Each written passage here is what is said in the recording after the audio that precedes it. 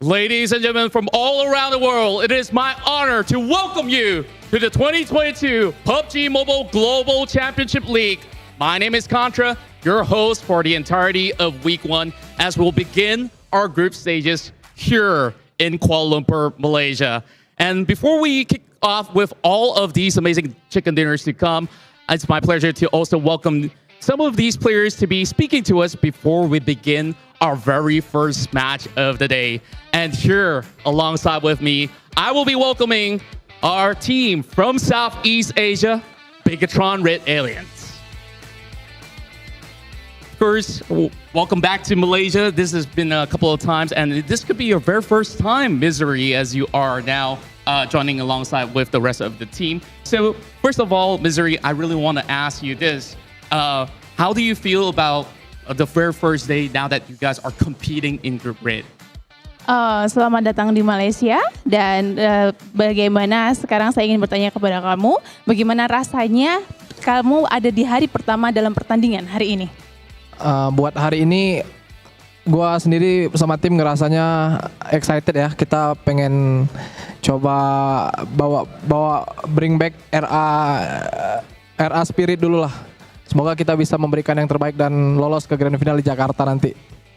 So actually me, myself and also the team, we are really excited to be here, and also we want to bring RA back, and also we are also so excited, and we want to get our spirit, and we also want to give our best in here. And of course, we know that even back in the days, you guys have been able to not only qualify for global finals, you have been able to win the PMCO Global Championship overall. Now, what does it mean to you that the grand finals is finally coming back to your hometown in Jakarta? And is there a lot of pressure for you to qualify? Oke, seperti yang kita tahu bahwa kamu sudah mengikuti banyak sekali kompetisi dan juga sudah memenangkan banyak sekali kompetisi. Dan apa yang kamu rasakan kalau nanti kalian masuk ke final dan kalian akan bawa itu pulang ke rumah kalian sendiri, yaitu negara kalian? Mungkin yang bisa gue bilang sekarang, kita sangat-sangat pingin dulu lolos ke grand final. Terus kalau kita emang bisa bawa pulang piala itu balik lagi ke Indo, mungkin ya itu hari-hari yang sangat bahagia lah di hidup kita berlima. Also coaching staff and manager. So actually we are actually so happy, and also we are also trying to give our best to get into the grand final, and also it will be the best moment in our life if actually we can get actually the award for ourselves, and also it will be such a very huge happiness for us, for the team, and also for the manager, and also for the coach, of course. Well, of course, that's a lot of great words from you, Misery. Now, I really want to ask you this. Since we're going to be starting in the group stages, there's a lot of amazing teams that are also together with you guys here, where you guys are competing with. Only the top three teams will be going into the grand finals. So, is there any teams that you see to be really tough opponents here that you're starting off in Group Red? Kita tahu bahwa nanti kalian akan berkompetisi dengan tim-tim yang juga luar biasa secara global. Nah, tim mana yang menurut kamu itu yang paling berat? Semuanya sama aja sih, cuman mungkin kita lebih ke prepare ke tim-tim yang recently dapat hasil yang lumayan bagus ya.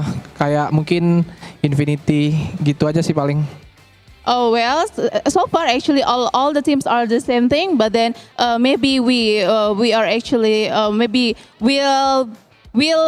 be more focusing on like the recent strongest one, which is Infinity.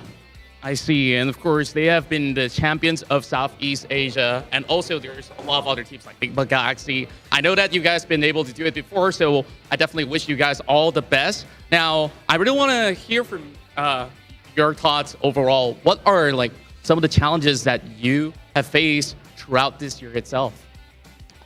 Oke, so semoga sukses nanti untuk kompetisinya. Tapi untuk kamu sendiri, apa sih tantangan kamu sejauh ini? Sejauh ini mungkin kita ya naik turun lah ya awal-awal, karena ini juga baru kan aku di sini. Terutama kita mungkin kemarin fase turunnya waktu kita nggak lolos sih ya. Cuman ya semoga kita bisa balik lagi ngebuktiin kalau kita emang layak main di PMGC kali ini. Well, as we know that actually we have been through ups and downs, and also I'm quite new here. So, well, hopefully we can get back up all together. Right, that's great. And of course, do you have any words that you really want to say to everyone else competing here in Group Red and also to the world who's currently watching the PUBG Mobile Global Championship League? Oke, ada nggak sih yang ingin disampaikan untuk semua yang berkompetisi di sini dan juga untuk seluruh dunia yang menonton kalian? Ya hati-hati aja sama kita because kita amat sangat bahaya. Okay, just be careful with us because we are dangerous. All right, I love the confidence. And of course, thank you so much, Misery, for joining us with this interview. Now, we won't keep you guys waiting for far too long as the match will be coming to your way. So, of course, with that being said, let's kickstart our first chicken dinner here as we will begin our matches. Let's pass it back to our casters and let's have a good time. Bye.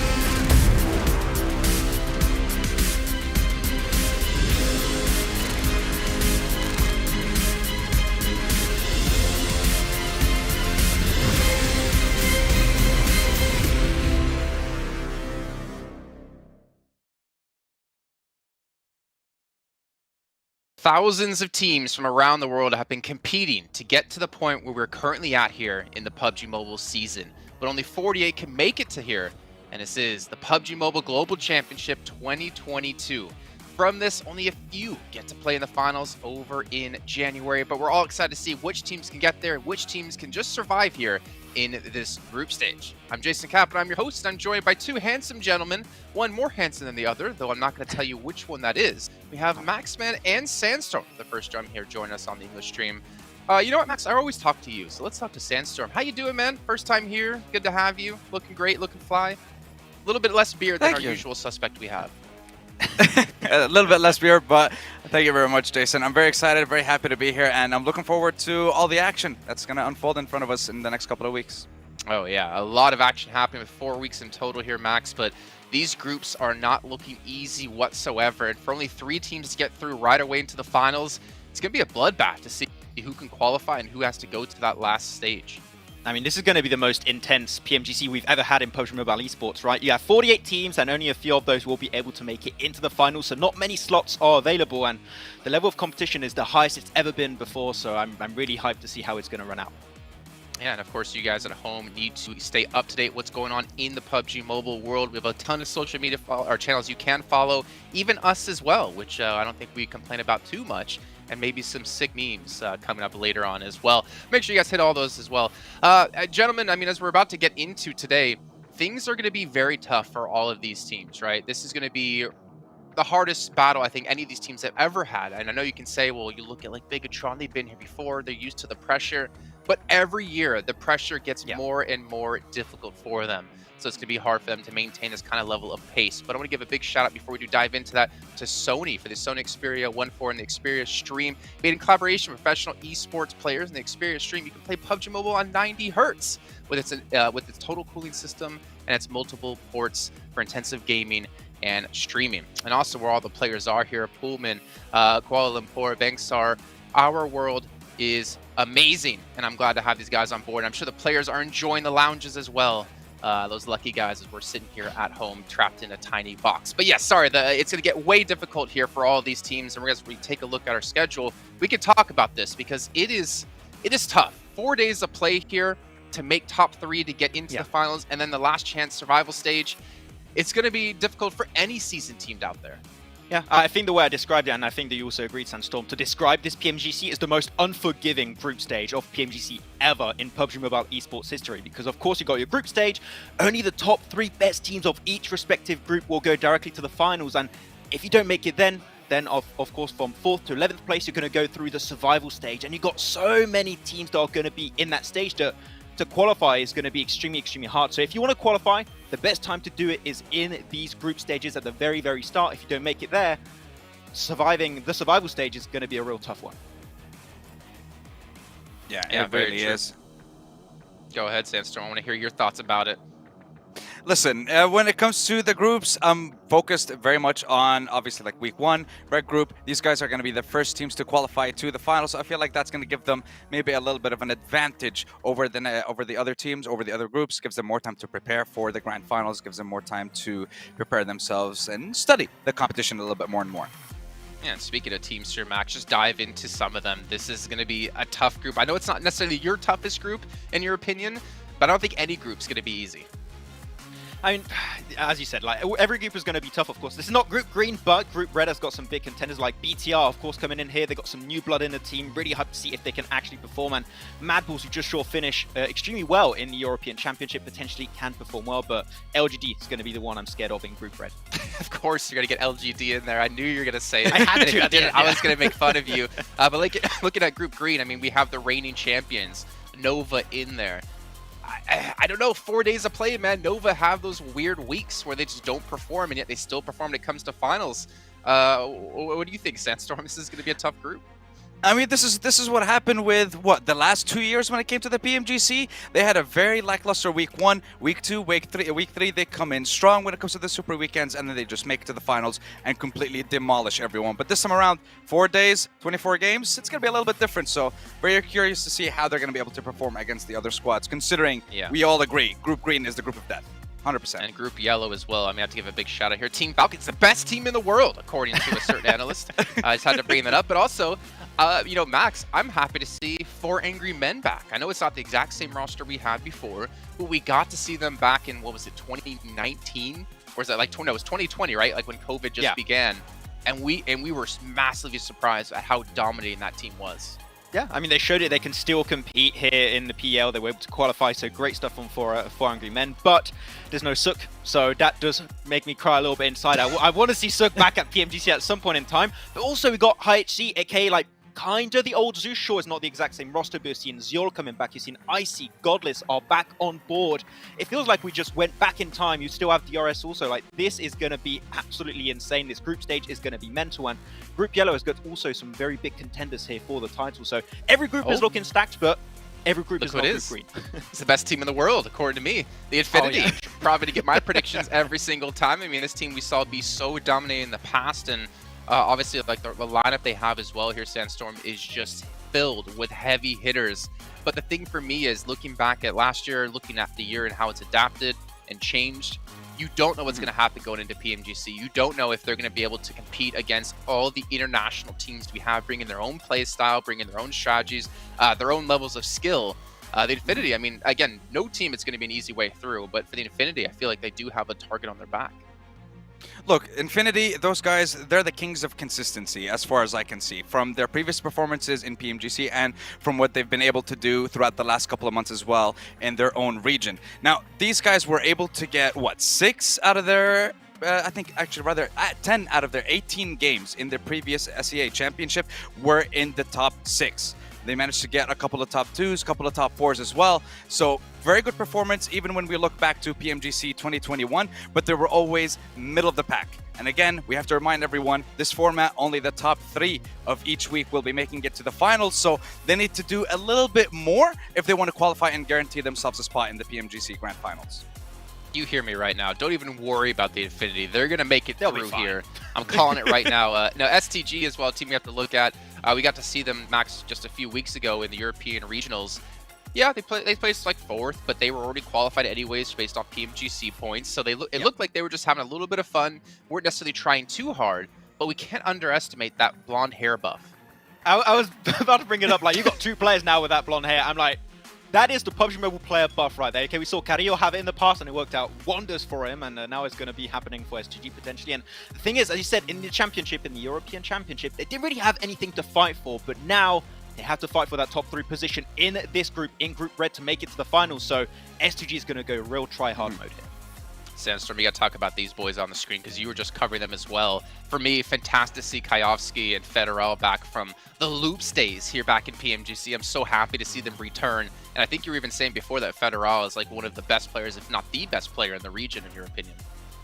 Definitely one of the strongest ones, and I definitely want to see what he's going to be able to do against some of the best teams in the world. And in today's matches, I mean, you're talking about Lil Boy and Federal, who played together for Rise Esports in PMGC 2021. You have, of course, Federal, Golden, and Kayovsky, who were together on Loops in 2020. Talking about the back-to-back America's champions. And I know, listen, it's America's, but still, these guys are a dominating force, and I'm looking forward to seeing how they're going to be able to take on Week 1 in this competition. Well, we can see here the schedule coming up today, and Maxman, you said this is the pinnacle of perfection when it comes to maps. Talk me through it.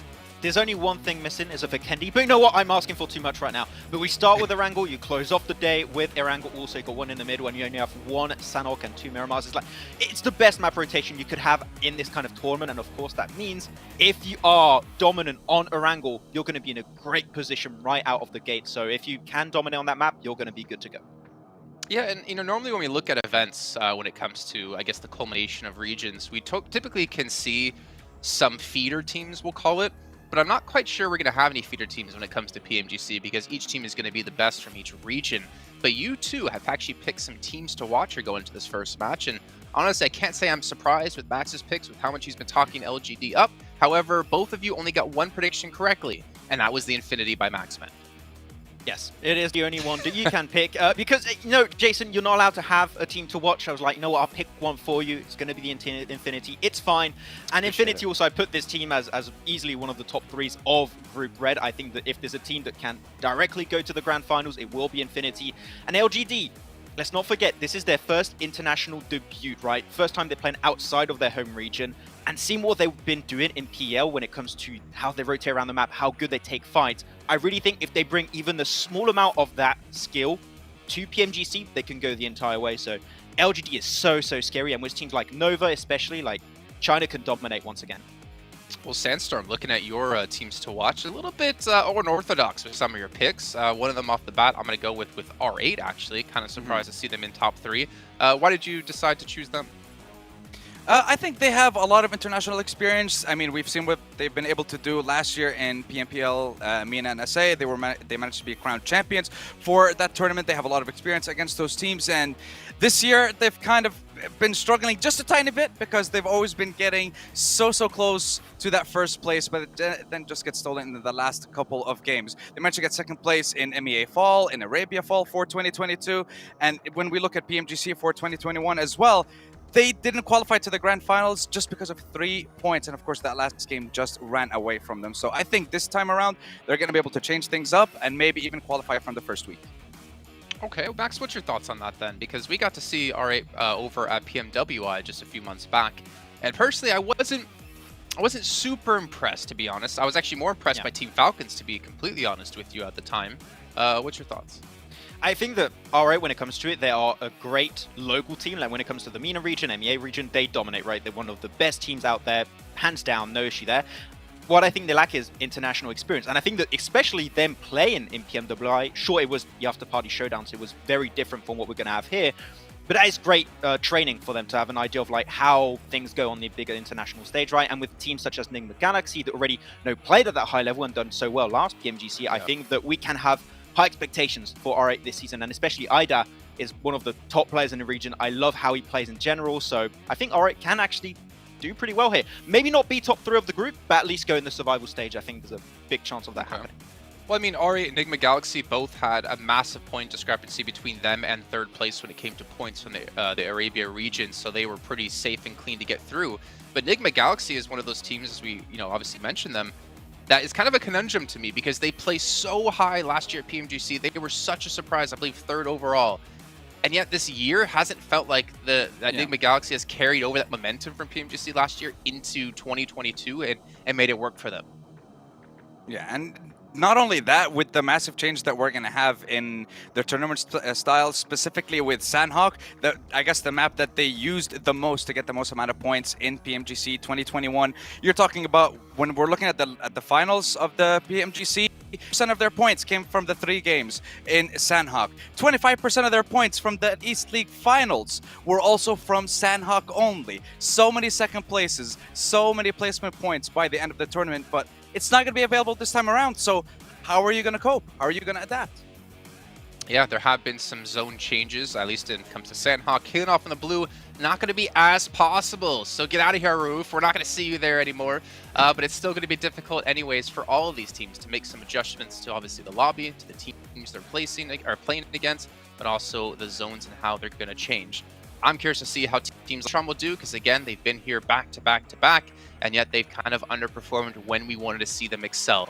Not able to show up as we've seen before.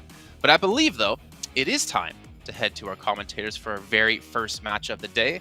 We have John Allen and Blank waiting on the sidelines here to head over to them to kick things off. Thank you very much. We're into game number 1 of the PMGC. Blank, we're here finally. We've been waiting all year, and it's just come to pass, and we are ready and raring to go. That we are, we're going to get into the games over on Erangel, Miramar, Sanhok, Erangel, Miramar, Erangel again. It's a long, long day ahead of us. We've got some interesting things going on today. Obviously, heading over towards Group Red today. We'll be making sure we get all the way through this. We do have our survival stage coming up as well. Also, top 3 teams will be heading towards Grand Finals. I think it's 4th down towards 11th will pass through towards that survival stage. But those last 3, in a bit of a world of hurt, but we can talk about that closer towards the end of the week here, John, because right now we do need to kick off our first game and see who exactly will take home their first chicken dinner of PMGC. Yeah, that Erangel is right around the corner. I can see those timers at the top of the screen, Blank. They are counting down. I'm so excited for this to all kick off here in Group Red for the first of it all. Are you looking, did the analysts have their teams to watch? Are you looking at any specific teams, beyond what they were talking about potentially? Obviously, they talked about like BTR. We had Sandstorm talking about RA. It's his favorite team, I hear, but we're going to be getting into this one. Are you looking at anyone as your front runner in this group? I was actually still want 4 rivals to get something done here, do something well. I'm a little bit worried for them, honestly. Came to the World Invitational. I was pretty excited for them coming to that with Voki as well as Jumper heading into the team, actually giving them a bit of an oomph there. They had their 3rd place over in the Fall 22 PMPL. But coming out of Southeast Asia Championship, only a 10th place there, so a little bit awkward for 4 rivals. Hopefully they can improve on that coming to the future, but it is a team that I'd like to do well, considering we can consistently see them in these big tournaments, but we're always like, 4 rivals aren't going to do so well, and it's Max's least favorite team, I hear. But yeah, I think they have potential. It's not coming quite through yet. I think there are a couple of teams here, John, though. S2G as well as Madballs. A little bit of a rivalry going on here from Western Europe. We are now heading over towards Erangel to start our day off. Certainly are. We're going to be seeing how these regions all start to stack up against each other for the first time in quite a long time at this scale, Blank. We had PMWI earlier this year, which drew from a couple of the region pools, but this really is the culmination where it is the metal to be tested for each of the front runners from each of those regions. So they're coming into this one to break new ground. Plane path starting up northwest, heading down towards the Sosnovka military base. It's a kind plane path to start things off. Yeah, very easy. Mostly this western side of the map will be open here. Obviously, eastern side should be easy enough to get to with school, apartments, Pachinki in the way here. Lots of vehicles in that area to pick up and head over towards maybe Yans, Prison, Lipovka, maybe even down towards Milta, but we'll have to wait and see should that happen. Novo, obviously, as well as Sosnovka, is open to real soldiers. One of the teams does head here very, very often throughout most tournaments, already heading on over towards this position on the map. With this plane path as well, they should have a fairly clear idea that the eastern bridge should be open. This will require them to loot a little bit quicker though, and then estimate where this first circle will be hitting, John. Hasn't hit just yet, but it will be only a matter of time on the west coast. Looks like it's going to be fairly empty. The Gatka split there. Circle heavy south. Could it be a first circle military on the first game? That'd be kind of crazy. I feel like we might be in for it. I mean, I'd love to see it. I mean, it'd be a great way to start off PMGC. Obviously, you can go follow all our social channels to make sure you keep up to date because we do have more groups in the future going from week 2 to week 3. Obviously, a lot of you guys most likely would like to be tuning in for Group Green, which is one hell of a group to watch. But Group Red's still got it in them. Effect, though, drops out the vehicle, doesn't have anything to work with, and Chicken will move off from M-Tech Storm. And take potentially some shots. AKM would have a hell of a weapon to make it happen, but Skills has got one of his own. Sends back bullets, and that is Chicken packing. He's going to be sent right on to the butchers there. Monkey rolls up, Effect, dropped off. See you later after school, son. Tell me how you got on. Got a point, mum. Oh, fantastic.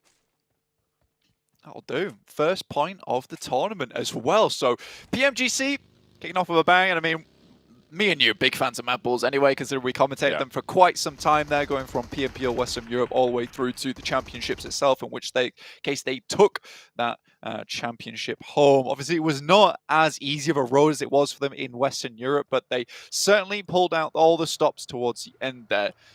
IA, over on this side of Military Island, will be looking to keep themselves well situated down there. Yeah, as you were saying, Mad Bulls 3rd place in their region, right, which isn't really indicative of their performance in their earlier regional stages, but that is how it goes, obviously being beaten out by HVVP and Fireflux, but they are the top representative from the region in this group, so that's why we're looking. It was certainly one hell of a crazy tournament as well, John, in that championship, with HVP taking home all the prize pool, all the money, and all the glory as well. But I think that definitely was a HVP style, right? You know, in those short form tournaments, they can certainly bring out the fire that they need to. And unfortunately, with Mad Bulls, although they're a very consistent team, very good over long form tournaments, I think HVP just really had that extra oomph in them to send them all the way. Plus, there being a lot on the line for HVP to make it through to the PMGC. For Mad Bulls, this felt more or less like a cruise for them, which is okay. Absolutely fine. They'll take it. This was their one chance of getting to PMGC, and they're through now, so happy days. Speaking of cruising, S2G, right? This is a team that you would expect. Oh, hang on a minute. I'll put that on hold. Crash over on the Western Bridge. Blanca run down as well as S2G are caught in this conflict. Hamzy the only one to go down so far. And it looks like they might be able to pick this one back up as well. Silas low, but not out of it just yet. Kelsey looks for the flushes. S2G, it looks like, hey, Blank, look at this. It's Europe coming in strong at the start of PMGC, the European region. Obviously, S2G coming through from the Turkish region, and then qualifying not through, this was my point I was going to make, not through the European Championships. They qualified through PMGC points. They didn't make the cut into the top, well, it would have been top 3 or top 4 if they'd have made it there, but they were down in 6th in their region. So this is a team that is maybe got a little bit more to prove. So it's good to see them taking confident fights, crossing that bridge. Yeah, I think that honestly, that kind of fight is more or less indicative of how S2G plays. They're an extremely aggressive team. If they want position, they'll take it from you. They'll wrestle it from your hands. That's absolutely fine. I like that about S2G. It's one of my favorite things about them is that they are very decisive when it comes to those plays, and they're not afraid to get stuck in to those engagements. I mean, to be honest with you, getting those eliminations, getting those knocks right off the bat of that match, unbelievable stuff, John. So fast that came out. That is just S2G to a T. And I think now they've got themselves a pretty damn good little hold on Sosnovka at the moment with that sudden shift like you were talking about before, John. You know, we still have Shelter Farm, Milter in this one, but this is looking very much like it would be heading down towards Sosnovka. So a very cool way to start off our game today. We're on board with the hardest name for my tongue to pronounce, Buriram. There we go. I'm sure I've already messed it up. We're hopping away from them though, so I'm saved that embarrassment, Blake. You are saved that embarrassment. And to be honest with you, I'm not even going to try yet. When it comes round to it, then I will give it a go. But for the time being, I'm going to be staying over here with the 4 Rivals guy, with Pemburu. Definitely gave me some trouble back in the day. But do they drop in Cobraria? So it's Buriram in Cobraria. That would be the hardest. Yeah, the hardest. I mean, you've done it now though, so you're fine. That's you're true. there. I've one down. One down. However many more to go. Yeah. I have to double check the drop spots on Miramar. Woo! That would be a fun time, indeed. Enigma Galaxy now making their way over towards that western side of the bridge towards Sosnovka. Obviously, S2G already punched a hole through that barricade that I8 set up earlier on. I8 not out just yet, but down to that singular player so far.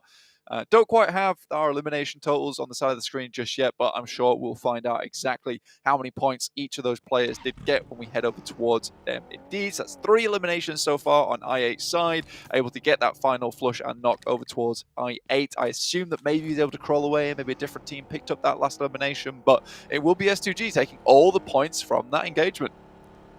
A really good start. They move into a southern position, a southwest position on the military island. It seems like currently 5 teams have hedged their bets. Well, not even hedged. They've made their bet on that military island finish. Heading down south, that's Enigma Galaxy, S2G, Box, DRS, and of course I8, who are a little bit diminished on that south.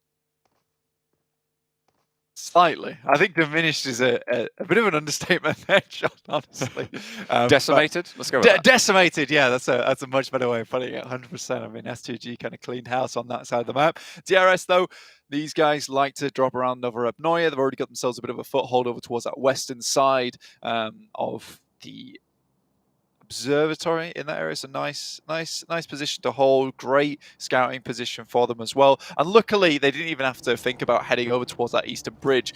So this has worked out fantastically for them. Sosnovka, one of those positions that can really, really benefit you, but it does require the circle to head down here frequently. You do get a lot of loot on board. It is super valuable in terms of getting like level 3s and good amount of equipment. You get a long time to loot down here as well, but it does require you to make that crossing, which is always a bit of a tricky maneuver, John. But for DRS, nothing too bad happening for them here. And that's your circle. Down towards Sosnovka, confirmed, slapped in, punched the number, and we're heading on down. So all these teams over towards that north side will have to get a move on. That is probably the kindest possible circle that could have happened in this current scenario, because it means that teams know the choice they have to make. And I feel like that's often where teams come unstuck in their macro decisions, when it's sort of got, a quarter of the circle on the mainland, or it's got a 30% probability of not actually going fully there. No, it's 100% committed to the island now, Black. So teams are going to have to figure out how to cross. Yeah, it's a pretty nasty hard shift as well down this way. You would have thought that maybe there'd be more time for these teams if it would overlap with the farm, as well as maybe shark fin and some of those compounds on the yellows on the northern coast. But no, it's straight down towards Sosnovka, which means a lot of these teams don't have a lot of time to think about making these maneuvers. And with it cutting off so much of the bridge as well, you would usually see a lot of teams like hanging around towards Lighthouse or towards the gas station before finally making their cross, waiting for the opportune moment. And if you could get control of Lighthouse or even gas station, you can let these teams cross first and wait until there was that opportunity to present itself. Here, there really isn't that. It's just a mad dash through. Mad Bulls punch their way through LGD as well as MTech and move straight down towards where S2G moved in on the western bridge there, John. Titan skirting around the edge there. All 4 of them are alive, but they're a little bit split right now, with Influence Chemin in the mid. Will be moving up to Buradam. I don't think they're aware of this position. Will get jumped out on and immediately tumbles out, but hops out of the vehicle, goes for the challenge. Unfortunately, wasn't quite quick enough on the uptake. 2 players, though, in for the backup. Going to roll on over the top of the hill. They divert. They're not going to go in for the challenge. Not going to be able to get their teammate back up, but they're crashing straight into Kengzo. It's not great for Titan, but he does get felled here. There's 3 players alive. Tiger rolling on in, trying to back up the teammate on the inside, but Kengzo not so lucky, down already. Molotov into the back, forcing them up to the wall, reposition. You don't need to commit here. You have the bridge. Honestly, it was really important they got that knock over towards Kengzo. As soon as they saw 3 players over that western side, they assumed there would be a backstop, and quickly eliminating that player and taking him down. Perfect maneuver from Buradam. Now they just need to make their way through, which is a little bit easier said than done here. LGD off of the distance. Team Queso as well, losing a couple of players here. Papi Potro still up, but Ayala down on that off angle. little bit tricky for him going forward. There is only a few teams down towards Sanhok at the moment, and it just is this massive engagement that's currently occurring on this western side, just to the south of Pachinki. You can see R8's here, LGD, MTech, as well as Team Queso. Goodness me, it is all guns are blazing over on this side. Get another hard shift down towards the south, so we're looking over towards that south coast, as well as the airstrip that's running through the middle of military. So, you know, those fences, although it doesn't provide you a huge amount of cover, it'll still be useful here. It's one down on the cross. We'll be able to stop that. Oh, Damn! broad short. It's a bridge camp for Team Queso. Successful. Really solid stuff from Team Queso, guarding out perfectly on that side of the map. Really nice result on the western edge for the North American team. I mean, this is great news as well. And I mean, you can see there in the player cams, the players are on site right now. So we're having none of these issues that might come to play with internet, perhaps, that do get resolved fairly quickly usually. But you get those off games, but everyone's playing on a level playing field now, which is amazing to see. And those types of plays are much more prevalent in this type of format, type of setting where you're on land, where, you know, Reyes can just quickly pull out the M4 and go for an instant headshot as someone's approaching him. What a good play. Unfortunately, Team Queso is still falling by the wayside. They will pick up 3 eliminations for that. You can see that on the right side of your screen. We are starting to get our eliminations start to pop up here. S2G still with the most amount of players and the most amount of eliminations. R8 with 1 elimination, still trying to get their way through on that western side, outside in the blue currently. The Infinity putting one of Titan down. Teak eliminated there. Puncher as well was taken down by Luxy, and that's going to be the entirety of Titan toppled, as they are going to have to go down 15th place. Not a great start, but someone has to do it. It is what just happens in these cases. BTR still currently out in the blue. The Infinity moving past Influence Chemin. Influence Chemin taking home a very, very dominant victory over in the Americas Championship. Honestly, one of my new favorite teams, honestly. As a team, they are very good. And in Americas, you don't see this very often, but there is some massive tactical maneuvers coming through from Influence Chemin very, very frequently from them, which is great to see. I think taking 2-2 splits. And overall, I would say the level of Americas has improved vastly over the last year. So this is no longer being in PMGC, just the SEA show. You know, we're having some big contenders coming through from Western Europe, big contenders coming through from Americas, and SEA, you know, a lot of these regions are starting to catch up in a big way. Bigatron on the outside now. DRS first to revitalize Bigatron, hopefully looking to return to power. 2 players from DRS taken down, the real salt. With Influence Chemin on their south. Oh, beg your pardon. Don't have too much further to go for this next circle, so they'll have to push through this fight. DRS currently successfully holding. The Bigatron looking to try and move through. Gianti looks for one on the spray. It's good, but it is traded off. Bigatron are going to hold on to it for now, but they are flagging. 2 players down. Luxy moves forwards to try and back up Misery. Jen Foster down and out in the, not out in the blue, but certainly down. Luxy finds the last, but in comes Influence Chemin to play spoiler. A third-party engagement spoils Bigatron here. Misery runs for the hills. Yeah, very, very difficult game plan there for BTR overall. Zuxi and Luxy, I think, both did a marvelous job taking down a lot of those players from DRS. Unfortunately, does not come to pass there. Influence Chemin also making their way in. BTR sometimes has struggled coming in from the blue, but this is the first time in a long time, at least in PMGC, we've seen such a dominant push in towards it versus the team that's holding out players inside the blue. So I don't think this is a complete failure coming through from BTR. I think this is unlucky with Influence Chemin also rocking up onto this as a third party. If it wasn't for them, that could have been a successful push through into the blue from them. But we'll talk about that in just a little bit. So watching some of these teams start to make it themselves. Tiger moves up. Misery's got no HP on board, and it would be surprising if he gets through this one. It's unfortunate he didn't manage to get that spray onto Tiger. It felt like it was dead to right, but not to be. So, Buriram with the north side of the circle under their control. Influence Chemin can start to push in from the east. Currently 3 teams occupy inside the airfield around those wrecked planes. on the inside that are currently in the next circle. That's S2G, Box, as well as 4 rivals. You can have the Mad Bulls and R8 pushing in from the western side. Mad Bulls playing on the out. I mean, this is very classic Mad Bulls behavior, taking opportunities where they can see them, find a position to play in. If it's just a little bit of a ditch or a couple of these crates to play around, that's enough for Mad Bulls to make something happen. R8 move in. Mad Bulls should have oversight on this, and Prestige tries to get a little bit further. Hamodi backs him off the crate, claims it for Enigma Galaxy.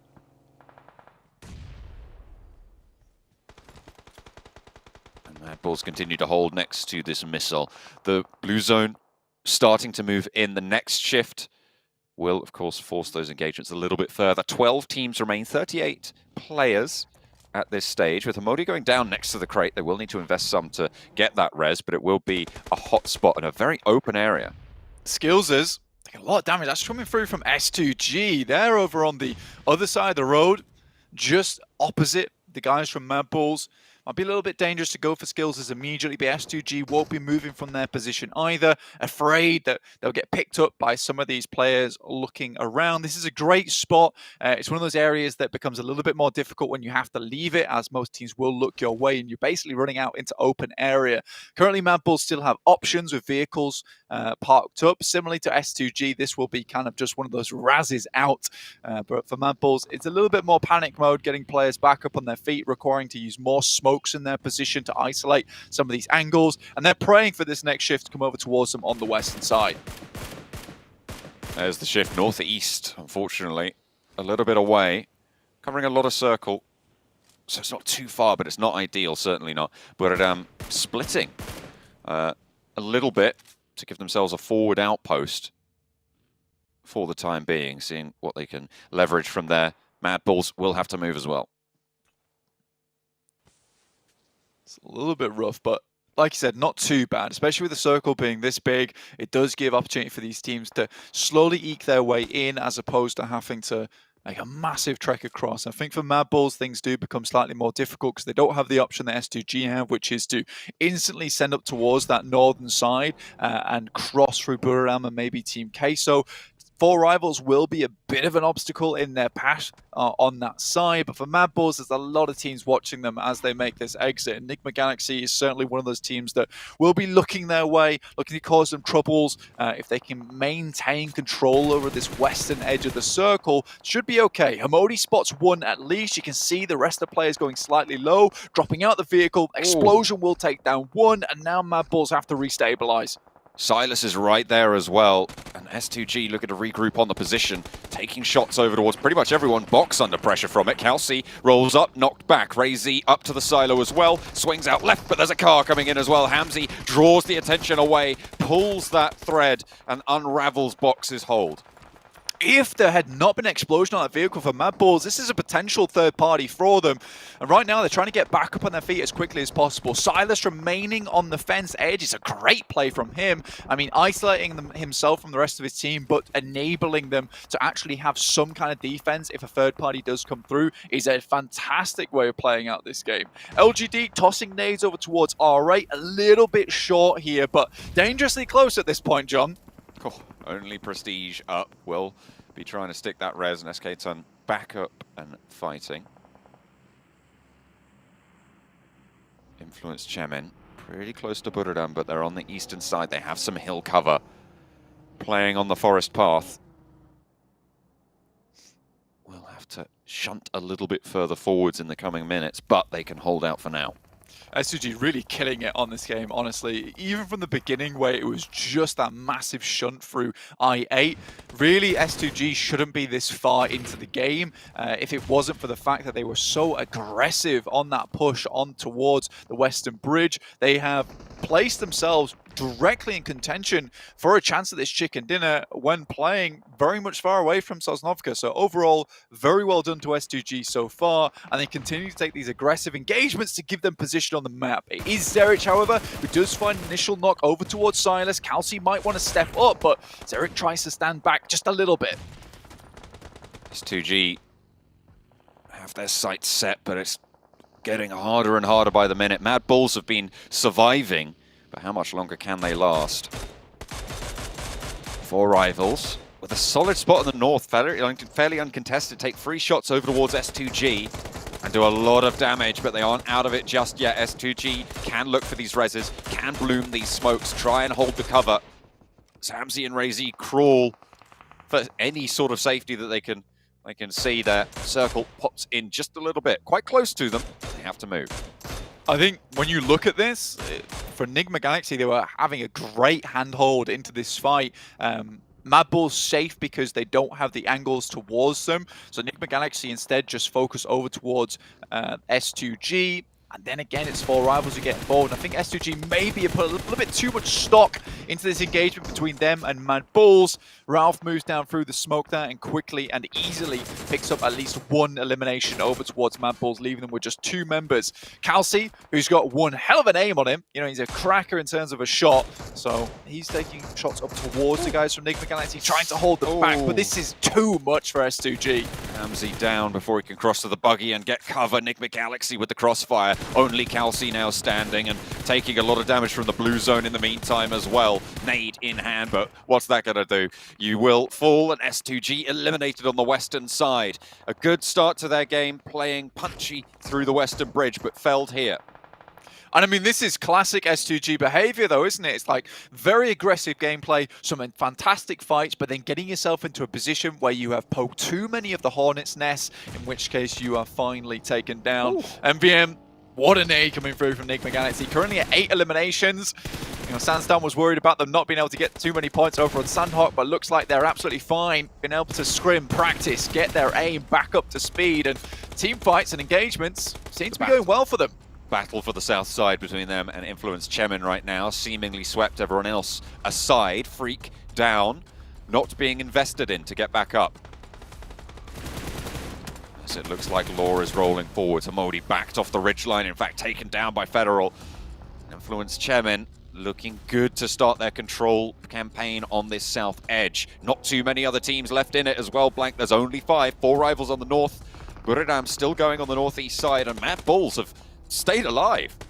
Yeah, unfortunately it was for Skills as they're just a little bit too far forward. Enigma Galaxy able to get a hold of them. Luckily for them though, now they have information. Influence Chemin coming in hot though over towards Enigma Galaxy.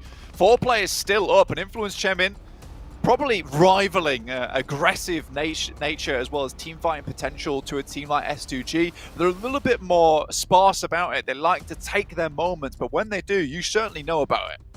They roll straight on over Enigma Galaxy's area there. Nothing doing. Only Lord remains now for Enigma Galaxy, close to the Mad Bulls outpost with the 2 of them. 4 rivals, all 4 of them start to move a little bit further south. You can see them getting up to that wall line. Lord, under pressure from the nades, will burn to Federal, and 8 eliminations now for... Oh, that was for Enigma Galaxy. Influence Chemin still on 7, so still a lot of points being scored on this south edge. Yeah, Enigma Galaxy still did a very good job there, and a surprisingly good job as well. I've got to congratulate them. I think it looks like they have been putting in the work between last PMGC and now. Even their performances towards their PMPLs have been pretty decent despite not having to play as many Sanhoks, and they're working their way around that. 4 rivals still have this really good spot right now, and they've been reluctant to leave it, and I think that's the correct decision. You have this strong spot where you have sightlines towards everyone. It looks like Buram just has no idea where they're being shot from. Unfortunately, he has the fancy feet, so he is tap dancing his way out of the way of a lot of those shots.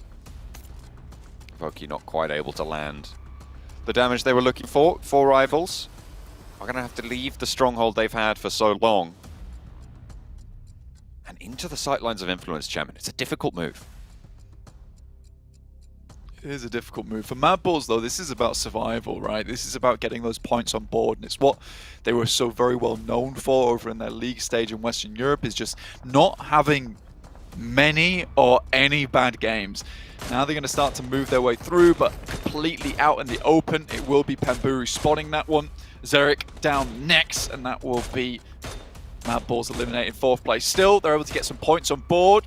Currently, this is 4 rivals putting in the work. This is their last shout, though. They do have their big move to make. Happy up on the wall, and they actually get across. Influence Chemin caught slipping just a little bit there. Those smokes up on the hill, cutting off sightlines beautifully, and actually helping Four Rivals spectacularly well. Up towards the hill now, they're taking a fight up the top, and Buradam going to chime into it as well. Unfortunately, on the favor of Influence Chemin. Nades downhill. A little bit trickier to hit. Yeah, it's a fantastic move there from Buradam, actually getting into position underneath on the fence to eliminate that rotation, that crossing from Four Rivals. So they've been hampered, slowed down just a little bit. Wading through these two teams. Kayovski, nade in hand. 5 nades available for him.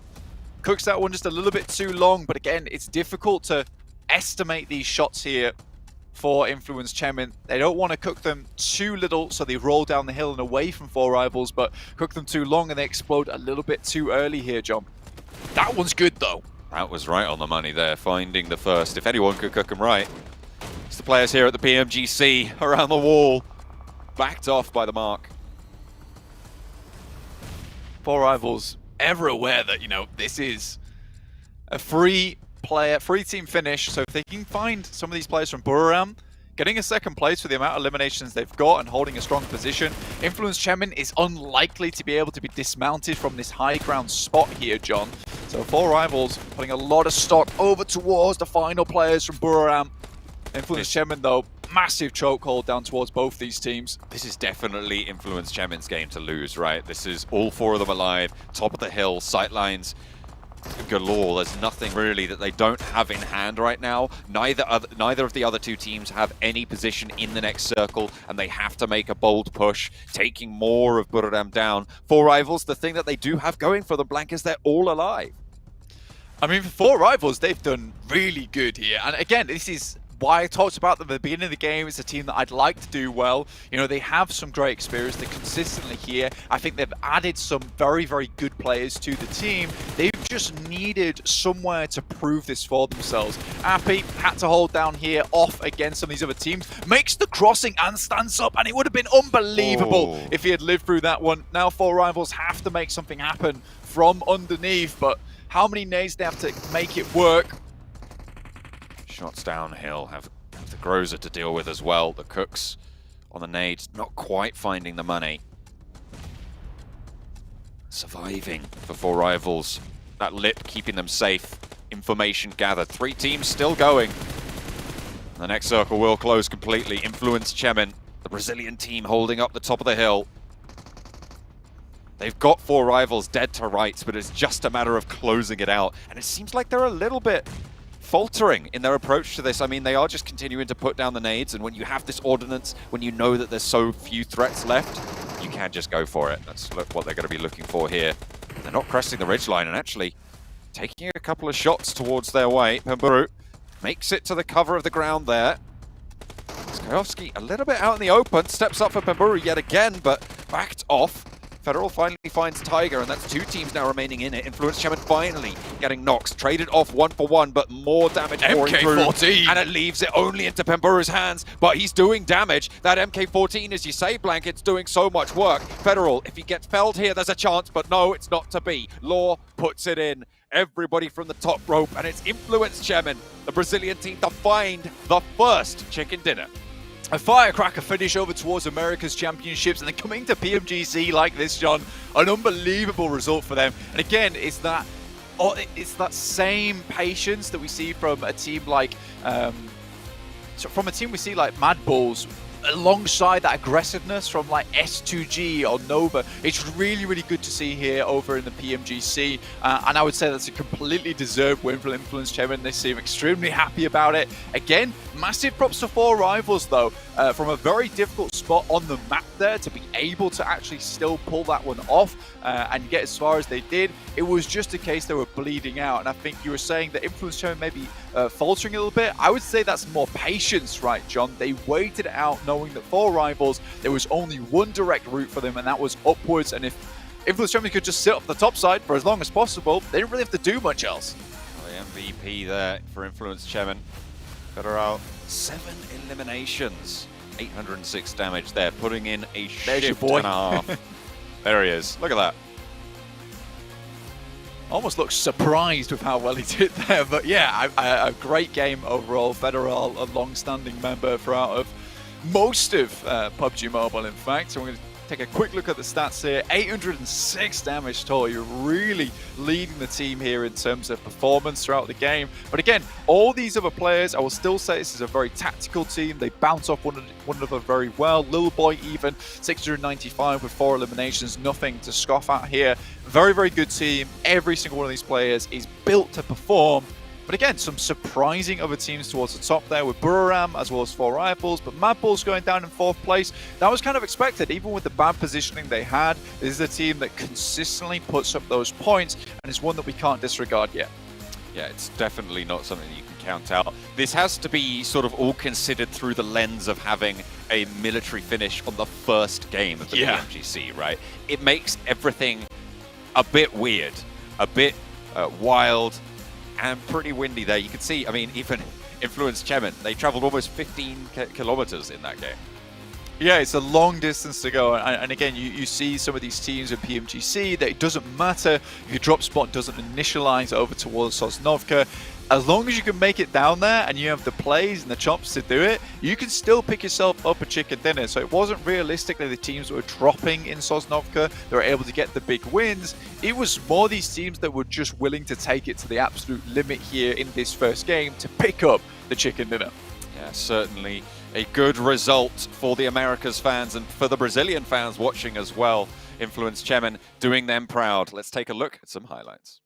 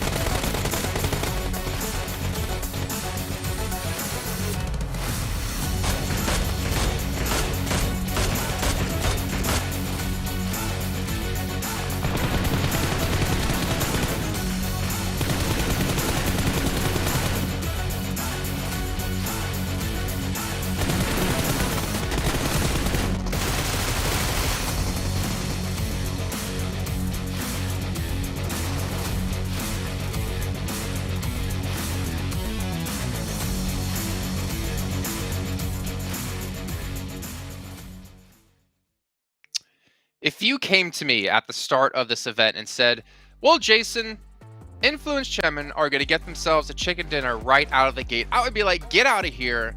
You must be Sandstorm. I don't want to work with you. But hell, they did it. What a fantastic performance. 13 eliminations as well for Federal, getting so many elims for himself. I think that was 7 alone.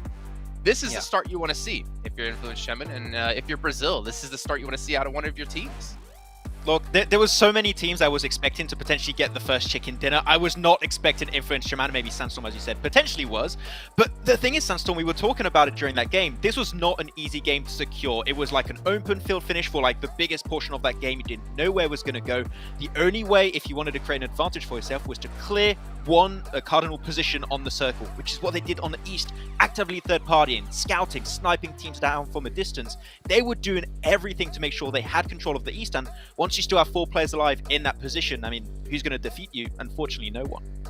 Exactly, and their start was a little bit difficult. They dropped, or they looted rather, the east side of Yasnaya, and when they were crossing that bridge around Zone 2, when we confirmed that the zone was going to end up in the military base, there were 3-4 teams rotating at the same time. You had Box, Brew, BTR, Titan, every single one of them were trying to cross at the same time, but the perfect timing came out from the side of Influence Chemin. They were able to avoid most of the teams in that scenario and then rotate around the radio station, and then, like you noticed, Maxman, they were able to third-party DRS, BTR, and then just levy that into a chicken dinner at the end of the game. So perfectly played by Influence M.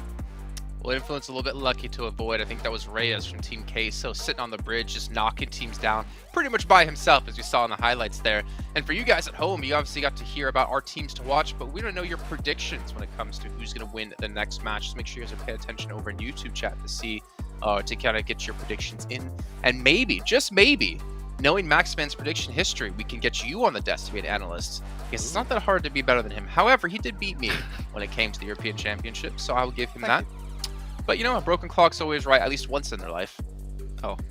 Okay, like you just have to like balance things out. You say something nice, then instantly go back to me, and I get it. But I've been pretty decent on my predictions so far, though I still want to see my LGD win eventually, which is why I'm gonna you'll see pick them again as my team to watch. You talked LGD up quite a bit, to be fair, Max, and we got to see there maybe why, because we had Infinity having a big boat takedown towards military, towards the southern side, and they actually ended up running into LGD, who had only 2 players left alive, and Infinity, I don't know what they must have like crashed or something. I don't know. There's no way they lose that fight, but they lost the fight against LGD. So we see the power again. I think we know China is known for their like raw mechanical skills when it comes to PUBG Mobile, and we're seeing in action right here. Yeah, non-easy rotate, right? Because it was a very southern island finish right away, and you had them dropping in southern Georgeport, so they had one of the widest rotations to do, and you had, what was it, 4, 5 teams on the western bridge, so not easy for them to make that cross happen, but, I mean, Sandstorm, they make it happen, and sure, they do lose players because the rotation is not easy, but it just goes to show that their macro is relatively scary. Yeah, it really, really was. And I mean, when we're talking about the teams that tried to cross towards the eastern bridge, you mentioned it yourself, Jason, Queso. Queso are just the kings of bridge camping and gatekeeping. This is something that they've done in Americas, and this, I think, is one of the reasons that they actually managed to qualify to the PMGC. The amount of points, the amount of teams that they gate kept in the Americas tournament was absolutely insane. They were just racking up kills after kills, and seeing them do it again here, and the fact that we had a military base to start up the tournament is just beautiful to see. Yeah, I'm kind of happy you mentioned Team K, so I'm actually really happy to see them coming back, just because of Ayala and Mystic being on the team for such a long time, and we've known Ayala for a very long time here. But as we move along forward into the show, we got to do a little bit of a comparison between 2 players, and it's going to be Federal and Pemburu as Maxman. We almost saw him clutch things out at the very end there against Influence. Yeah, Pemburu, also known as the Hunter, and he felt more like the Hunted at the end of that game, I'm not gonna lie, but they had a really good rotation. It was efficient from the northern side and trying to avoid a lot of those skirmishes in the field open areas, which I think makes sense. The main issue for them clearly here, Sandstorm, is when they had to cross that road south of military base. When you want to leave that position and you're fighting up against Influence Chemin that have the high ground position, still have 4 players, plus you have I believe it's Sky only of Buridam as an off angle. It's tough, and yeah, it was so close, right? There was a chance, a world where potentially they get the win, so good run from them. I take a look at our top performers here. The white hair buff only kind of coming true for Hamodi, as we were talking about before. But great to see at least Enigma Galaxy make it here into the top 4. But it's just all Influence Chemin here. And Sandstorm, you know, I got to give it to you. They have proven to be a pretty solid team so far. But again, 1 victory, 1 chicken dinner, 1 match doing well in is not going to qualify you for the finals in top 3. It might not even get you into the next stage of the event. So they need to do this multiple times, or at least to continue to have a solid performance. I think that they can, just because of how strongly they've been, I guess, competing in the last couple of months, and the performance that I've seen in the PMPL Americas Championship as well.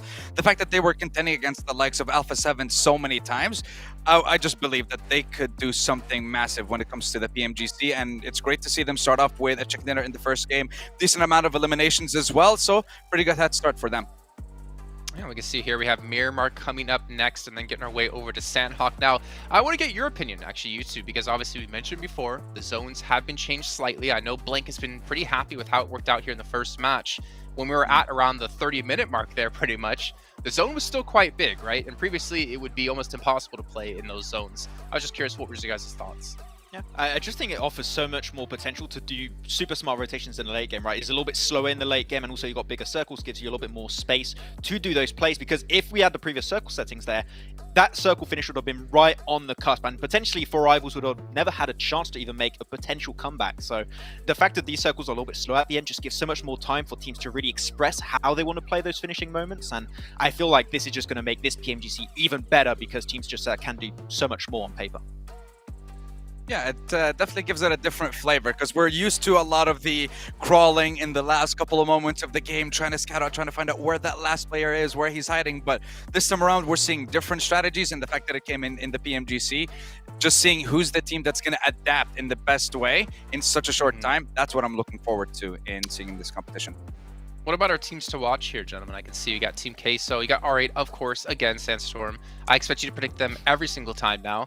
And then on Maxman's side, we got DRS coming through. So a little bit of Imperium on the desk here, trying to give a shout out to the Poly fans, I can see, Max. But S2G and then LGD. Yeah, I do remember DRS in the past, like, in PMGC, because it's like a tradition. You can't have a PMGC without DRS, and you can't have DRS without a good Miramar game eventually, right? So it is a map where they tend to do relatively well, which is why I went with DRS. And I mean, I feel like LGD on my Infinite are the equivalent of Yuan Infinity, like, because LGD just looks so good. And looking back on the PE cast, Miramar is where they rotate just so efficiently every single time. So, okay, I like them up a lot, but okay, wait, when they get a win, you'll understand why. See, I didn't have to we wait. don't have that curse, Max. I hope not, to be honest. I really want to see them get a win, so I hope not. Okay. Go ahead, Sandstorm. You already got your prediction, and you got a win under your belt. Yeah, I'm very happy with that. But look, I'm going to stick with Influence Chemin for a while, specifically for the first day, just because they start off pretty darn strong in a lot of their competitions, and seeing it come through here again is pretty good. When we're looking towards R8, some of their best performing map rather is Miramar, so I want to see them come out with something huge here. We've seen what they've been able to do in Erangel. They had a little bit of a weird rotation. They were going into the open in the middle around Zone 4, Zone 5. They were being attacked from all sides, basically. So I was saying how they're going to be able to change it up going into Miramar. We'll see. Yeah, I mean, this is going to be interesting, right? We don't have too many Miramars, but we have even less Sanhoks when it comes to a day. It's going to come down to those Erangels for the most part here, but we're just going to be excited to see which team is going to be able to reign supreme yet again. I think there's a lot of teams that I have my eyes on in particular, since we're not sure exactly which one will do well. But realistically, Sandstorm, you say you're staying with Influence. Give me a real... Actually, you know what? We're not even going to ask you for that, because I want to get into the game. We're going to get the game to answer for you, as we're going to head into our commentators with John and Blank once again. Hello? Yes, it is us. We are going into map number 2. Caught us a little bit off guard there. We're going into Miramar, Blank. Ready for the second game of the day. And we're looking at Group Red of Influence Chemin coming in strong with the first chicken dinner today on the Military Island finish. Yeah, and I mean, Max still hyping up LGD, and why not, to be honest with you? I think they are a very good team. Unfortunately, we're not able to get through the impasse that was kind of set up over towards that western side of the bridge, which is fair enough, right? I think you see S2G get so far because they're like, you know what, this is definitely a Sosnovka finish. See you guys later. We're in there.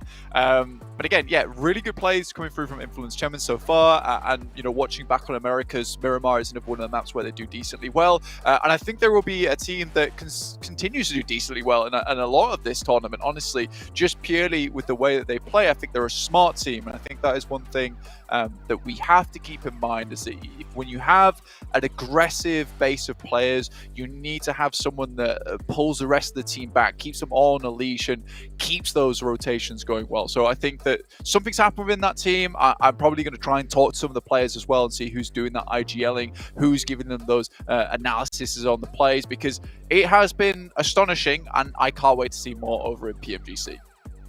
Looks like we've got a little bit of a substitution there for I8. Going to be swapping up their rosters for Miramar. Going to be trying to keep it all going, find their feet here. I feel like today's the day to do it, right? If you want to make a little substitution, get everyone that experience, maybe even with the Miramar speciality. Yeah, I love going into this game. You've got Mad Balls just eyeing up the camera like, come on, you know we're going to do well here. Don't even think about it. You'll be seeing us at the end of the game. You'll be seeing us at the end. If we're not first, we're at least in the top 5. I mean, it's not as bad as Talladega Nights, where it's if you're not first, you're last. For Mad Bulls, it's kind of the same thing. You know, you get to 3rd, 4th place, you keep putting all those points. Eventually, you're going to be the lead somehow. But right now, we're heading over towards Miramar, and we'll see exactly where this playing path leads. New circle settings, absolutely beautiful at the moment. Liking to see it. Gives us some longer games over in Miramar as well as Erangel, but fairer matches with cooler endings, and that's what it's all about. So, heading straight in, this is our match 2 with Group Red. Fair match. Cool ending. Wow. Going to be looking at Miramar. Fair match, cool man ending. All right. I'm just summarizing it, eh? Oh, wow. South Plane Path going through Los Leones. It cuts off quite a lot of the northern areas, Blank. Places like Cruz de Valle, places like Torre Hamada, El Azahar, going to be harder to get to. Yeah, much harder to get to as well, and you'll see teams like Enigma Galaxy currently setting out the plane over on this western side, looking for vehicles immediately on this western road. They might get harassed by some of the teams looking to do the same. The Infinity up towards La Triera, see if they drop down and pick up some vehicles as well on the way up towards Monte Nuevo. But yes, very much a southern plane path here, a little bit more difficult to work with, especially on Miramar, where this is such a large map. When you're looking at Erangel and you see that plane path coming through from Severny down towards Sosnovka, you're not too upset about it, especially if it's on the western side, because there's still opportunity to get everywhere. Here on Miramar, much more difficult, and especially with a lot of these teams, you know, they have scrimmed together for a while. I'm sure that they're very aware of each other's drop spots. Here it's still difficult because this throws a wrench into the gears, right? At this point in time, a lot of teams are trying to figure out where exactly these teams are going to be picking up vehicles from, where exactly their rotational paths are going to be. So a little bit more difficult to play, and I'm sure we're going to see some early engagements. That's a hard northwest circle. Goodness me. That is diametrically opposed to where the plane path went. Looks like we're in for an interesting first day of games. Central in the drops. Bigatron will be taking up residency in Picado. No one else contesting that. Los Leones probably the main contested area at this stage. Two teams dropping there. Agon I8 and Mad Bulls, both playing from Los Leones here. I'm trying to keep an eye out for any other hot drops that we might be seeing playing. Honestly, the hot drops are less likely to be because teams have been dropping on one another, and more likely to be because teams just cannot find these vehicles at the same time. Now, for Scry, it's going to be very difficult for him to get into this vehicle and get gone with the amount of HP he's got remaining. Luckily, he's able to get underneath the ridge. How? There's players from on top side from box as well, able to provide a little bit of cover here. Goodness me, you're right. How has that happened? Well, I mean, I can hear Calaris singing box formation as they rally around their teammate, their comrade, who's down in the ditches and gets away with a party bus. Well, I mean, you know, box formation, box type vehicle. That's what it's all about. DRS here, also going up against R8. Only found themselves a Winnie and a shotgun, I believe that was. So a little bit rough here for R8 at the beginning. Nadenhan for ID7. To send it down towards Giante. Gets back behind the building. Smart move there. Realizes that maybe he's overstayed his welcome. Again, this is a PMGC, so we got the top of the top in terms of players, which is nice to see. LGD have lost a player. Sorry, Max. Not going maybe the way you hoped. Drops out through the door. Oh, dear. LGD taking a bleed out. First blood going over to Voki for 4 rivals. Capitalizing on a good game to try and convert here. You can see at the moment they're in second place overall with Influence Chemin streaking out with a 9-point lead early on. Very nice to see. Absolutely. I honestly, I do want to see 4 rivals continue to put on a bit of performance today. Just purely with, you know, the amount of effort that these guys have put in to make sure they're in PMGC every single time and in towards those big tournaments. I think for 4 rivals, yeah, they might not be the best team in the world, but they are consistently here, always trying to bring something new to the table, trying to get some performances done. They might not always make the right decisions, but it's got them this far at least. Cheeky little scrap around the church yard. The Graves there not providing any sanctuary. R8 playing on the inside. DRS swarming the hills, but there is an outpost for R8 that they can try and leverage. Can they get Bandar to have an impact here? But with a shotgun in the hills, out in the open, I feel like this is a pretty cursed position coming through from Bandar. It looks like Rules might have the idea of it. Shotgun though, close range, manages to get the fight that you want with that sort of weapon, but does not go their way. Rules really takes the tango with the tiger over on that side. I mean, it was a little bit dangerous. Fangs and Claws were out with a shotgun, getting up close. He was happy with that one, but Rules really sets to taking him apart with the UMP. happy days. Great weapon close range, extremely accurate. And without the vest, that thing really does shred you very, very quickly. So if you miss that first shot on the shotgun, it is pretty much GG at that point in time. Mad Balls down towards Los Leones were sharing that alongside with IA by currently making their move up towards the northwestern side where we have seen this circle drop. La Coperia is still in, Crater Fields, El Pozo and San Martin, one of the huge features of this circle currently alongside with a lot of the high grounds that are available in this area. S2G currently trying to set themselves up in this area with one player out towards Power Grid, providing some support, some information in Hamzy. They are kind of trapped at this stage. Waiting for the misstep from DRS, but it's just not coming. They're spending a lot of time here, though. They're potentially wasting a little bit of time as well, because they're right on the southeast side of the circle. They could be getting loot. They could be getting ahead.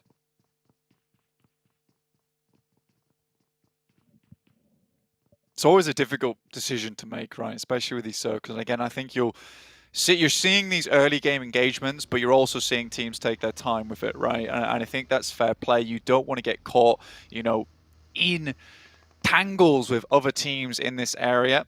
Prestige takes a huge amount of damage. S2G currently still trying to find some position. Silas gets on top of the concrete, but Ralph has eyes on, spots him. See here, Enigma Galaxy already getting into one of these high ground spots, but it's only Ralph at the moment. Silas is, you know, playing a silly game with him, and silly games only get you knocked in this case. But Ralph sends away. Silas lives to tell the tale another day. Peekaboo, fun with your 3-month-old. Not so fun. What, with a Mini with 14? Ralph, I don't with think a Mini so. 14. I don't think it's quite the target audience You for having that fun sort yet? of game. Peekaboo! Ow! Ow, stop that. Those pellets really hurt. Up towards the northeastern side, John, we do have 4 rivals. Took down one of the players from LGD early on with a bleed out, as you were saying. LGD currently trying to rotate over the top side of Torre Armada and Tierra Bronca. I think that's a smart move, but currently 4 rivals tailing them at the moment, making sure they keep tabs on them. Setting up the wall between them and the circle itself, with Appy sending forward in towards the circle. Overall, decent move from 4 rivals at the moment. They will have to worry slightly with Influence Chemin just underneath them, able to dismount them from that last game, taking the chicken dinner, whilst 4 rivals were on the lower end of that high ground itself, stuck on the cliff edges as Influence Chemin slowly but surely chipped them away. The Infinity fueling up, standing by for rotates, but they are pretty central in this next circle and on the long side of it as well, so should be pretty chill for now. Rotation coming in through for Buriram, moving past water treatment right now, up onto the ridge line. Seemingly wanted to take control, but they will have to move southwest. That, I mean, it's kind to the teams already there, but the teams on the northeastern side who've swung out that way blank, they want to be on the complete opposite side of the circle right now. Titan, pretty happy. Yeah, I would say so. I mean, this has worked out extremely well for them. You know, they were chilling down towards that southwest side. They picked up those vehicles early on the western edge. Now it can move up into a decent position. Enigma Galaxy, though, have a very, very good outpost in the terms of Ralph. Fortunately, this is one of those positions where you have to be really careful in, because currently the Infinity over towards Crater Fields, moving down off that mountain, might just be able to spot down towards him.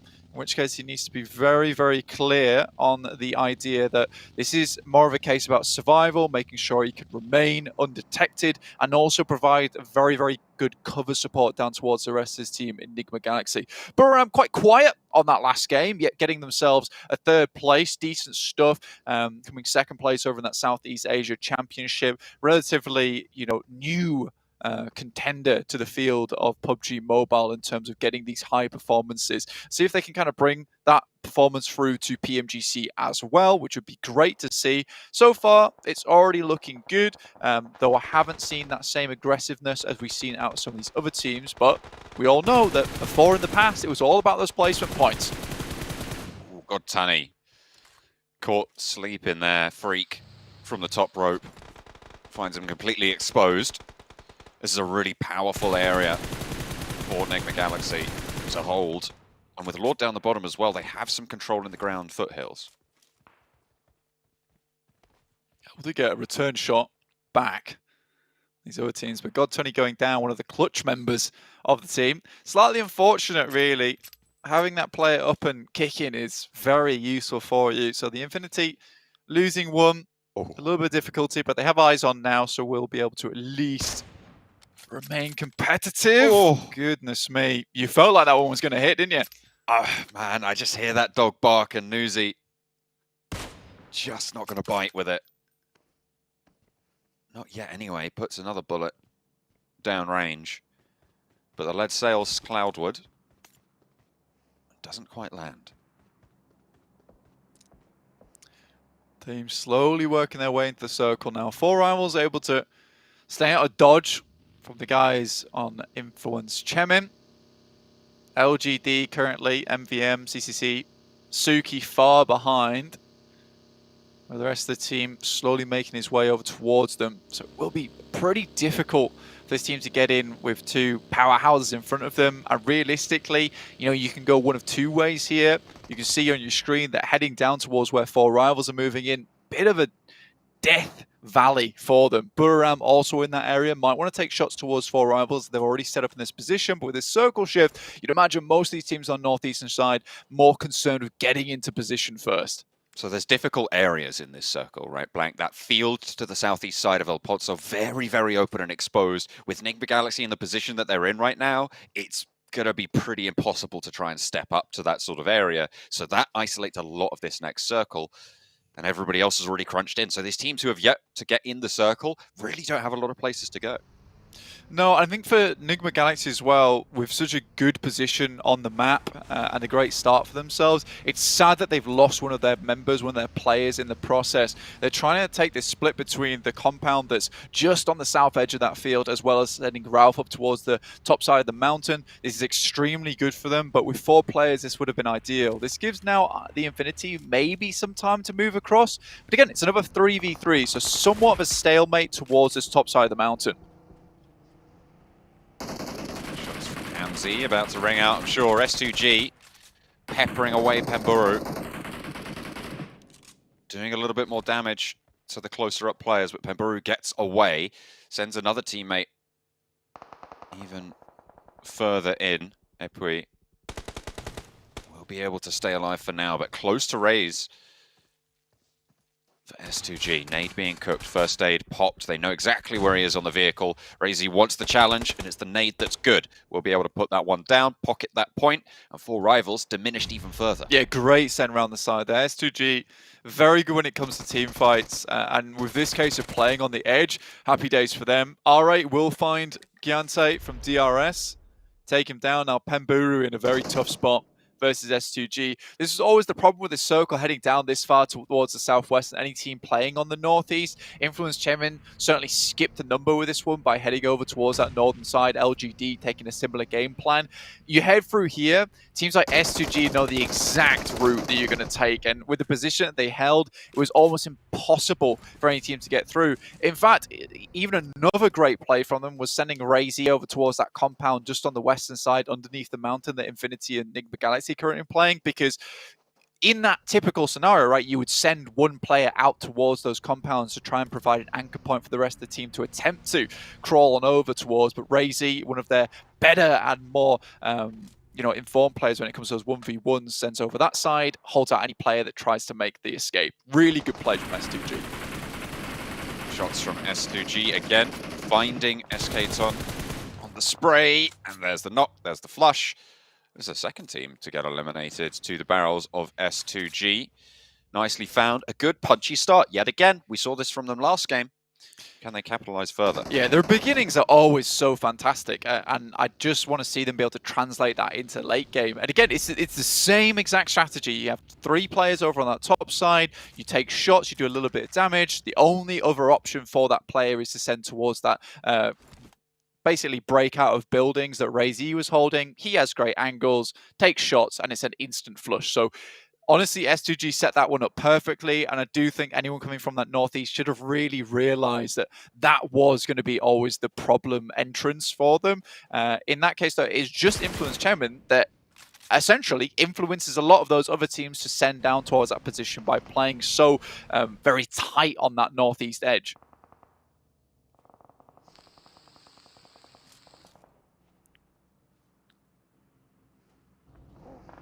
Titan on the southwest side. Enigma Galaxy playing actually fairly split with their Ralph's position. I'm surprised that they haven't backed it up. One knock over towards Ralph, and that's it for their strength in this position. So as long as Ralph doesn't go down, they're fine. Yeah, again, we were talking about Sony. It's somewhat of a stalemate with the Infinity having only 3 players in Enigma Galaxy in the same position. It's one of those spots that, like you say though, John, if it is heavily assaulted, Ralph could easily go down, but I'm assuming he will have a vehicle position, can regroup with the rest of his team. And at this point in the game, this is where ideally you would want to pick a spot though, right, John? Out in the open. Influence Chemin getting across to one of the hay shacks. Yeah, interesting. LGD taking up occupation in 2. Apparently both teams split. Titan have oversight onto this field. It's not a high ground position, but it is still there. LGD, the first to lose a player to it.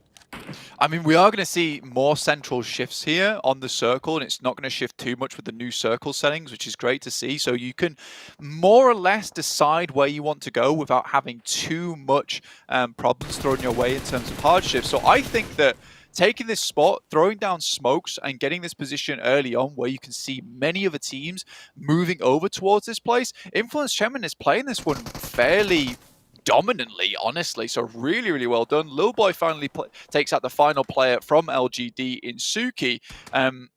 If I had to predict anyone right now, I would be going for Influence Chemin. I think this is a unorthodox but really good play. I mean, it's a difficult position to get into, but once you've entrenched, it's difficult to dismount. There's not too many sightlines that way. Looking over at the northeast side again, Blank DRS have moved up to the foothills underneath Ralph from Enigma Galaxy on that super high ground.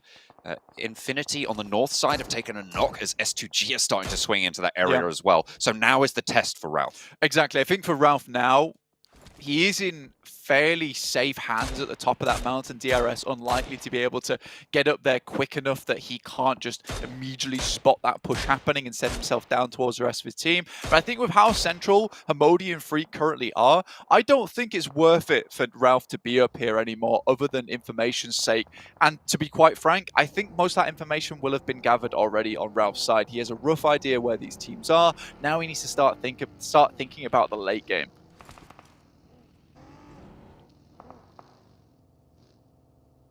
Next circle, just about to come through. Team Queso on the southwest side, close to so many sightlines. Really difficult push for them to make. It's fairly central, and actually not too big of an issue for pretty much anyone at this stage. So small little incremental moves. Probably the difficult pushes will still be on the southwest side, but we're looking at Bigatron and Box as well on that western side, who both have to shuffle a little bit further forwards. Team Queso, they're coming apart in that position. I mean, that's to be expected. Yeah, this is going to be difficult to push through, especially on the ridge side. MTech as well on that area. Team Case were just unable to make their way through. Had a pretty decent league stage as well, but also similarly crumpled over in those finals in America's Championships. Did fairly decently, but was it good enough?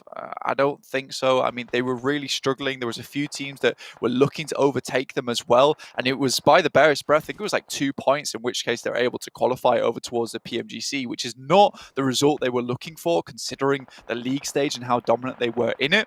Again, Influence Chemin, I'm going to say it again, an unorthodox play, but playing into these new settings really, really well. Usually you would have seen a hard shift down to maybe, even I8 at this point in time, but with the fields all around you and having a dominant position like this set up so early on with the smokes that they use and the vehicles get here, I think that they might be set for another chicken dinner here. I don't think there's many other teams that can challenge them all that well. Mad Bulls currently still going, very silent at this point in time. Typical for Mad Bulls as well. If you didn't watch Western Europe, this is a team that starts to pop off in that late game and likes to take their time getting into position without too many troubles early on. They're kind of the opposite of S2G. They are the yang to the yin, as it were. They start off a little bit slower, then they start to punch out and gain that momentum. They scale well. S2G will have to move in from this northeastern side, close to DRS, and Ralph did descend from high and regrouped with the rest of the team. Yeah. So the north side's still a little bit further open. Titan are really the roadblock in the way of all of these southwest teams. There's 4 teams behind them. Yeah, it's a fantastic spot that they're currently holding. Mad Bulls mostly struggling because they are on the low ground at the moment and they will have to move over fairly open positions. So it will be those vehicles that will come massively in handy. So they're sort of waiting for this massive engagement to start popping off on this side. There's 4 teams in close contention, in which case they might be able to sail on through. Federal does get taken down by a nasty headshot coming through from S2G themselves with that high ground and get another over towards Kayovsky. What a terrible result there coming through for Influence Chemin, and that is just S2G with some incredible shots coming through from the high ground. It's what they're known for. They are pinpoint accurate. Influence Chemin being further decimated out in the open. They are pulling it together though. Keeping them up at 2 is not ideal. Lil Boy and Law still in it, but out in the open. It's very much a hide and survive situation for them. Audience predictions come through. DRS with 43% of the vote here from the northeast side. Yeah, interesting that actually. I mean, it's a decent spot they're currently holding. They have the ridge line, but S2G currently have made their way into a very, very strong position to play from. Currently, I think it's 8 eliminations so far, which is a really good game for themselves. And I think that, you know, when the audience were predicting this, DRS did have a good spot. Silas takes a bit of a tumble there on their side. Nexo comes in, and look, this is what we were saying before. If Influence Chemin were able to hold that spot, they would have been great ending for themselves. Look at that. This guy is on fire today. Reyes doing so much work for the squad. Papi Potro pops the final shot. We'll be able to keep alive in Team Queso, but in comes the crash from MTech Storm as well. They will be able to run it on down. Box Gaming fall in the meantime. This south side really starting to heat up now. It's MTech Storm versus Titan as they both try and flee for any position in this next circle. Influence Chemin maybe having to hold out Taman and Chicken on that south side of themselves. Law and Lil Boy out in the open. Can't really afford to peek too much. They know there's so many people looking their way. Yeah, MTech just took the opportunity they had to try and get towards a better position in the circle. Madballs try and fight out against Team Queso, and we just caught the barest end of that. But again, like you said, Reyes pulling out some fantastic work, and Madballs just not able to make their way through. They were pushed out by BTR and unable to get into a position where they could get anything done. So happy days for Team Queso, I suppose. 3 of them still alive. Titan have moved a little bit further forwards, trying to stop Bigatron from getting any further in, and doing so fairly successfully. Only the 1 player remains for Bigatron. Shots from Ayala, allowing the rest of Team Queso to redistribute those meds, keep suppression up towards Titan. 3 versus 4 on the hillside here. Puncher low, but heals up. Smokes being launched forwards to give themselves avenues of ingress. Papi Potro probably looking to break out to that left-hand side, but they have to. Lefton? That's definitely a word, but it will. They will have to try and find these routes through the Titan defense, which has not let up for the last 5 minutes, Blank. It's quite the intense engagement on this southwest side. A load of these teams trying to make their way through, but Titan remains at the top of their game at the moment, not allowing any teams to push through this area. Reyes looks for a little bit more, but Teak and Puncher both moving forward to eliminate the final players. Ayala with the DBS, can't quite find the second, but it looks so good. Now Reyes has a big task on his hands. He's done so much for the team, but it is not to be. They might strike like lightning, but Kronos sits on the throne ahead of them. Now Titan need to move forwards. Sky from Buram. Again, making their way quite far into this game, but only 2 remaining and 1 elimination. DRS have to move down. S2G, in the meantime, made their crossing out in towards the open ground on the field. And Titan looks like they will be the final winner over in this gauntlet towards the southwest side of the map. That was a nice shot as well. Just keeping I8 at bay. Just letting them know, you know. And this is a great result for Titan, right? To get this deep into the game, to have held out powerful teams on the southwest side after an early L in the first game. It's a good little return to confidence as well for them. Keeping themselves up at 4 could be crucial, but they do have to figure out where to go from here on out. Aeronex IA will be taking heavy punishment from Buradam across the way, but everybody's going to have to move. Nigma Galaxy have just been holding out on the inside for so long. 2 eliminations, but they've stopped people moving to these buildings. It's been a rough time. Buram with only 2 players, though. I think taking the fight towards I8 is somewhat bold, somewhat dangerous, but I respect it. And if Buram want to get any further, they will have to make something happen. But that is a disgusting nade that gets sent over the top and will send Buram home. Happens, you know? Unfortunate. Buram take the dip there. Titan and S2G, the only 2 teams with 4 players remaining. Teak healing up, mounting up. S2G already in the circle for the next, but they're playing out in the shack. And DRS might be able to spot it with their last player killer. Enigma Galaxy kept this cool, calm, collected throughout the entirety of the game. I liked the timing in which Ralph moved down from the mountainside as well. We talked about it literally 10 seconds before he made that movement, so getting back to the team was very, very important there for them. MTech out in the blue. This is most likely the end for them as they try and swerve their way into the circle. Already Chickens out the back. There's only 1 remaining in Tarman. Trying to get across, but Tarman's time is ticking away and will reach its end. MTech's Storm will fall. No further into this game. Influence Chemin still alive, still keeping that tally up. Of course, they had a really nice little buffer lead at the start, so getting top 5 again in this second game is an excellent conversion into those overall standings for Group Red. Modi not quite landing the shots. S2G still at 4 players though.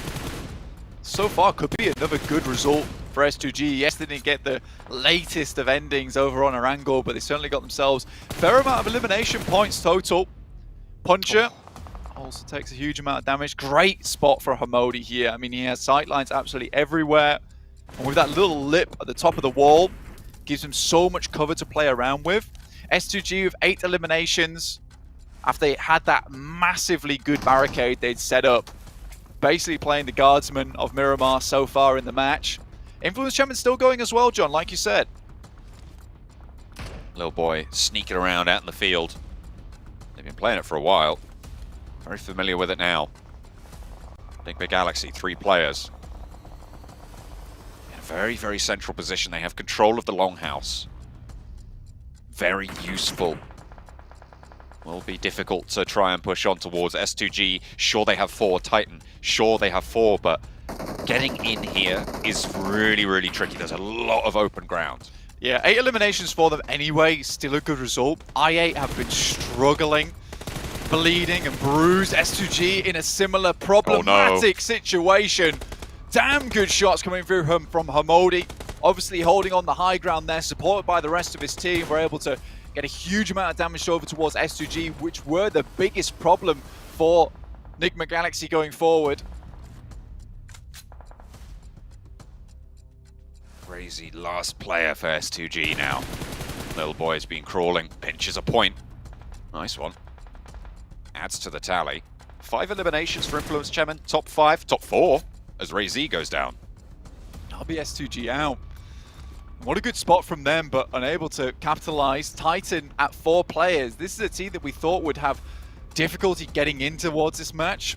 Little boy can still cause a bit of a problem for them. Still looking over towards his way. We'll go for the first aid kit here. Understand that he might need to move a little bit further in. Nade from Lil Boy. Doesn't find too much there. Has to crawl out in the open now. Puncher, broadside. Titan do know that he's there. Put him down. 5 eliminations for Influence Chemin. 4th place. A good result to convert, as we were saying before. Enigma Galaxy, 3. Aegon I8, 3. Titan, 4 on the outside. This is a good play from Enigma Galaxy. Get themselves set up on the opposite side of the building of I8 to try and isolate some of these fights. They don't want to have a third party coming through, but it is Six who finds himself a nice little angle over on the western edge of that building. Picks up at least 1, and now Enigma Galaxy down to 2 with no hope in hell and getting that player back up on his feet. 5 nades here from Hamodi. He's been waiting for this push the entire game, and now these nades absolutely have to count. Get a lot of damage done there, and there's actually a play zone knock there for I8 on that side. Went flushed out by Teak for Titan. 10 double-digit elims already. Unstoppable flashes on the screen for Titan. 3 players active and fighting, but Enigma Galaxy start to strike. 1 player downer for Enigma Galaxy, but Hamodi still has this high ground position. Max are really struggling to get those shots back in. Nades over the top, and he is felled. Titan with 2 on the outside, looking for 1 res. Aegon I8 want the nade over the top to try and pinch away some of those points as well. But Puncher will be knocked again, re-knocked, as Freak has the undershots. It's the last nade coming through from Hamodi, and will pick up the final players there from Titan. I8 not able to find much of their own. Hamodi currently putting on an absolute performance for us here in the PMGC on Miramar. Puncher so very low, looking for maybe some more medical assistance on his side. Freak goes down, leaving Hamodi all on his lonesome. It's a 1v1v1, and Puncher finds at least one of them. But the meds are running dry, and it's another shot over towards the roof side. And from the outskirts, it's Titan to stay alive to the very end. They held everyone out on the southwest edge, and they will continue to roll through those fields. Beautiful chicken dinner coming through from Titan, masterfully executed. Yeah, seriously resilient, and I mean, mate, you can flex those guns all you like, because honestly, you had to be one hell of a strongman to finish out that game the way they did. It was really, really tough, really difficult. Magical performance coming through from Titan. A lot of things had to go right from them there. The fact they were able to get that far, pick up as many eliminations they did, I think you could say that Freak maybe dropped the ball just slightly there, John, by peeking out too wide, not off the back of Hamodi, playing as 2 singular units. It's not a happy day there for the guys from Enigma Galaxy. It looks so clean, like that should have been their chicken dinner, but Titans absolutely deserved this one. Yeah, they played that perfectly. Breaking the 4-digit damage barrier, coming through from Puncher, the MVP of the game blank. I mean, it felt just so coordinated from them all. They leveraged everything they needed to. Yeah, and I mean, only a PMGC team that gets this far can really take it toe-to-toe with 5 separate teams down towards that southwest edge and still make it out with 4 players still on board. A really unexpected team to come out swinging towards the end there when Enigma Galaxy had everything to play for.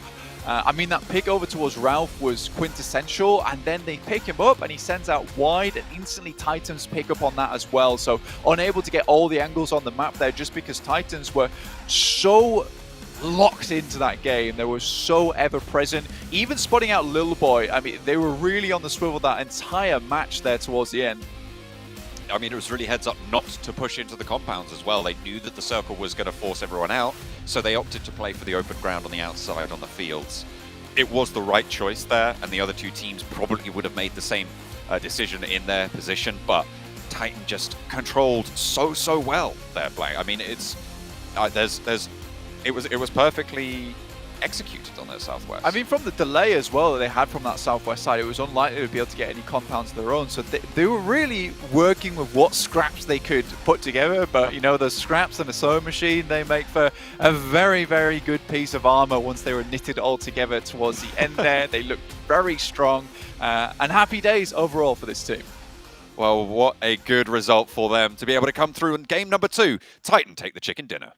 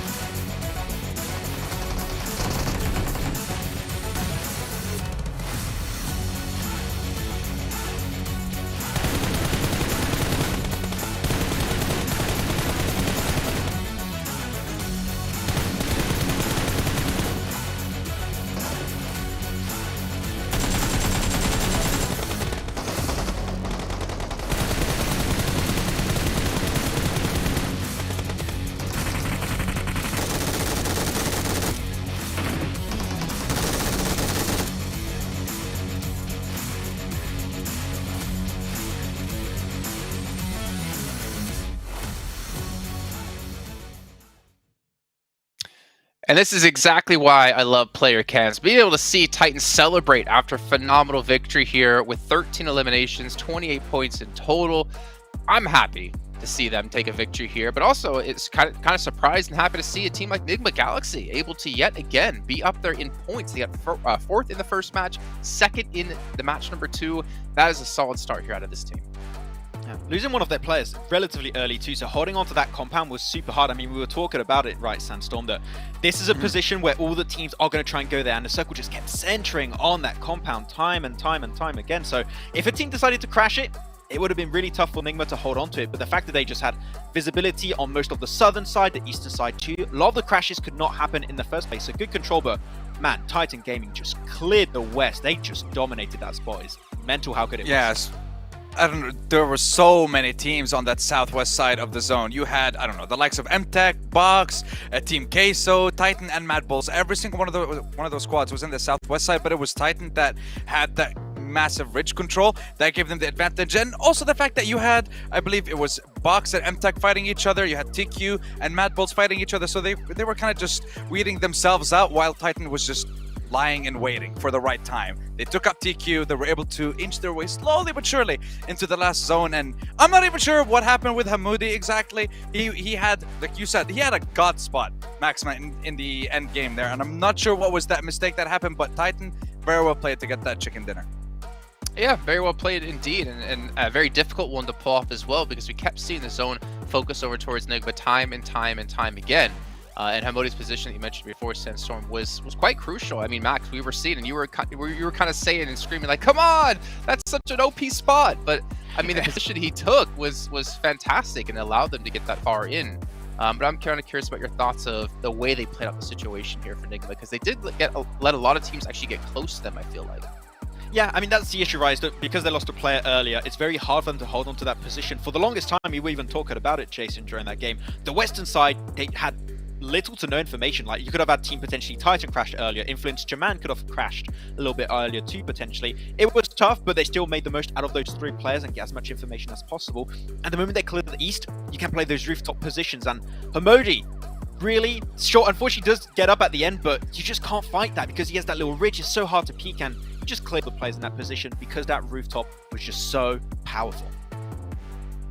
You can see here our overall rankings, and Influence Chemin able to hold on to that first spot with 41 points. But again, it's very early on in this event, so things can change quite drastically as I see Enigma Galaxy able to get up into a second place position without a chicken dinner.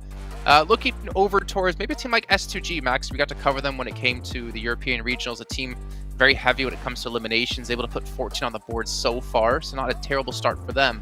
But the further you go, the more risky it becomes for all of these teams.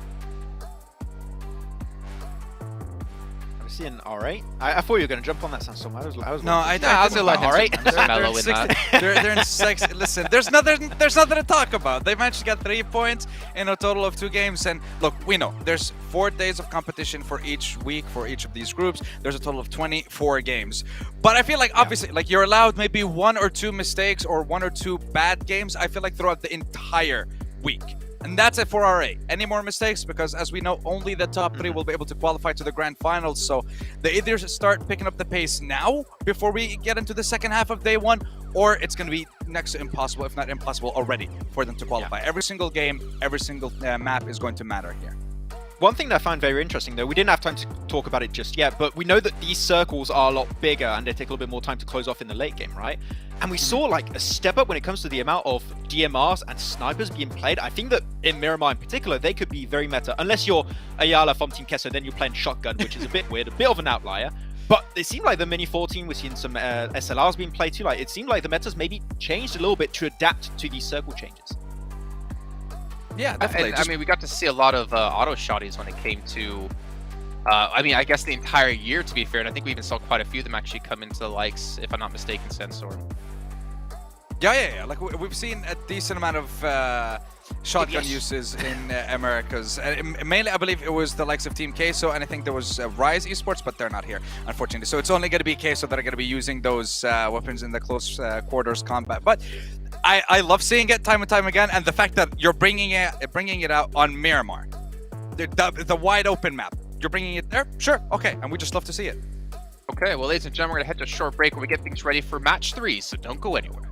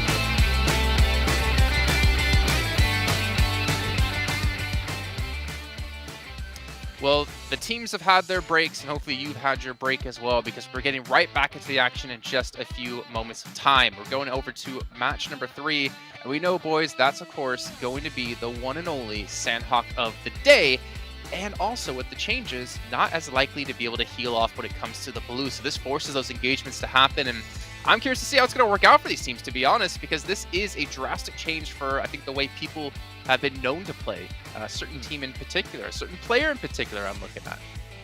I wonder, is that player? It's not going to I happen. wonder, is that player Raouf of Enigma Galaxy? Maybe, quite possibly, just a little bit.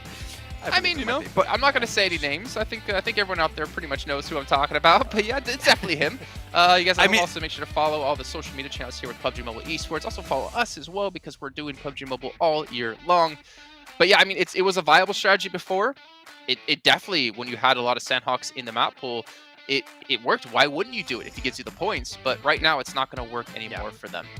But I got to give a shout out here to Sony Xperia, Sony 1.4, and the Xperia Stream. Sorry, I get my words mixed up. Was creating collaboration with professional esports players, and you guys can play on 90 Hz with Xperia Stream with its total cooling system and its high intensity gameplay and streaming potential with its multiple ports. So if you guys haven't picked one up, make sure you guys get one for yourselves. But really quickly, we got to go into a head-to-head, I believe from the last match here between two players to kind of look on how they did in particular. Because it was, well, Titan Puncher, really the strongest player we saw in that last match. Clearing the entirety of the west side, Sandstorm. Like, as I think you stated earlier, there was, what, 4 or 5 teams over there, and Titan pretty much cleared all of that, and Puncher was the one to enable a lot of those fights to happen in the first place, like Box Gaming, MTech, Team Kesso, Madballs. I think there's even BTR at one point that just crashed on their ridge position, and Puncher and also TQ, both of them together as a tandem fragging duo, really popped off. So yeah, I mean, this showed the glimpse of what this team can do. I hope this is not going to be a flash in a pan. I want to see consistency from Titan now. Yeah, and this is the team, by the way, that was formed halfway through this year. You're talking about 2 players from X Game, obviously Azur from Kunina Power, and then you have Puncher from Sly Esports. He played also for Pioneer and Fidanza. He played for a couple of teams, but first time that we're seeing all these 4 together compete professionally in a couple of tournaments in the second half of this year. They managed to get 2nd in PMPL Africa, 4th in the MEA Championship, which is how they qualified. But seeing them perform against some of the best teams in the world, considering the fact that they haven't been together for such a long time, it's pretty impressive, I have to say. Yeah, the question, though, is can they maintain this level? Like, that's the question I'm going to ask probably quite a few times over the course of today and potentially tomorrow, because this is a shorter stint kind of event, right? There's only 4 days of action. There's 6 matches a day. This isn't like a long form event with like your league play, your super weekends, and you play out 3 of those. It comes down to like how consistent you can be in such a short amount of time, or how explosive you could be in such a short amount of time. And 1 win, it's a great start. Same thing for Influence Chemin. Like, yeah, they're in first place right now, but you got to keep this up. I mean, ideally, you get top 3, you get straight into the finals for PMGC, and you don't have to play this last stage, this survival stage that we got going on. It's tough. Like, we said it earlier at the start of the show. If there's one time you want to qualify, it is directly in the group stage. Because otherwise, you're going into the survival stage. You have 3 groups of 8 teams. You've got so much more competition that's going to be happening in the survival stage. So your best odds to make it in the finals is right now. You've got 4 days of play, and we're going to see who's going to make it. And right now, I had to pick Influence Chemin because they've been doing pretty good, and they're doing too good. So I need to curse them a little bit. So calm down. Well, I'm more curious about your BTR pick. Are you just shilling out for follows on Instagram? Because why would you pick them? What's the reasoning behind them? Why you gotta expose me like that? I mean, okay, follow me on Instagram. Okay, BTR, I mean, it's still BTR. We want to see them do well. Typically in the past, I remember them doing relatively well when it comes to Sanhok. That was 2 years ago. Maybe it's not as viable now, but still, they used to. So we'll see if it can still. It's 2 years ago. It's quite a long time. That's a lot of tournaments. Yeah, since we've seen them, I guess, show up properly. But I agree. And also, why are you picking Influence Chemin? They're my team. Stop it. Leave them alone. You're doing too good. I'm not happy about that. Okay. Well, you're picking one of his teams, right? You're picking Mad Bulls. Why'd you go with Mad Bulls? You know what? I feel like they might be doing something special on Sanhok. Just going for a wild guess on this one. That is such that's a cop-out such answer. an unconvincing answer at all. But gentlemen, you know what? I'm gonna go with the Infinity, of course. Even though I don't get predictions, I don't get teams to watch. It's just the Infinity. They're gonna have a standout day. If they don't, then I'm gonna be very sad and have to remove my Infinity tattoo on my shoulder. But you know what? We're gonna head into Sanhok here right now with John and Blank once again. I don't believe Jason would ever get rid of that tattoo, but you know what? That's fine. He's putting it on the line. We'll see if it comes to pass, Blank. Absolutely. I'm pondering my orb right now, and I think I think Mad Bulls are going to do something special this game. Actually, I'm not sure though. I don't have the inside scoop like Sandstorm, but could be. Anyway, I do think that there will be no healing on Sanhok. I hope. Fingers crossed, guys, we get like a nice little cool ending to this game on Sanhok. This is going to be speeded up quite a bit, though. Obviously, you know, Sanhok early game, very slow usually because we don't see that circle shrink too quickly. But this time around, we're going to be seeing something different. Obviously, we've changed our circle settings over on Erangel and Miramar, which is making for some really cool games, right? But we've done it again over on Sanhok because we want these games to be just as cool, and on a small map, we have to make some special changes. So you have to wait around and see exactly how that pans out. But I will say there will be no healing here. Yeah, well, maybe to a couple of earlier zones, but you will not be able to get that second, third place from just that heal strat, right? So we'll be looking at more oomph in the midst of it all, hopefully, on this Sanhok. I'm really excited to see how it all plays. As you say, it's kind of a little bit of a new dynamic because it means that teams are going to be forced to play a little bit more aggressively, and we don't usually see that. Yeah, absolutely. I mean, massive shout out to the esports team over at PUBG Mobile, constantly making changes, constantly bringing out new updates, new content as well, so you can check all that out over on the PUBG Mobile app as well and just get in the game and find exactly what's going on. But we are going to head over towards Sanhok very shortly, but first of all, we've got to show you our beautiful venue that we currently have going over in Kuala Lumpur, which is really nice to see. Happy days, or these players in a nice little spot, nice little zone for themselves. But obviously, PMGC, biggest event of the year. We want all our players to be comfortable. You can see that they have all the fans available to themselves. And again, this is happy days. This is looking very, very nice so far. BTR, S2G, heading over towards Sanhok right now, John. Liking the pods. They're looking pretty swish, but it's time for Sanhok. No more pods. We're dropping into the jungle. The plain path will be heading across. Looks to be on that south side of the island, but it's Sanhok, it's small, everywhere should be reachable, so everybody's going to find their drop spots. Absolutely, this is one of these maps where it's not at all problematic for teams to get in towards the positions that they like to be in. Again, this is going to be slightly more speedy of a map as opposed to Erangel and Miramar. It's of these teams to be quick and flashy on their rotates, on their decision making to ensure that they can have the best game possible to themselves. S2G already send themselves nice and quickly down over towards Paradise Resort. They love this position. It's a position they've played in fair few times, honestly. R8 similarly also heading down towards here. We'll surely see the other players. We might just have a scrap on our hands right out the gate of Sanhok. Might do indeed. Dropping in for the fight. R8, S2G, Paradise Resort. Eastern side for R8, they're moving through already. The DBS picked up, but Razy's got the M249. That is a big gun to find in these close-range fights. Certainly going to be intimidating. Prestige, you can see him hesitating, even with the DBS, to turn that corner. I mean, with a little... Yeah, exactly. With a little to no loot they've got on board in terms of vets and helmets. I mean, Razy's just tapping the pre-fire on that position, comes around the corner. It's kind of 50-50 chance, and it's never a chance you want to take. In the meantime, we are seeing a lot of other engagements popping off around the map. Buriram taking shots over towards LGD, who are currently suffering from the hellish curse that Max has set upon them. The Hellhounds chasing them down throughout all these matches. He has afflicted them with his eye. The all-seeing gaze of Max. Not the best place to be. You don't want to be under his purview. Not at all. You're under the purview of Max. It's kind of over because he's going to start slipping hex bags in towards your backpacks, in which case, not much you can do at that point, John. Influence Chemin over towards bootcamp at the moment, seeming to do fairly well for themselves so far, even getting quite late in towards our previous match over on Miramar, 41 points total. Enigma Galaxy with 33, which is really, really nice to see, honestly, just purely because this is a team that, you know, everyone sees them as a Sanhok team, but they're more than that. Overall, they have some very good players that have been developed over a very long time and have stuck together for a very long time as well. Lord, Ralph, Hamodi, Freak, practically the same roster we see all the time now coming through from Enigma Galaxy, stuck together, performed very well, and this is a team that we'll continue to see far into the future. It's a team I really like, and we'll see what they do over here in Sanhok, because it's a team that should know this map inside and out. I know most of the time they would play those heal strats on the outside, but you have to be very, very elegant, in which case you choose these spots, and quite dainty in those rotations as well to make sure you stay out of danger.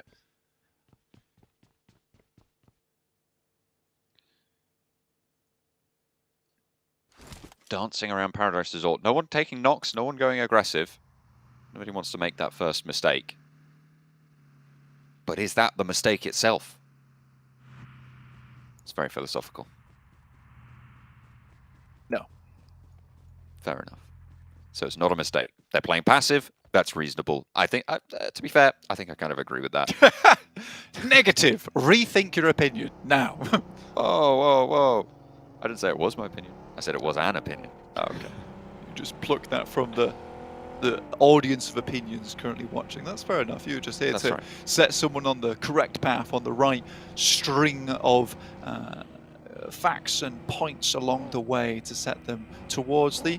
No, that's your job. I just say ludicrous things. Yeah, well, that's fair enough. And I have to put those ludicrous...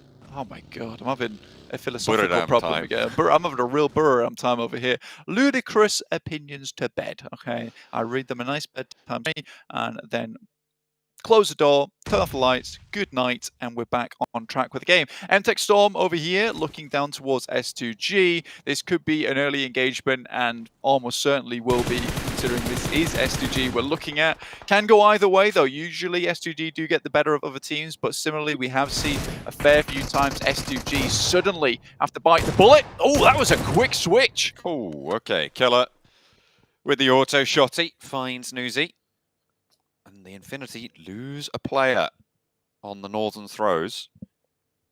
Near Mong 9. No way you're getting that one back up. That's way too far removed. And it's already dead, so can't really do too much about that. They will have to shift southwards, though, as the circle has moved away from them. Box fairly central right now, right next to Quarry on the east side. Close to Aegon XI8.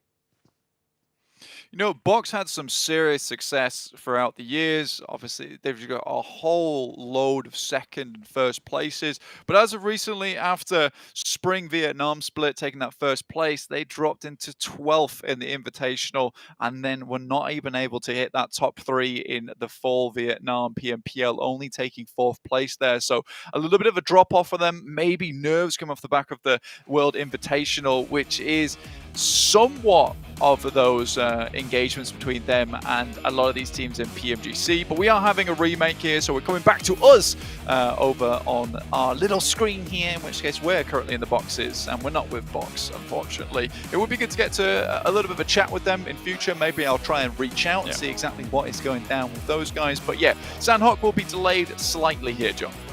Yeah, will be a little bit of time before we get into that game. Good news for players that went down early. Obviously, Infinity will be able to pick Newsy back into the fold, get a little bit more strength. My question is, are we going to see that R8 hot drop coming through with S2G in that Paradise Resort area? Yeah, and I mean, it's a little bit tough for S2G, right? Because they took a split on that approach to Paradise Resort, in which case R8 were all on one side. So you might have a case where they potentially now know to all 4 drop on one singular player and try and pick up that first elimination, that first knock, in which case things start to get a little bit tricky, right? Complicated for the rest of the S2G players, and where they're trying to regroup, reform into a position where they can take a 3v4, which is all in all quite difficult, honestly. I do think this is an important drop spot for S2G, and I don't think they'll give it up here, John, honestly. It's a position where they play very well from, where they get a lot of points from, so this might just be a case of the game plan being changed for both these teams. Yeah, I mean, it's never going to be easy, right? Especially when you're playing in this caliber of lobby. But we are going to be, hopefully, I think we are getting the games restarted now, so we'll be on board with it to check it out in just a moment's time. Early into today, we've seen some pretty solid overall streak outs into the lead. I mean, I'm looking at Influence Chemin already on 41 points after the 2 games that they've played. That is a really, really intimidating total. It's over 20 points a game. Yeah, absolutely. I mean, it's quite scary to look at, honestly, and I think that for Influence Chemin, if they can keep this type of thing up, you know, this might just be Group Red being dominated by one of our America's teams, and Brazil will be very happy that their team is currently representing them in such a fantastic manner, honestly, here over in the PMGC. Again, I'll reiterate, because I don't think this is now the China or even, you know, the SEA show anymore. We do have some excellent teams coming through from Americas and Western Europe now, which is going to make for, honestly, a more enjoyable event. Yeah, absolutely. It's really, really good to see the caliber starting to step up again and again across all the regions coming into the PMGC. And it was really good to sort of see that come together in the last couple of months. We're looking at teams. I mean, the team that I'm really thinking about is HBVP coming in from obviously the region that we covered. But you're right, across all the regions, and we're seeing it here with Influence Chemin. 100%. I think if there's one team that I really do want to see play, and I will be taking a lot of notes, it's 4AM though.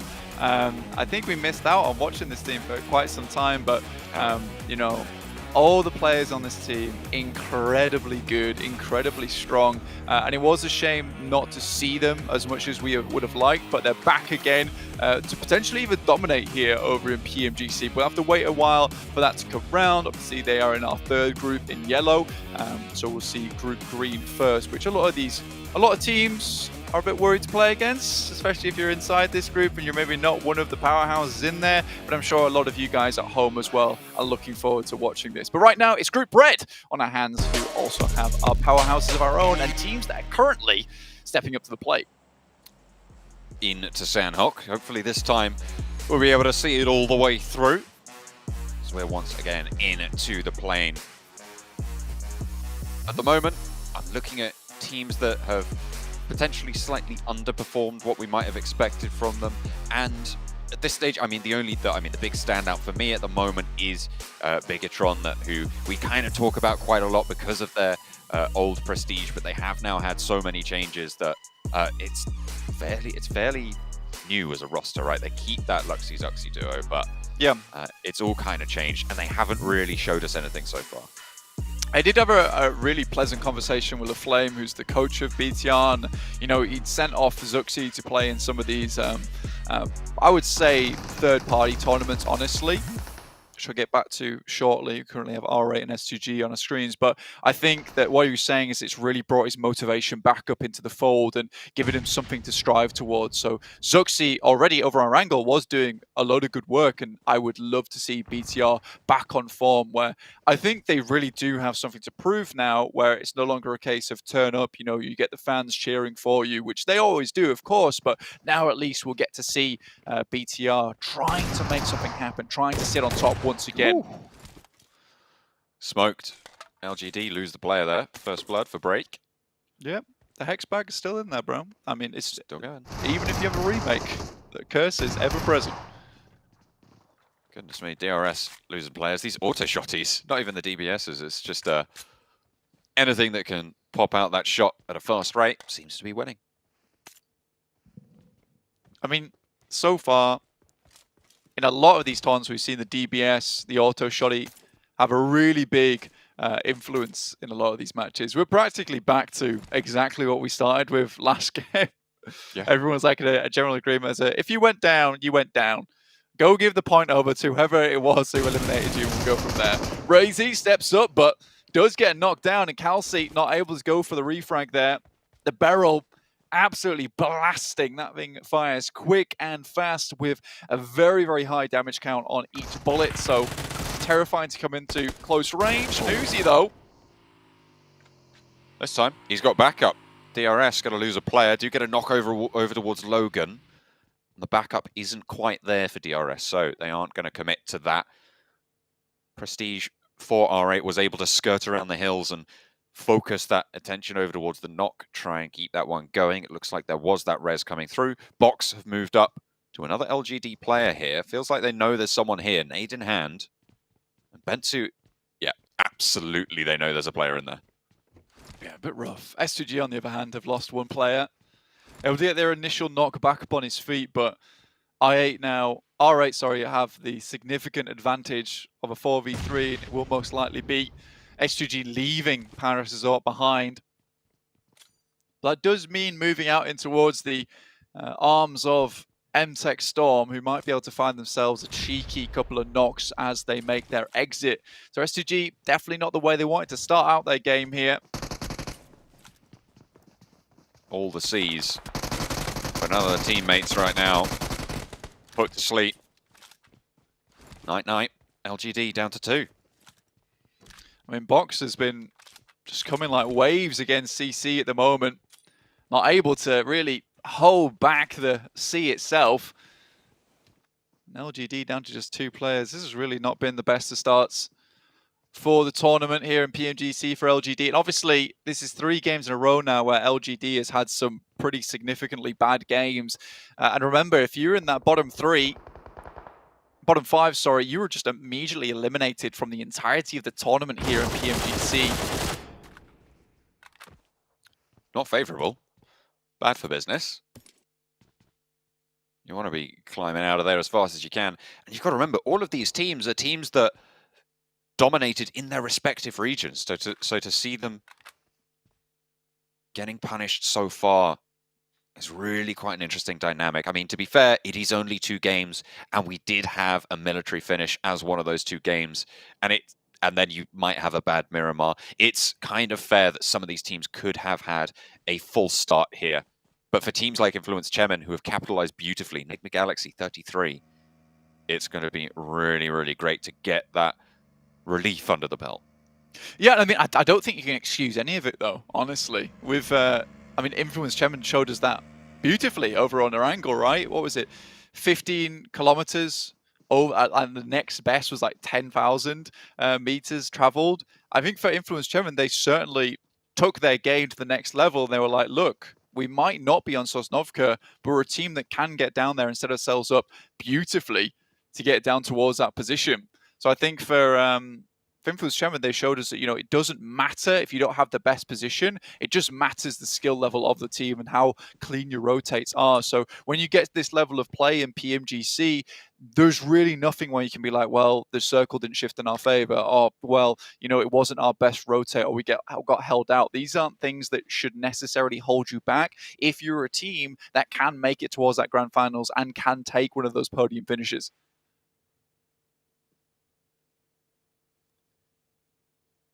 Team's already starting to move. And I think even now is where we might see some of the impact of the changes to the circles here, Blank.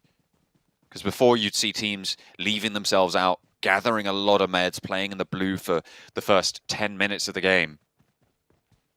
Maybe even a little bit longer. But now you're going to see teams looking to actively move forwards. And I think that's going to cause a little bit more conflict, certainly around the crossing points, if you have to head southwest. Yeah, you could certainly play in the blue a lot longer in Phase 1 over in Sanhok. It's still not as egregious as people might think it would be. It's only when you really get to that late game where it's like, well, you really can't stay out here. But it will force more teams in, but there certainly will be teams still looting. Just for the amount of compounds available in close proximity here on Sanhok, it is worth it to move to a lot of these positions and pick up that loot available to themselves. I8, though, spot down towards 4 rivals who are sending it through. They lose a player out the back, and Puri, unfortunate stuff there. Appy and Voki move up towards the compound, and now I8 in a great position to handle the rest of 4 rivals. Oh dear, sorry, I've just had the most egregious sneeze. It's really got me. But yeah, no, it's not gone well for me. Buradam up the top of the hill though. Ooh, under pressure, not gone well for him either. Ghost looking for that spray, getting the line up. The team shots are good. Buradam finds Pemburu though. There's a little bit of a consolation prize there, and potentially even going to be able to get the res around the top of the cave crater. Southwest shift again, going to be lining up on that southwest island. It is pretty much all the way down towards the southwest here. Mad Bulls might have a good start for themselves to get out of Painam, but again surrounded by a lot of teams at the moment. Titan obviously in front of them, who were, you know, I think we'll kind of have to know them as just this team that is the juggernaut of the lobby with just the knight's armor. It's very difficult to get past them without having to joust. And they certainly will knock you off your horse if you're not careful. Team Queso being a little bit quiet.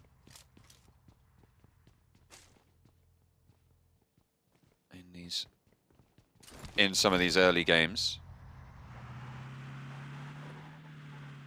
We'll have to try and step up a little bit further. 9 points total, so not out of it, but haven't really had an impact. Certainly not like their America's compatriots.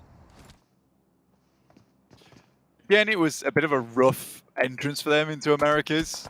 So you can kind of see why they might be taking it a little bit more careful into this tournament. But again, like Jason was saying on the desk, which is a really good point, although this is technically our group stage, you are having these very short stints of gameplay. They're almost their own mini championships, randomized by our group selection. So you have to just work with what you get. And this requires a lot of analysis from the back end of teams, as well as, you know, analysis coaches working to figure out the rotations, what's the best move inwards. For Mad Bulls, is certainly a team that excels at that type of thing. So we might see a big change for this team come tomorrow when they have figured out exactly how they want to play this one out, what kind of rotations they want to make. And today is just a little bit more slow, careful, cautious, trying to figure out exactly how they want to move through on these circles itself. I mean, we've sung the praises quite a lot of Pokemolodoy coming in as coach for Mad Bulls, right? Coming in with a lot of experience in Battle Royale and seemingly giving a lot of that passion and a lot of that power, experience and knowledge over towards the roster. Obviously coming 3rd place in the European Championship. Mad Bulls the highest seeded representative from the region in this group. So it's really good to see that. And that is the sort of thing that we want to see more of when it comes to these consistent league phases. Scry on the off angle will find at least once from IA as they make their way across the river, and this was a trap that's been sprung perfectly, carefully, waiting for IA to get a little bit too close. Box not going full on the approach, but Bensu with a lovely off angle will find at least one more, and I think IA might just crumple under the pressure of Box, who have found themselves a very nice compound to hold out teams on.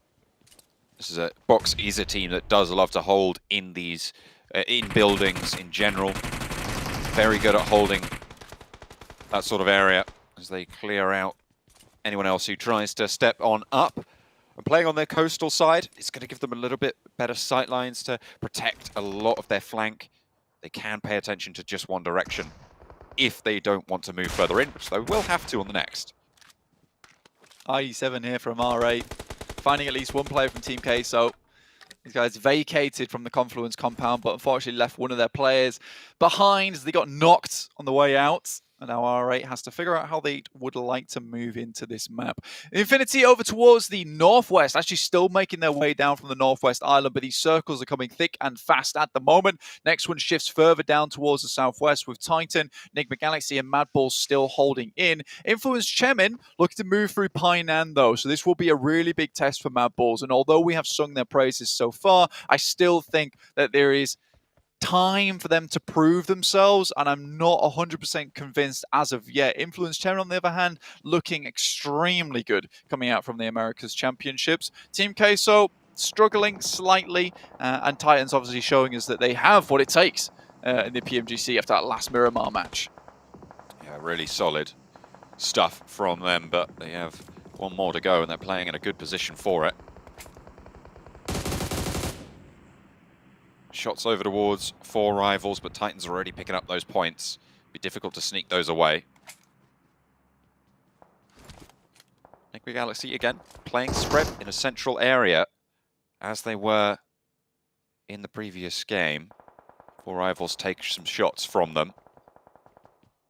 And 4 rivals having a tough time of it in the center area.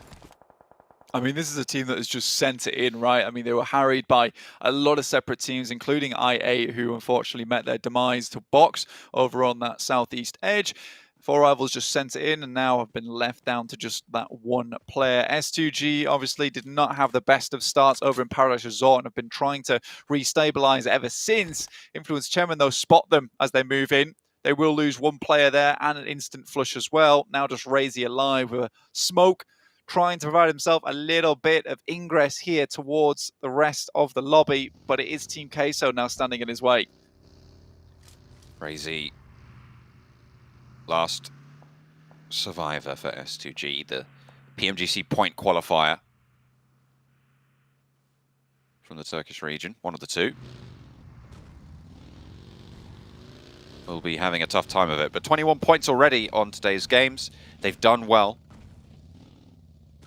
They've kept themselves in that conversation, which is good to see, because we were a little bit worried about them coming into this. Maybe a little bit less worried about them than Besiktas, who came in after a pretty shocking performance in the European Championships. They still qualified on PMGC points, but they're not in this group, so S2G going to have to take up that mantle. And they're proving themselves so far, I'd say. It's been okay. I mean, they are running into similar problems they have done in the past, though, and we thought that this would be something that they would adapt to or fix coming in towards PMGC, which is just a lot of these engagements happening all the time. And yes, we know that they are a fantastic team when it comes to those team fights, but on the other hand, they take a little bit too many of these engagements, and they're a little bit too slapdash on a lot of these rotates, which leads to them getting shot by several different teams, as you've already seen this game and last game. And you'd feel like this is something that they would improve on, and they have time to improve on. And by time, I mean 3 days. It's not a lot, and you really don't want to, as one of the forerunners for the Turkish region, go out in your group stage when only 5 teams are being eliminated. Not ideal. LGD, they have been suffering so far. 10 points total. No elims this game.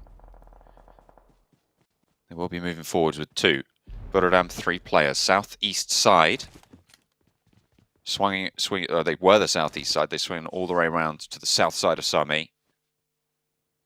Actually pretty close to LGD, so they have to fight out of it. But the circle does go their way, so a lot of that urban environment is still left in. And Box are going to move into it from the east. Team Queso under pressure from Titans. And we'll go down to them.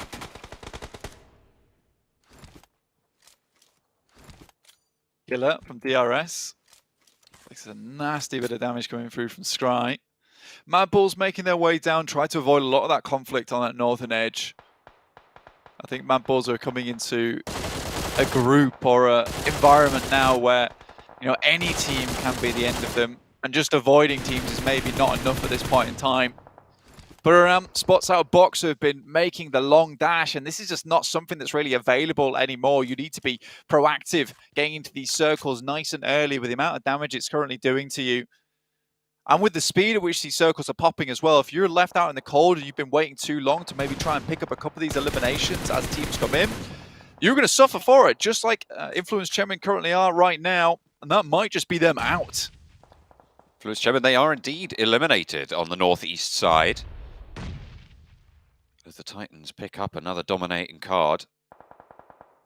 A chance to chase, because remember that Titans are currently sat second place behind Influence Chemin. There is quite a buffer, but with a strong finish, with a good game, the Titans very much have the potential to leapfrog that and take the top spot.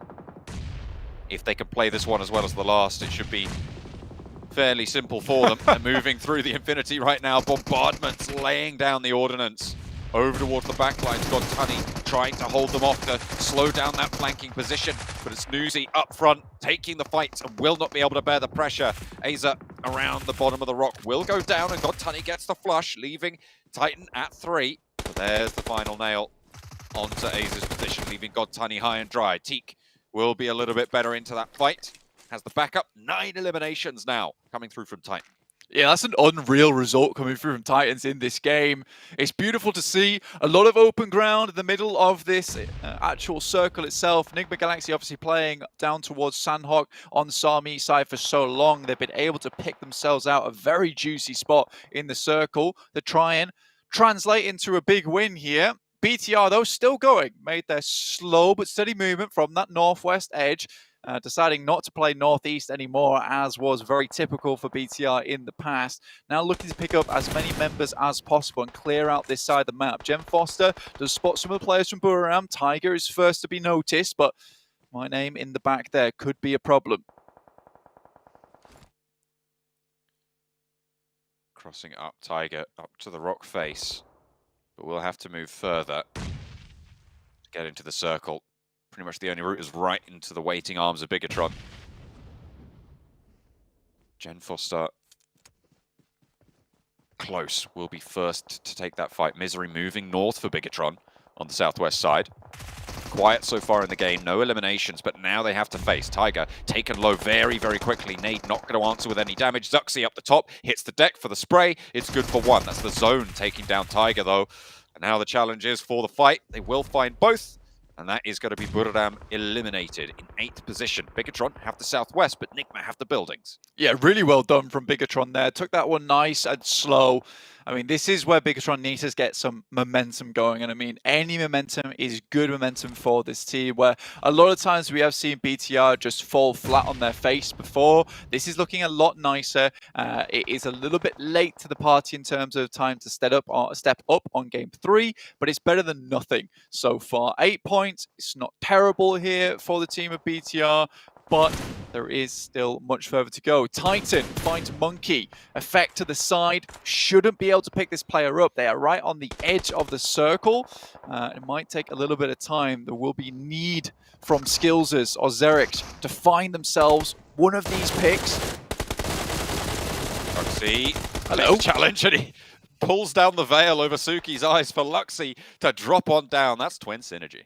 That is twin synergy there. It's what you like to see. And I mean, LGD must have been incredibly confused. Titan, though, Puncher once again, the MVP from that last match, able to find effect as well. Mad Bulls is not going how they would like. 3v2 now with a 12 elimination count, which is gargantuan here for Titan. It's looking good. It really, really is, with 6 teams remaining as well. Likely too soon to follow. all of these teams have been crunched in. This is the effect of the zones changing. Delta. I mean, that's over for Mad Bulls. That's it. Gets spotted up from the grass. A little snake ruins the day. 5 teams remain now blank. 2 teams with 1 player, DRS and MTech Storm. Real unfortunate result there coming through from Mad Bulls. Had a great position for that entire match, but again, it just feels like Titan's got the eagle eye on this match, able to spot these players out from afar. 3 players remain though. Enigma Galaxy on 4, BTR on 4 similarly, but Titans, you cannot count them out just yet. MTech, just the 1 player. Jem Foster hasn't spotted him yet. Zuxi also unaware of this position.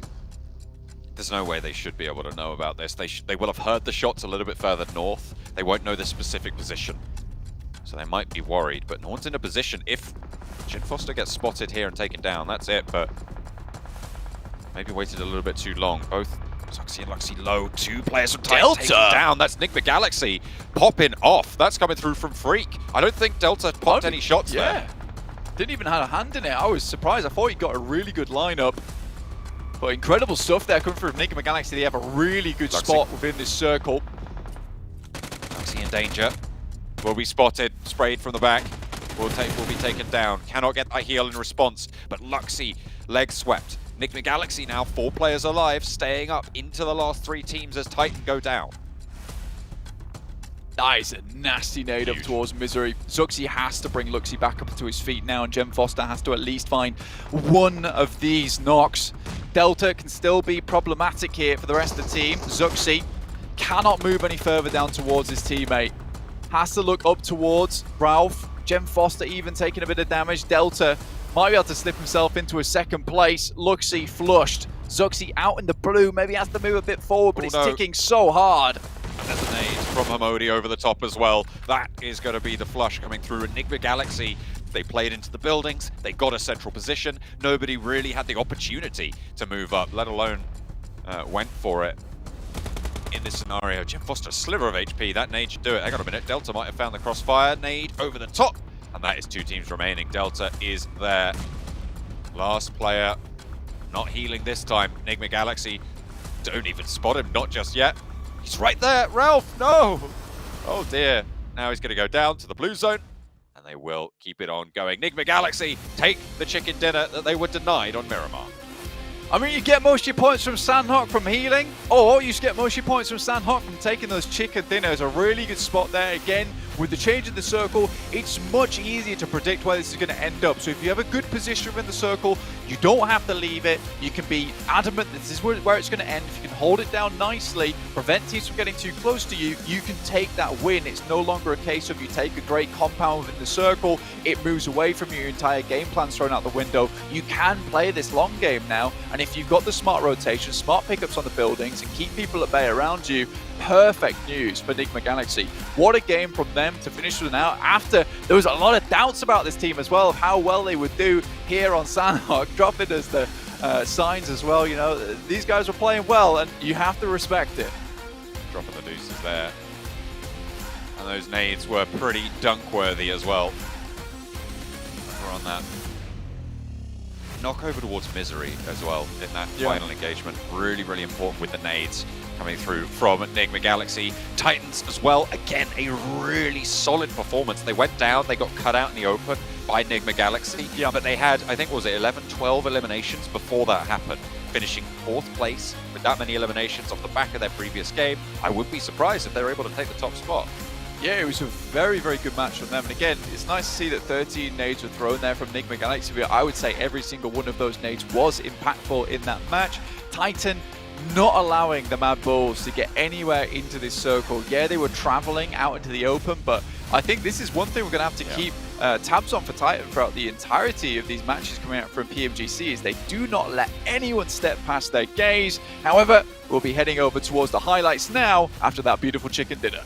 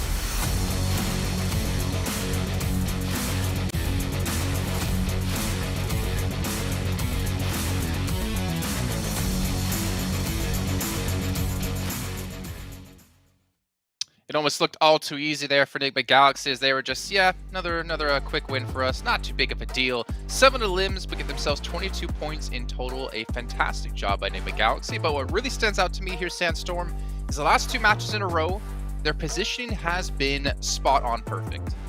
100%. They managed to get themselves smacked up in the middle of the zone, get themselves in a compound.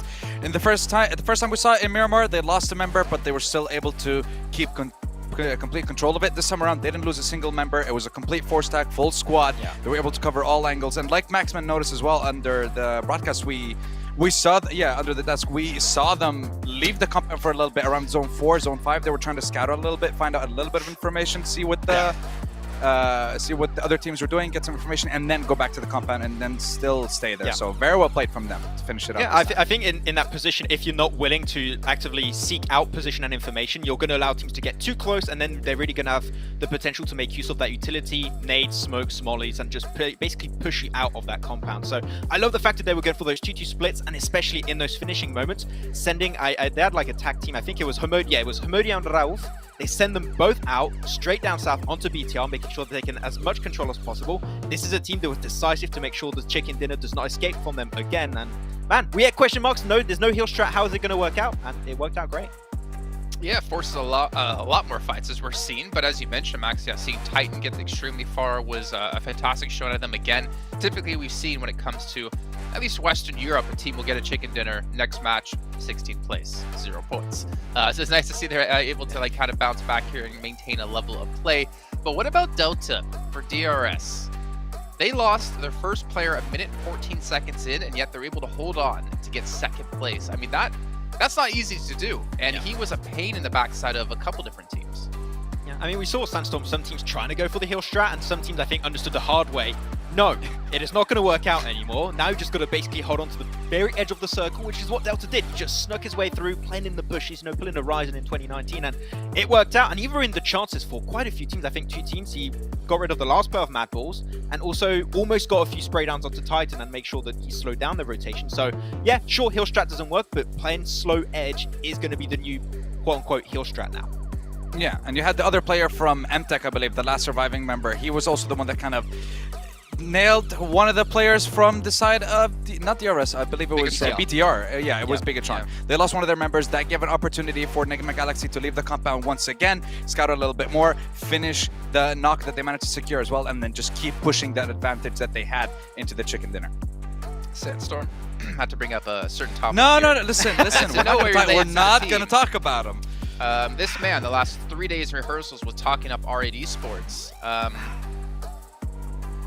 Yeah, listen. Care to comment? I mean, yeah, they managed to get some dubs, but unfortunately, it was only in the scrims. It was only in the test matches. Unfortunately, it wasn't in the matches that mean something right now. But who knows? We still have a second half to the day, so maybe they'll do something. We have a lot of teams on the bottom of the rankings that I did not expect to see on the bottom of the rankings. I would say R8 also one of those teams that I'm a little bit surprised. So maybe just a bad start, right? It's PMGC, it's a completely different ecosystem from the other events, so it maybe takes at least a little bit of time for them to adapt. To be fair, like Subwood has to be bottom, right? It's impossible for no one to be in 16th place. And it is early, right? We're only 3 matches into the first day. We're only halfway through the first day of 4. So we still have a little bit of time before we get to see them maybe ramp up a bit. And maybe some people and some teams are just slow as starters. But again, good to see DRS, good to see Enigma Galaxy have such a strong performance, a strong, consistent performance. I think is the key thing for me, the consistency, which is really hard to do when it comes to these short form events. But I'm curious when we get into the later matches, like, are we going to see like some Bigatron step up? Because Max, I believe you have them picked here for this one. Yeah, BTR is one of the team looking at for, but no, there's a lot of things happening, and we'll see if Chemin can continue doing well.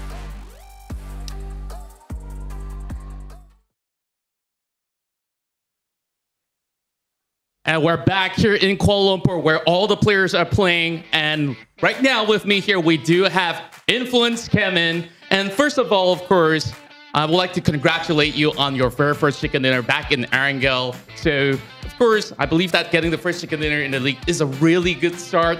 So, can you tell me how you're feeling right now? Então, ele foi parabéns pelo primeiro jogada que vocês ganharam o chicken dinner. E agora está a perguntar, tipo, como foi a sensação de ter ganhado o primeiro jogo? Então, obrigado, primeiramente, pela Brains. E a sensação é boa, é única, uma experiência incrível, então creio que vai ter mais. So first, thank you for the presentation. And it's like it's a good sensation for being like the first chicken dinner of the match. And they will believe there'll be more to come. Well, I do believe so as well. Now, first, the next question I really do want to ask is that how do you and the rest of the team are currently feeling right now about the state of the team? And do you feel like there's any more changes that you need to basically do to get better in this competition? Então, ele perguntou como vocês estão sentindo agora, depois dos 3 jogos, e se precisa melhorar alguma coisa para os próximos jogos. Nós estamos nos sentindo confortável, acredito que estamos nos adaptando, então vai ter mais o que melhorar e só tem a acostumar mais e é isso, estamos bastante confiantes. So for now, they feel like they're safe, but they need like to make a few changes because of the last 2 players and the last 2 games are not that good. But they feel like they can make the change ready for the next 3 matches for the night. Yeah, and of course, this is the first time that you guys are entering the PMGC all together. And of course, the team's performance have been wowing the audience all around the world. So I really would like to ask, what is the ultimate goal for Influence Chemin overall? And at the same time, is there any warning shots that you really want to send to the teams currently competing with you in Group Red? So ele está perguntando tipo como vocês são novos jogando todos juntos, qual é a dificuldade que tem e qual é o melhor adversário que vocês acham que tem agora no momento no Copa Família. Então, nós já tá bastante tempo juntos, estamos nos acostumando bastante juntos, somos bem unidos e eu acho que todos os times são bons, mas creio que LGD, por cair no nosso esporte, pode ser uma pedra no sapato, mas nada demais.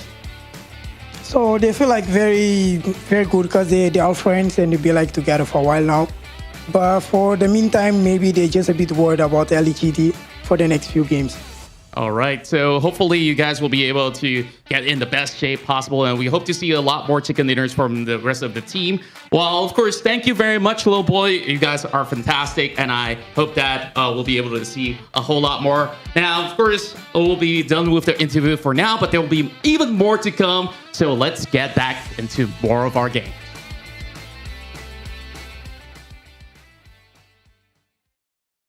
Well, Influence Chemin, they've already made a good performance so far and kind of put their foot down. That they're a team here ready to play and a team who's ready to compete for those top 3 spots to get directly into the finals.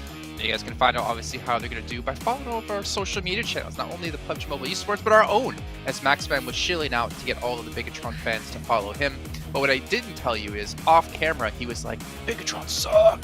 So if you guys hate him, go give him some hate messages. Totally fine with that one. What? I would never say that, okay? BGR, it's have fine. a good game. You know what, Max? If anyone gets aggressive towards you, we'll put you in the beautiful Pullman Kuala Lumpur Bangsar Hotel, where our world is your playground. You can sit in sweet luxury as we sit at home. That would actually be nice. You know what? I would like. We could do like a poolside kind of cast. It'd be great. Sun's out, guns out. You know, get our biceps going. I don't have that, but sure. The rest That's okay. That's not true. I have a video of Maxman swimming, and he does a fantastic dive into the pool. But that's neither here or there. We don't need to discuss that one as we go into our 4th match of the day here momentarily, as Maxman is a little bit afraid of this video that I could post over on my Instagram, funny enough. We're going to be going over to Erangel here in just a few seconds. And we had our first match won by Influence Chemin as well here, but we can see our drop locations and where we expect teams to go. And yeah, I mean, it looks pretty right. I mean, we had the drops in out of Influence towards Yasnaya, like we expected. Bigatron, they eventually looted the east side. Yasnaya have to drop it towards the west-hand side. So not too much conflict, but conflict nonetheless over towards Yasnaya and Farm. Yeah, I mean, Yasnaya, you can have like multiple teams, right? Sandstorm, this is something we mentioned multiple times. I think that on the first game we had, what was it, BTR and Influence Chemin can have one team over to the east, one team over to the west, and they can survive. They don't have to fight. If they're respectful from one another, it is completely okay. But Mad Bulls don't drop them. They drop in Promos. That's it. That's my fix. I mean, that wasn't the only thing that I wanted to focus on when it came to the map, but also like how we had a military base in the first one. But Looking at Titans and what they did in the last game, though, they didn't manage to get a chicken dinner, but still, their consistency is there throughout the first 3 games of the day. And this is something that still surprises me that they're performing at this level, to be honest, considering, again, how let's say they're very new to playing together for this split. So can they continue it throughout the rest of the games? So far, they are.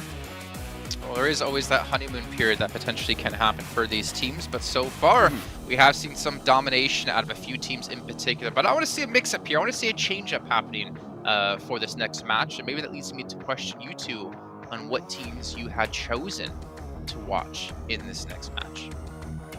I forgot which teams I put, actually. You forgot which teams you put. Which ones did I put? That's not I good. put Titan. I think I did give you got them. STG. Yes, you did give me STG. And let's STG. put it in. Yes, I did put it in. I put Titan, STG, Burudami should come up soon eventually. Yeah. Titan, I mean, as you said, they've been looking great so far. It could be the honeymoon phase, as you also mentioned. Hopefully, they can just continue doing well. I mean, TQ and Punch have been looking exceptional so far, but STG have been doing good rotations, but I think that they struggled to get into the late game. I don't know if that's down maybe to the circle changes we had applied for this PMGC, and it's just like a little bit weird for them to react to those. But STG getting good spots, but I feel like I want to see a big fight break out for them. And if so, STG could actually go very far. Well, if we're talking about getting in good spots, I mean, as Sandstorm had predicted in the Galaxy, the last 2 matches they've been able to do just that. They seem to know exactly where to go. Very reminiscent of the Mad Bulls we saw when it came to Western Europe. They just kind of rotated in at the right time. But I don't know what it is, Sandstorm. Like, Enigma Galaxy are just all over it. And if they continue to do this, if they can continue to read the zones correctly, I mean, that should, in my opinion, should be it. They should be going through to PMGC right away. And this right here is Enigma Galaxy that we're used to seeing in last year's competition, in early this year's competition. They managed to get PMPL Arabia Season 1, I believe, early on in the year. But then second half of the year, they start to fall off a little bit. So it's great to see a resurgence in the games, especially with them getting a chicken dinner in the 3rd game. They didn't manage to secure the one in the 2nd, but still. Good performance overall, and I'm hoping to see more and more from these guys consistently, not over just today, but over the course of the other days as well. It's going to be very, very hard, especially with the way Titan is performing, the way Influence Chemin has been doing as well. Very, very difficult for Group Red so far. Yeah, and I find it very interesting because when you're looking at, for example, last year's PMGC, you're looking at 2 teams in particular, HVVP, aka the ex-Na'Vi, and also Enigma Galaxy. They've tasted already what a Grand Finals can look like for PMGC, and I think that for them, 2nd, 3rd place is not going to cut it. Here they want to go the entire way. They want to become world champions and not give a 3rd star to the jersey of Nova. So I think that here they're just going for the entire run. Well, interesting enough, looking down our overalls really quickly, you can see DRS, 8 eliminations, 4 rivals, 8 eliminations, and they're currently in 4th and 6th place respectively, surrounded by teams who have 20 or more eliminations. It's sitting tough for teams like this, but we'll see what they can do here as they head into our 4th match of the day.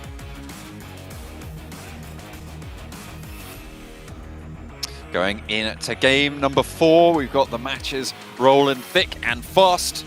We're going right on into it. Blank, we're ready and raring to go yet again after Sanhok changed up quite a bit by the circle shifts. We're back to what we were seeing earlier. Yeah, I mean, we're not skipping a beat here, John, anymore. We're straight into matches, straight into games, not messing around. And honestly, so far, it has been an interesting first day so far, John. Just looking at the overall rankings at the moment, Enigma Galaxy currently in 1st place with 55 points. Titans not far behind them with 48, and Influence Chemin with 46. So although Influence Chemin maybe didn't have the most powerhouse game there on Sanhok, they're still not lagging behind that much just from the success that they were able to find from previous matches. Specifically, over at the chicken dinner, they were able to grab themselves on Erangel. Not an easy chicken dinner either, so I'm expecting to see some more success here from them. Yeah, absolutely. Hopefully going to be able to put their best foot forwards there towards the top of the tables. We're also looking for more from some of the teams that will be underperforming. It's kind of what we're always going to be looking for, right? It's those middle of the pack teams that will be just staying consistent, trying to move forward to the next stage of the tournament. Yeah, I mean, as we were saying before, top 3 will head over towards the Grand Finals. No problem, no shout indeed. So they're just straight into it. From 4th down to 11th, we will see 8 of those teams head over towards the survival stage, in which case it's very spooky. We'll have 24 teams all duking it out for a place over towards those Grand Finals. And unfortunately, to 5 of our teams here in Group Red at the end of the 4 days, they will be eliminated and going home. Obviously, someone's got to lose here in PMGC, especially when we've got so many teams from around the globe, and we are cutting down those teams quite quickly. Checking out the players as they're loading up for another dose of Erangel. I'm sure you're admiring those tattoos. I see you. I don't even need to look at you to know you're thinking, oh, that looks kind of cool. Yeah, he's got snake bite on the back of the hand. Yeah, he's got some cool tattoos. I think a lot of people in PUBG Mobile have some really cool tattoos. Kengso's got some really amazing tattoos. I think Black actually has some really cool tattoos as well. I do, yes. Unfortunately for everyone at home, I decided to get my back done first, in which case, you know, I left my arms completely bare in most cases, which is kind of the backwards way of going about it, quite literally on my back. But yeah, I'll have a nice back piece by the time we're done. But we're heading over to Erangel first, in which case we're going to see if we can see the back-to-back coming out from Influence Chemin or not. In this case, we're having a very steady playing path going across the map down towards the Povka. We got to see some of those drop spots which were set up by our beautiful production team, showing exactly where some of these players may be dropping. We did see a slight change in that on the first Erangel, just typically because of our playing path and where some of these teams decided to hop on over towards. This guy is just surfing on air. Happy days. Playing path on the north side. RA out early. Heading up north. Remember, the first game we had today was that military circle finish. And the playing path was a little bit more south-leaning. So places like Primorsk, a lot more accessible. But this one cuts it right down the middle. And everywhere should be achievable. If you want to go for that military base, it's likely you're going to be dropping out near farm. So maybe see a little bit of a scuffle around vehicles around there, or just to the southwest of Pachinki. Southwest side.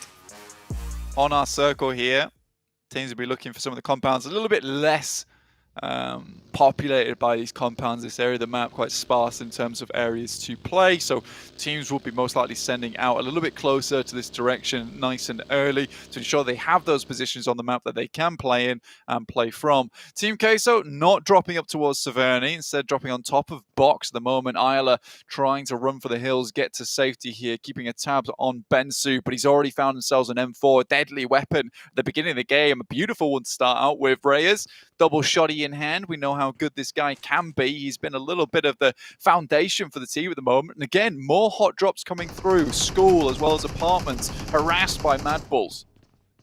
No one going down just yet. No one taking that knock, but trapped on the upper floor is not where you want to be against the Mad Bulls. Does have some oversight. Slows things down with a smoke. Potential for some regrouping coming through. The Mad Bulls playing 2 down. And, of course, they've got those 2 across the way. But Pui can start to control those sight lines with the outside shots as well. It's going to be difficult to make this push. It's not trivial, but if they want to go for the commit, they can make it. I mean, this is the first time we'll see Mad Bulls in an early game engagement. Bensu, UMP, and M4. Dangerous to tango with this guy upstairs. A dance to the death, realistically. Back and forth. UMP, first strike. 1, but it's turned around from the DP. The screen is going to get tapped.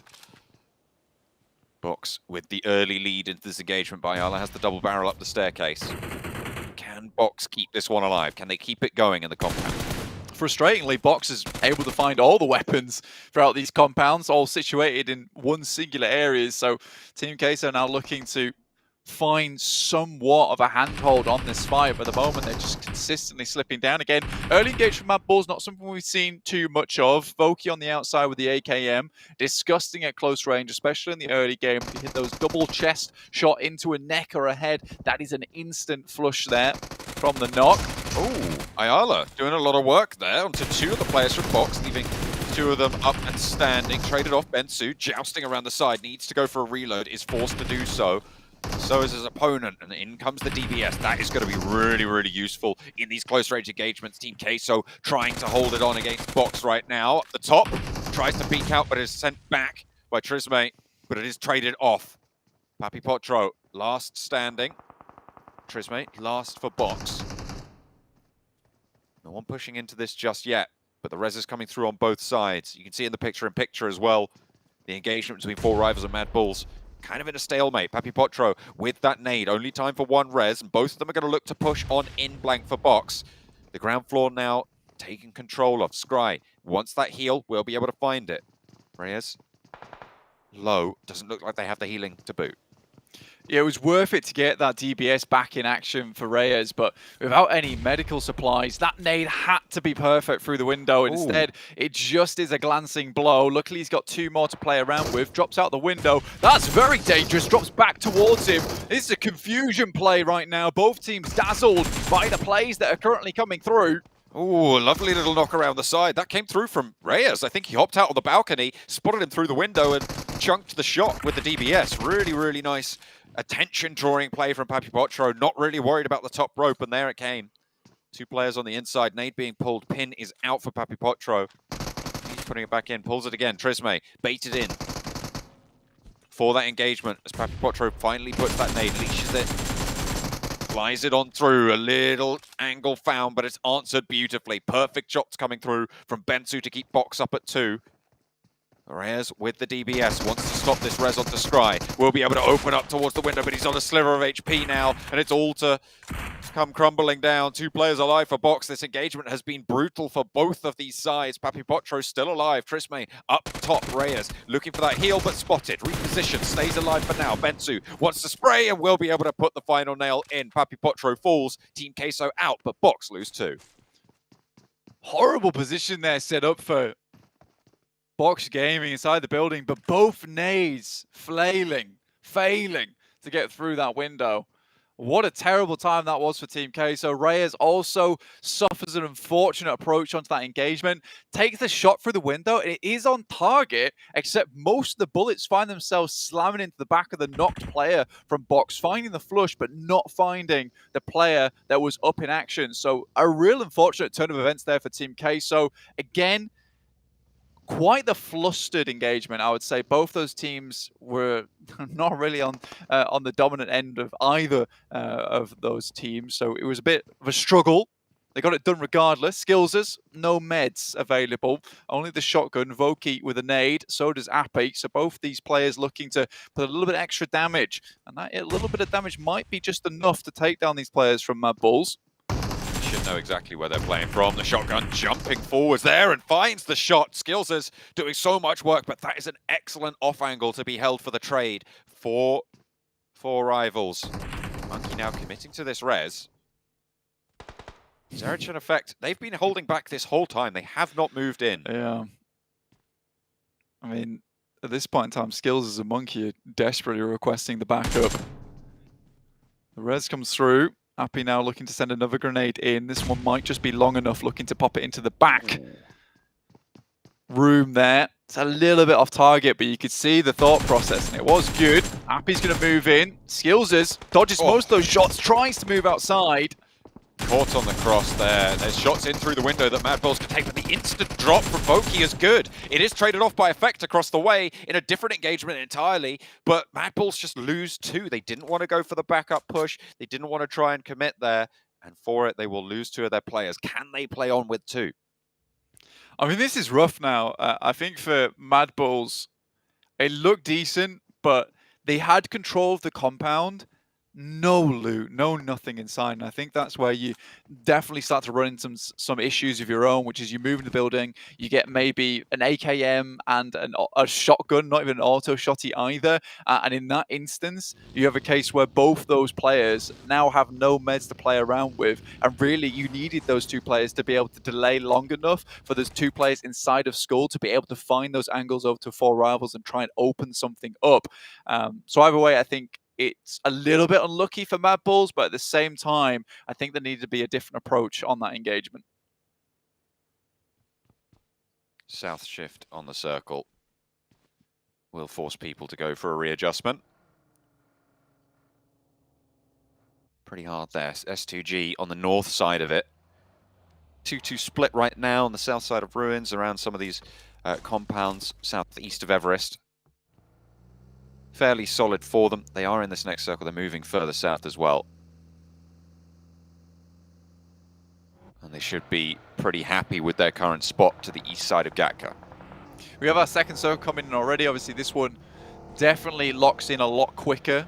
Usually it's around about zone 4 where we really get an ideal idea of where, you know, we're going to be ending up. And now we have those fields, a little bit of quarry, but a lot of Pachinki as well. So some compounds to play around with here, but mostly fielded areas. So very open, flatlands ahead of them. There are teams up towards that northeast side in BTR. The two remaining players from Mad Bulls currently safe towards Rozhok.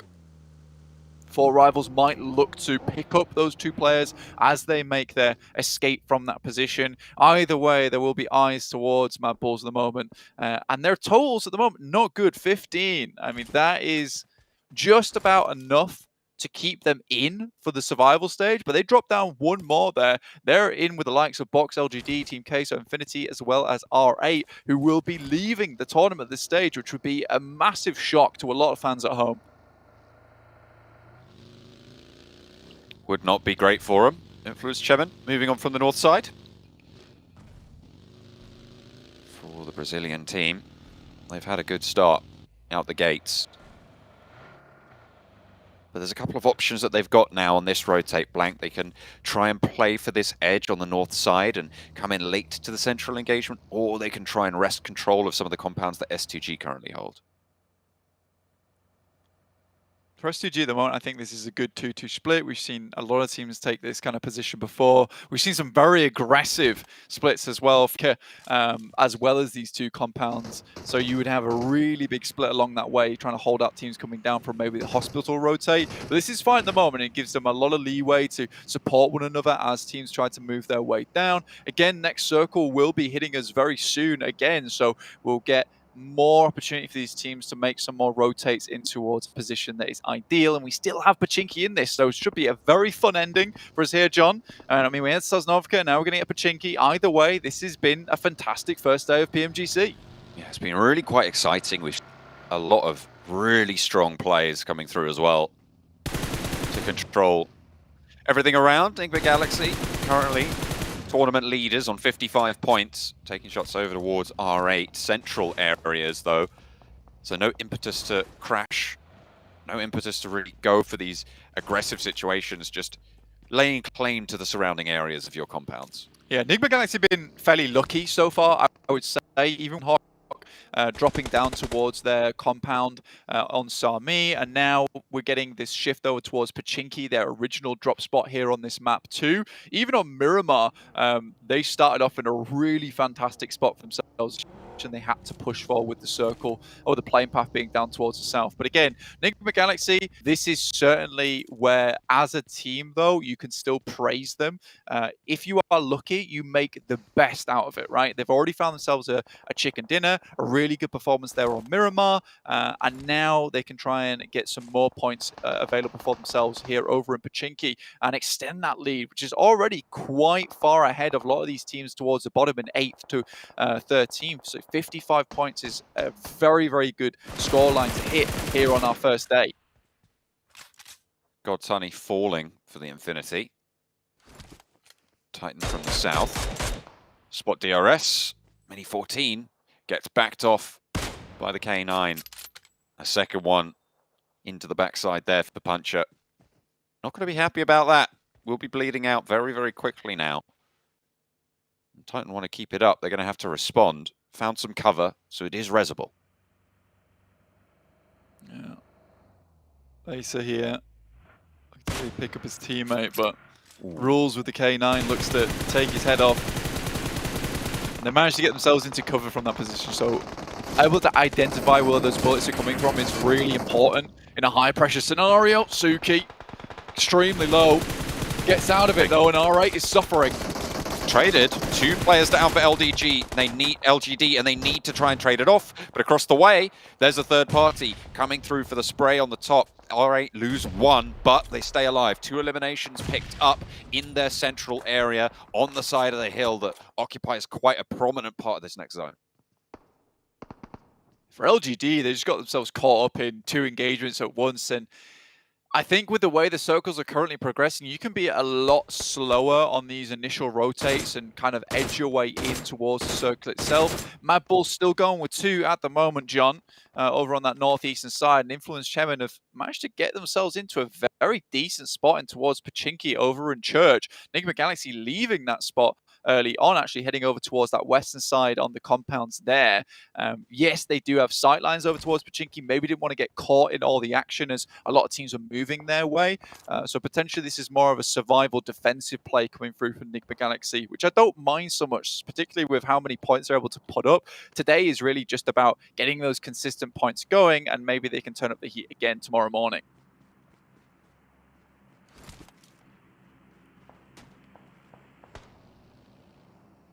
Titan southeast side will have to move through the Infinity a little bit faster. Influence Chemin, good position on the church.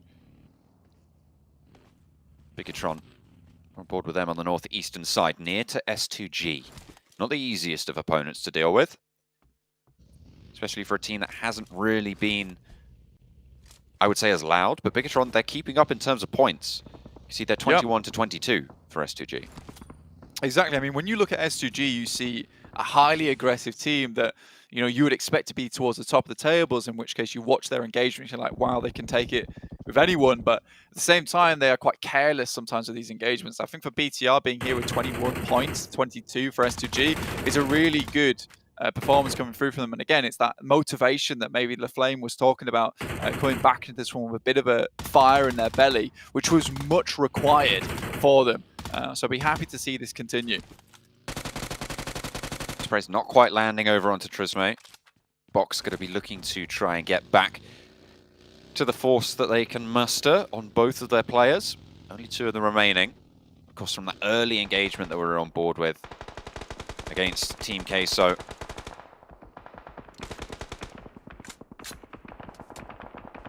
Tizzy on the outside will be finally found. Tizzy eliminated, 14th place.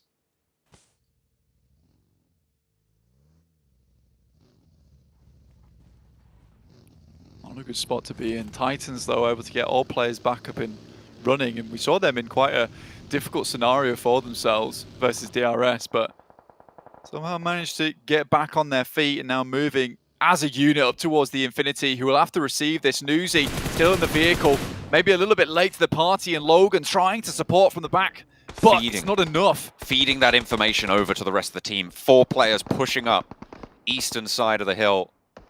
They can fall away, they don't have to go aggressive, but Logan might be the sacrifice for it. Went for those sprays, gets the heal off, but not playing in the next circle just yet.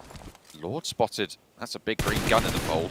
An Orm is in play for Federello. Was that Federello? I think it might have been from Influence Chemin. That's kind of crazy for the position that they're in. We'll be looking out for that a little bit more. Nades over towards Aegon XI8, and it is not going well for them. Trying to reset this fight, but for I8, I think it's all over for them at the moment. Providing some information from the knocked players, but just Blade remaining, and I don't think he has much of a position to play from. Prestige looking to finish him off. Trying to go for the res here, but that nade should be on target. Out the front, and actually, that one's going to land just about missing on the second one. And you post it through the window. It should be a fairly easy push here. And the nade, yeah, that'll do it. R8, take down I8. Difficulty aplenty there. In the meantime, Influence Chemin moved over towards to pick up the loot crate that dropped in Pochinki itself, leaving Church alone. Mad Bull's able to slink their way in. Enigma Galaxy taking shots over towards S2G, but it's Federal there with the AWM, sending a big hefty shot S2G's way. And also finding Kengzo. I mean, it's me. It's pretty big, bringing in this Orm. That's probably from that loot crate. A really good move for Influence Chemin, or a good result on their move, should I say. You never know what's in them until you open them. But S2G locked in combat with Enigma Galaxy. Both of them on 3 players remaining on the western side. The next circle does encompass this compound as R8 try and push up. Will be having a fairly tough time of it. Box up to 5 eliminations now. With the 4 that they were able to claim early, they are able to tickle another one away as Titan lose a player. Goodness me. Federal with the AWM is honestly just taking the shots of his life at the moment. The ghillie suit sniper. He is pinpoint accurate, hitting the bullseye on a lot of those targets. Influence Chemin are having a huge amount of control over this area just from this singular spot. It is a really good compound to play in. Not opting to play the Harry Potter Tower as well, which R8 have now just occupied, in which case Influence Chemin can maybe move their attention their way.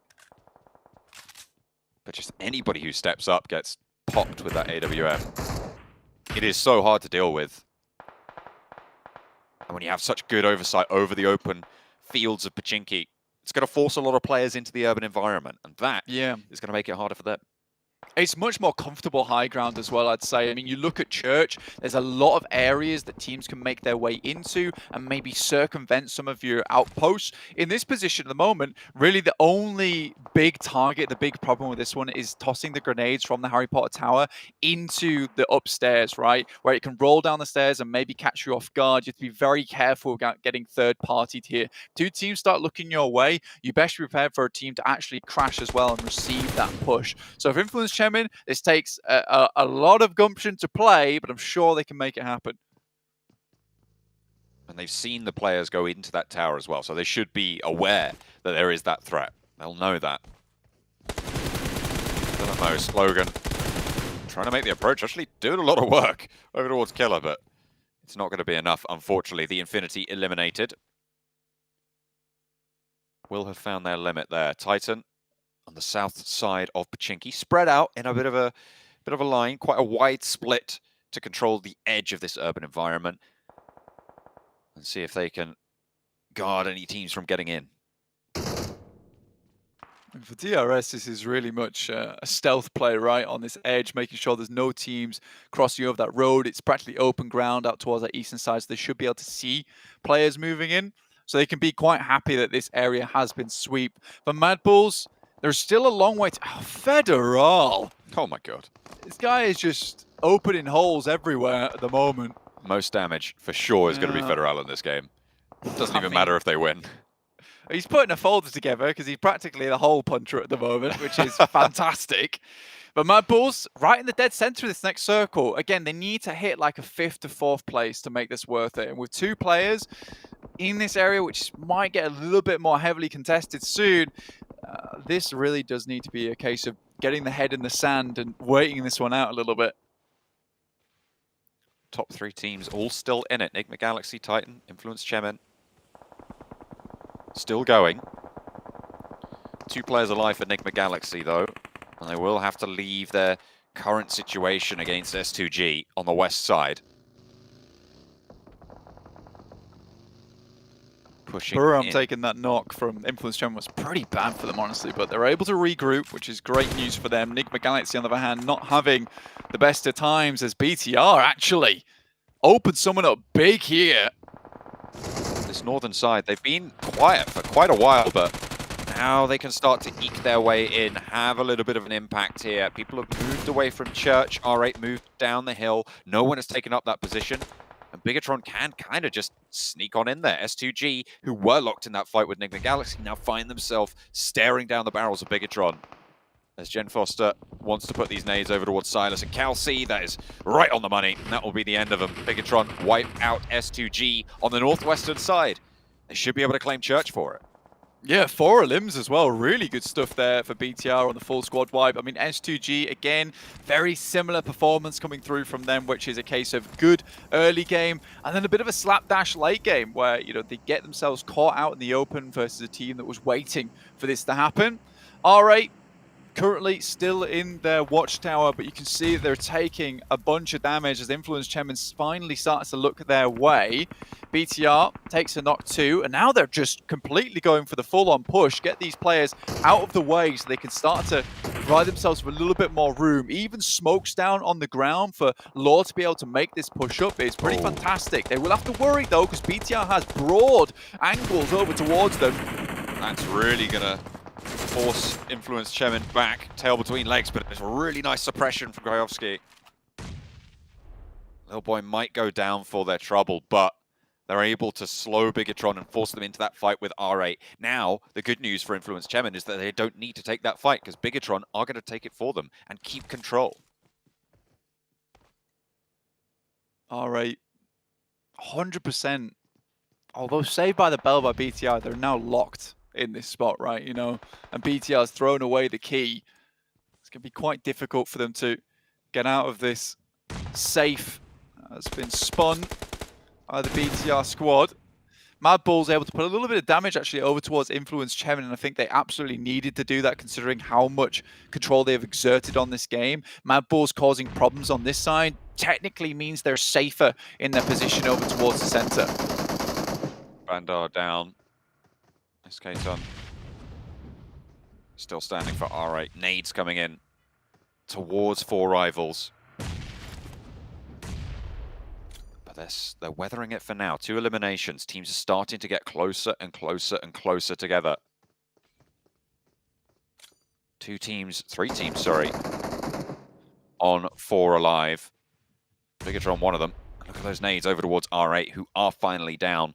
This is the best performance they've had so far in the games today. This will be where it draws to an end. Federal's feet spotted. 6 gets blasted as Mad Bulls chime in. Yeah, honestly, they'd already taken a knock over towards Titans as well. And again, if you'd want 2 players from Mad Bulls up at the end game for a clutch performance as a duo, it would be Effect and Zerich. These 2 guys play off one another beautifully. And Titans currently are the team that is going to cause them the most problems, being the closest on their angles. Effect just trying to send some more grenades through. He doesn't have any left now, though.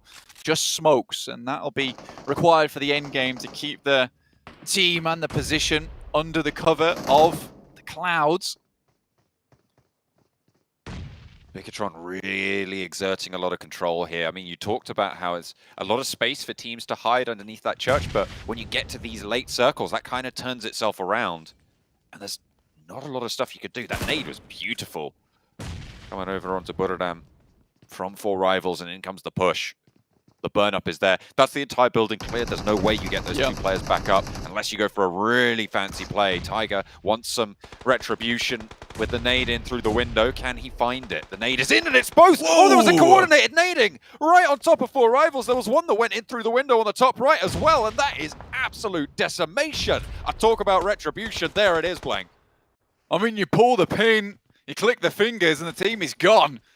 These guys are working with Silly Bang at the moment, apparently, so I'm astonished that that happened so quickly, but Buram were caught on the off by one hell of a nade and then sent 2 of their own. BTR take that moment to move down to a compound of themselves, picking up a building, and it is the Mad Bulls, the dead center of the storm at the moment. But they are weathering it. You said to make it worth it, they had to go for 5th, maybe 4th place.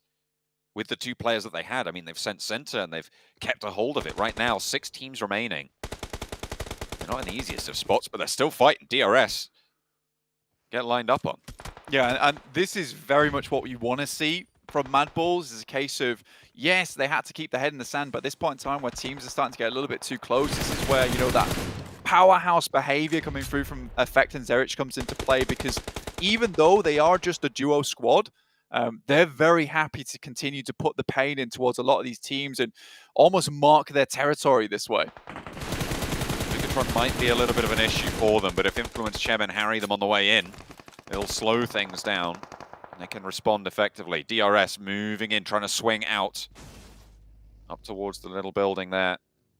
Rules. Not going to go any further for now.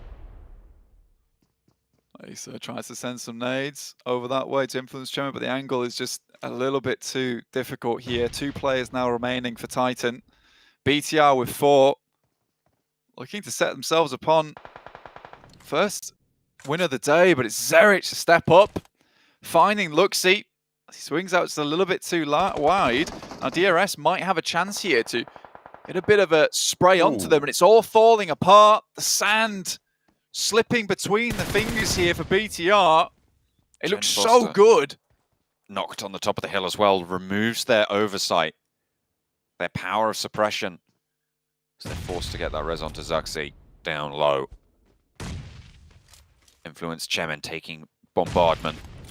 We've seen the nades be effective here. 6 of them as well. Plenty remaining. Cross. Play for Influence Chemin. This is the final zone, Blank, and it's closing. It's going to force everyone together right into the center. At the moment, Mad Bull's probably one of the closer teams to it, but Influence Chemin getting naded out by Buradam. Skayovsky on the back. Zerich steps up, finds one spray into the smoke. Nades being pulled right now for Delta as he wants to lob it on in and get the answer. But Buradam are looking for suppression there as well. 2 players on the rooftops. This is the Urban Pachinki finish here on the circle. DRS cut down out in the open. Zerich dodges the damage there. The nade not quite on the target. DRS being shot out as well. Mad Bull's playing with 2. They're playing effectively. Blank, they are really forcing everyone to make decisions they don't want to have to make. Influence Chemin against Titans as everybody starts to pop off. Federal in through the window, but 2 of his teammates have fallen. Only Federal remains. Buradam on the top of the roof, still just raining down hell on anyone who peeks their heads out. As Mad Bulls continue to stay alive. We're down to 6 teams. They're still going. And for Mad Bulls, it's just hit and run tactics at the moment, John. And teams are hemorrhaging players as we go, and Mad Bulls are starting to look like, you know, they can go toe-to-toe for everyone. I think they have maybe the most players over the Buram. Last player from Influence Chemin goes down, and my name drops over the top. There is Insurgent over on that top side, and Mad Bulls might have to deal with this one. God, that rooftop position was so huge. This is cool. But we're playing on the building. 2 versus 2. Top versus bottom here. The final zone is still closing. Neither team wants to make that step. Neither team wants to make that drop or try and push out. Mad Bulls really don't have the decision though. They can't access Buradam at this stage. Stimming already. I hope he's got an adrenaline shot there because that's what's required. Buram might even have to make the drop out the top side. Derek's just going to hold it. Drops out the top. My name goes down. Not any damage found though. And Tiger similarly also struggling. Effect jumps into the building. This is the perfect opportunity for them, but Zerich has to perform. Oh, he doesn't quite manage to make it. Effect now last standing. Doesn't have full stims there. They will have to drop down on the out. Oh, he catches one. Effect needs to spray and he drops it. Top rope. It's Mad Bulls to stay alive. From the center of Pachinki, it's a duo. What a way to win it out for Mad Bulls here on Erangel. They absolutely controlled so much of that final zone. Buradam from the rooftops will have to fall. And right into the scopes of Effect. I mean, Effect at the end there, you can see him usually. This guy has got quite the stony face, but this man is happy towards the end. It's good to see. With the help of his buddy Zerich there in the middle. Real good stuff. I mean, you're happy to see it for them. Effect with the most valuable player, 1,126 damage done. Again, it was those hit and run tactics. They picked a very, very good central position. And this is where these new circle changes are coming into effect. Because, you know, they're not getting forced out. Thumbs up all around. Happy days. Really, really well done to this team. Honestly, I thought things were all over after we saw that tragic event over towards apartments. But you know, these guys don't give up. They really do not give up. I mean, this is the Effect that you kind of expect to see, right? This guy is definitely one of the MVP candidates from the region. Phenomenal performance here, obviously through in those closing moments, but has been over the course of the last few months a powerhouse for the Mad Bulls, topping the tables here for the squad. It's blowing everyone else out of the water. Obviously, they lost too early, so those numbers are a little bit skewed, but even against Zerich. I mean, the big thing you've got to look from both these players, though, is the 8 and 4 knockouts from both of them.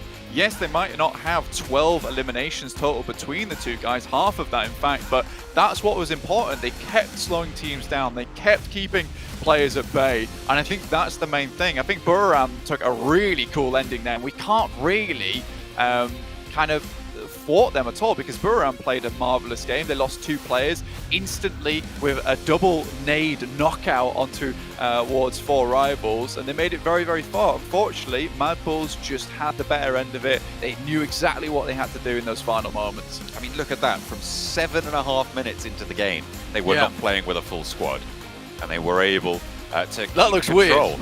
It does, doesn't it? But either way, the Mad Bulls were able to exert enough control over the zone to take home the chicken dinner, and with it, a whole heap of points.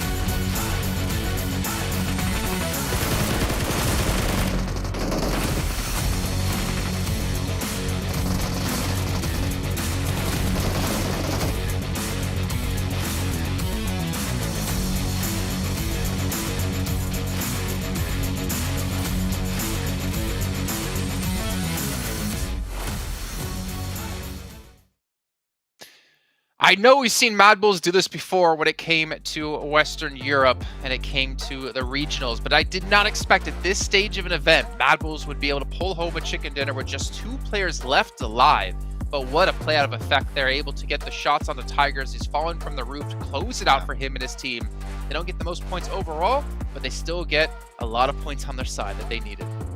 You would never see PUBG Mobile games happen and end like this in the past. Because of these circle settings, you can actually go right to the last circle and actually have the circle close up around the teams, which means if you're the team that has the most central position in that circle, you're the one who has to gatekeep all the other teams. You're the one who has to take full control of that position. And Mad Bulls, sure, I think they lost their first player at the 7-minute mark, but as a 2-man, these are 2 players that we know can pop off. They have what it takes to perform on the PMGC stage, and it was close. It was down to the wire, but those extra sprays Effect got at the end just secured the win.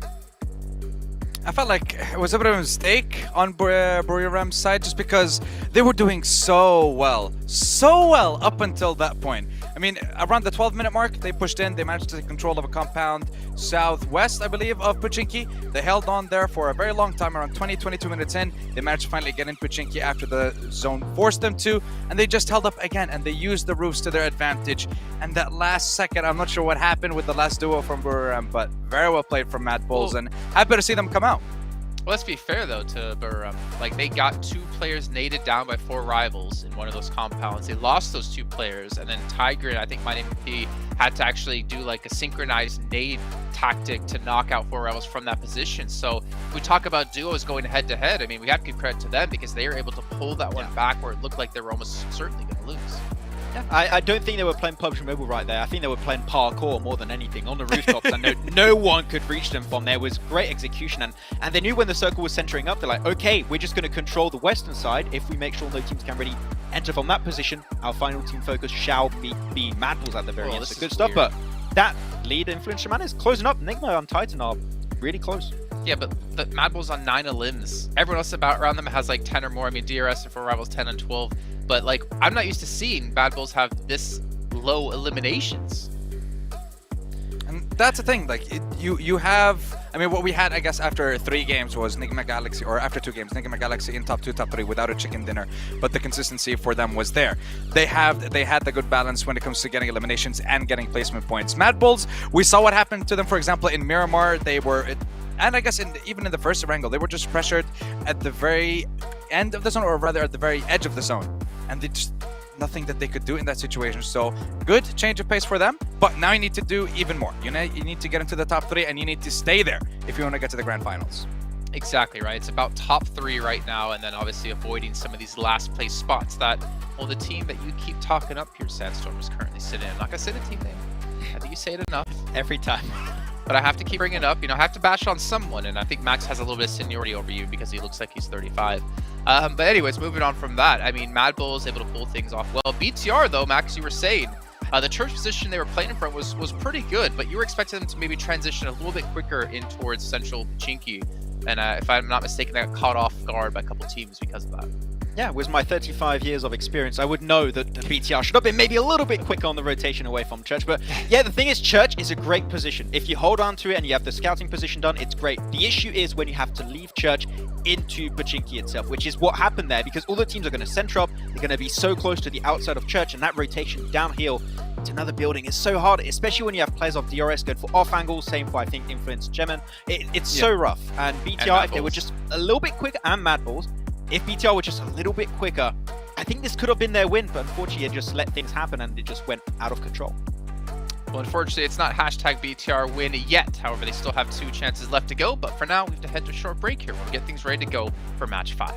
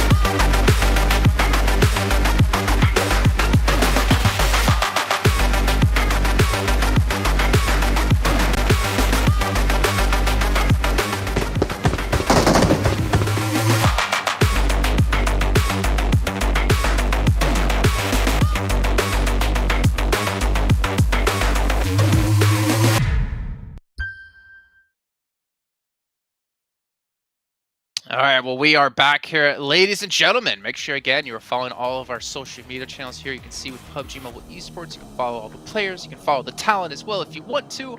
And if you are BTR fans, remember, you can hit up Maxman30 over on Instagram to send him all your love or hate. Depends on which side of the coin you're currently sitting on. Hey, Max, at least I got a little promotion for you in there.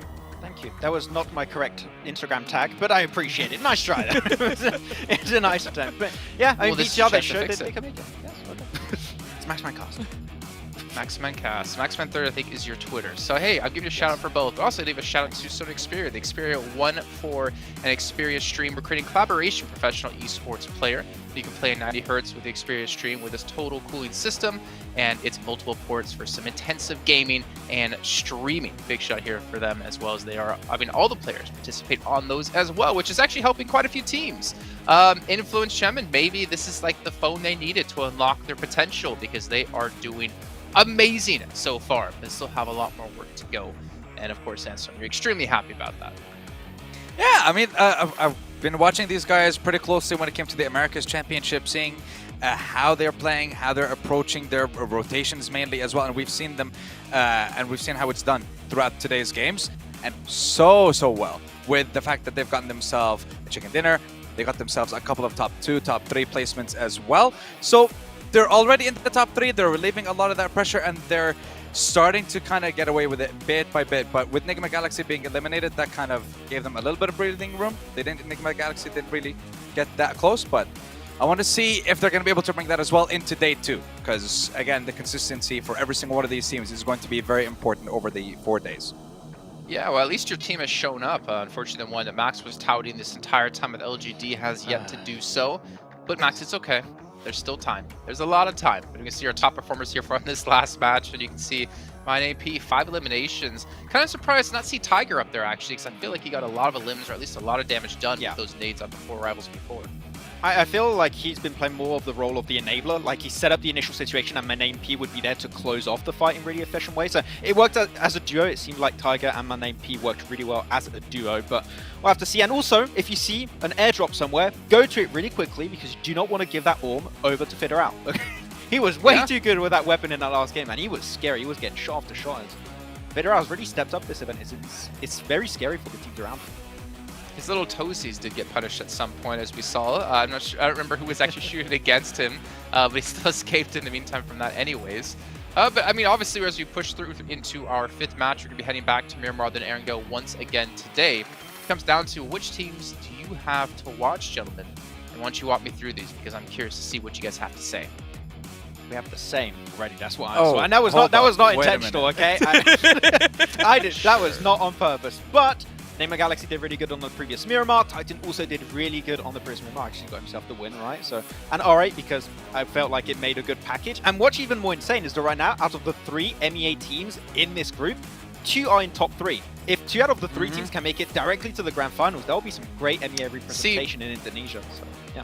What I don't get between you two is, and Sandstorm has been doing this the entire time, RA are in 15th place. How can you still back them right now every time? How are they still always a team to watch? It's still the first day. Yeah, because of their performance on Miramar specifically, it has been absolutely massive. And that, like, I guess Miramar was the one that actually managed to give them the MENA SA Championship last year. That was the one where they had the most amount of points, and that's what I want to see again from them. But I'm not sure what issue they're running into this time around, but they really need to change it up. Let's head to our casters then to kick off our 5th match of the day with John and Blink once again. Hello, we are going into match number 5 today here on Miramar for the PMGC Group Red Blank. We've seen ups and downs, we've seen Bigatron have their chance, but it was a little bit of a prank. Maybe they can win this time. Maybe. I mean, to be fair, it was better than last time, John, and that's what matters. I think BTR currently so far looking much improved from season to season. I think it was a little bit, you know, a non-starter before, but now in this PMGC, it looks like they're really gunning those end games. And it was, like Max said, a struggle to get down from Church, leaving that location after causing such a ruckus from that area. You know, you're certainly going to get shots taken from you. And DRS managed to get themselves kind of slyly on that eastern side. I think that was the big issue for them, and Mad Bulls didn't deal with them till much later. So you do feel bad for a little bit for BTR, but again, those points don't lie right now. I mean, they might not be right at the top, but they're certainly putting up a competitive game. Yeah, I mean, it's certainly all to the overalls, as you say, are there to be the pudding to prove the mustard. Let's go with the mustard, why not? It's the word that I chose, but yeah, absolutely. Everybody really kind of putting up a fight here, and as we said before, these are the teams that are the best in their respective regions, so you'd expect that.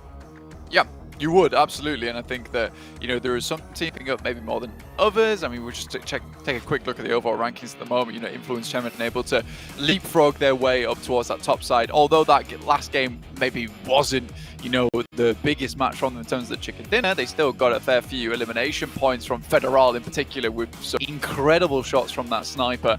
But 61 points, and then underneath them, Nigma Guys at 56, tied currently with Titan Gaming at 56. Underneath them, Buriram were able to get up to 42, and now Bigatron in 5th place. A great place to be. And also just underneath them, there's really been a big change up in terms of the leaderboard. Mad Bull's able to get up to 6th place, which is more or less where we expected them to be.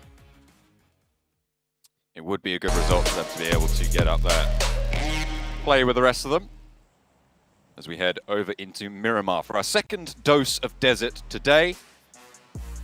Match number 5 about to kick off. Planes into the sky from west to east, heading down a little bit south leaning, but should be cutting fairly central across the majority of the map. So for Miramar, as far as this goes, fairly kind. Yeah, this is a much easier playing path for a lot of these teams to work with, especially if you want to head up towards La Cabrera early on. Means you get those vehicles up towards Trailer Park, even head all the way over towards Torre Armada through this northern side of the map, as opposed to waiting until you get over towards Graveyard / Minas Generalis. So yeah, much easier playing path to work with here. Towards the end of the day, we only have one more match to go after this one. It will be back over to Erangel, so keeping our classics on the cards here, John, which is nice to see. Out of the plane, most teams have dropped out so far. Mad Bulls heading up towards Crater Fields, which is much more typical for that team anyway, alongside with S2G. Last game on Miramar, they were dropping down towards Los Leones, holding that alongside the guys from I8. Wasn't ideal for them, didn't get themselves the biggest game out of it, but we might see a little bit more success for them now that they've got some momentum rolling. Momentum can be crucial at a time like this. A hard southeast circle shift flank. This is not ideal for quite a few of these teams. Cuts out a lot of playable ground in the first circle. Yeah, I mean, that's a Shrek circle if I saw one, because it's pretty ugly, to say the least. I mean, you're over on this eastern side of the map. Whoa, don't be doing my boy Shrek like that. Look, man, he knows it himself. You know, you just got to find someone that loves him equally as beauty is what's in on the inside, and what's on the inside of the circle right now is Impala. So and layers. Those teams are feeling pretty happy. That's right, layers of Impala. Layers of Impala. That's right. But yeah, we do have a very heavy eastern shift on this circle with a ton of water at play as well. So with this circle, will be slowly moving more and more central. You are going to have a case where this is more than likely going to have water in it for quite some time. So teams like Buriram, United Esports, as well as you guys from Team K. So you're going to be fairly happy with this one, as they're already set up in the position where they're more than likely going to finish out this map. There is a lot of high ground in this area to play around with, specifically up towards Impala as well, if you're heading over towards that eastern coastal side. And being here early on gives you a lot of that potential. We saw a very similar circle to like this over in the Americas Championships, in which case Influence Chemin came down from El Azahar and kind of stayed out of the fight for a long, long while, all the way on that eastern coastal side, and then ended up taking the victory on that very final game for themselves from very, very late entry towards the circle. And this is just a case of playing the time right, being patient, and waiting for that opportune moment, essentially.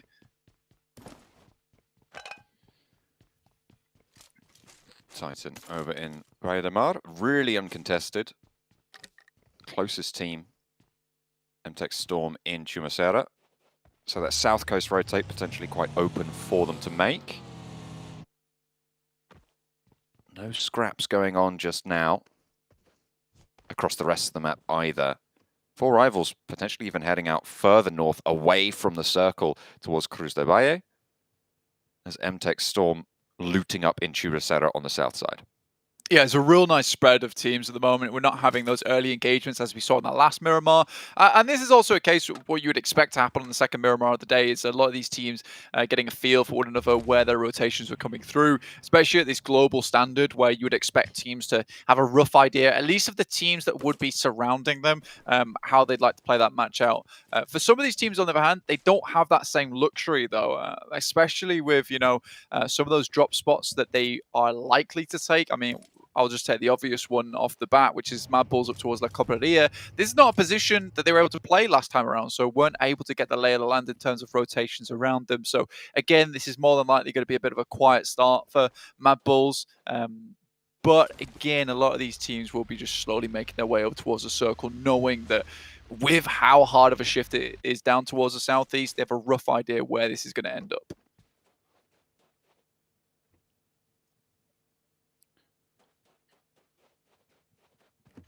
Should be fairly slow going for the time being right now, Blank. I imagine probably going to be waiting a couple minutes before we see those first engagements start to pop off. Influence Chemin regaining their position at the top after that last game. Enigma Galaxy falling just a little bit, but there was a clear top 3 at the start of the previous game. Now that has been a little bit assuaged, with Buriram following up to 42, Bigatron on 40, Mad Bulls even on 36. They're sort of challenging, but still there is definitely that clear divide between Titan, Enigma Galaxy, Influence Chemin, and the rest. Yeah, it felt a little bit weird towards the start of the day with, having so many points invested at the top of the leaderboard and then it getting a little bit weird down towards the bottom. But you are right. We are having that divide now, but the divide is coming through a lot more evenly, right? If you look at the numbers at the moment, we are having that steady ladder as we head up the rankings. BTR, though, spot out S2G. Misery starts to fight out, but Silas doesn't take too much damage, and not enough damage either. Misery might just be able to find some cheeky shots, though, and there's one of them. And the second! Lines them up, knocks them down, bowls them for spare. Hamzy. Potentially next up, Silas is there as well. In comes the backup. Misery will get naded, but in comes the cavalry. Jen Foster slowest, but Luxy and Zuxy, the twins, a terrible twosome. Going to be halved there with another nade from Hamzy, as S2G holding out their position very, very well after a poor start, but they're turning it around. Jen Foster on that flank, moving in with Zuxy now, needs to operate effectively. Kelsey will be flushed. Hamzy and Silas still penned on in. Bigatron playing as 2 with 4 in the pocket. Hamzy and Silas looking for some heals, but it doesn't look like they have too much to be playing with. Silas low, not healing up. Hamzy popped a bandage, what looked like there. Grenade falls out around the side. A flush over onto Ray-Z. The blank wall, not giving any windows, no angles. And Bigatron are going to fall back to try and go for the res. Caught on the cross. Hamzy spotted, but makes it. Yeah, I think it's DRS taking shots from behind. I think this is a smart decision from BTR. They understand that maybe they're able to pick up some of these knocks that are on the floor. Misery is slowly starting to bleed out. S2G don't really give them much time, though, and immediately move up. So, they're not done with this engagement as of yet. Luxy crawling to safety, Misery res there. They're playing for safety. Luxy not there. Zuxy down. You need to respond now if you want to keep your teammates alive. They will lose one, but S2G fall. Bigatron staying alive. Zuxy trapped out in the open, actually getting flushed on out as well, as Egon I8 will be able to plink away a couple of shots, bring Bigatron down to 2. Yeah, that's a really unfortunate engagement with DRS as well as I8 having all eyes onto this engagement. Moving to the other side of the compound to try and pick up some safety from anywhere, really. Understand that DRS were taking shots at them from that northern side, but then they have to worry about the south. So I think for BTR, this is just unfortunate overall. Good engagement to start off with. Misery obviously pulling something magical out of the bag there. Nade over the top. Over towards Misery's downed form. Jim Foster trying to play off against 4. A tall order to be sure.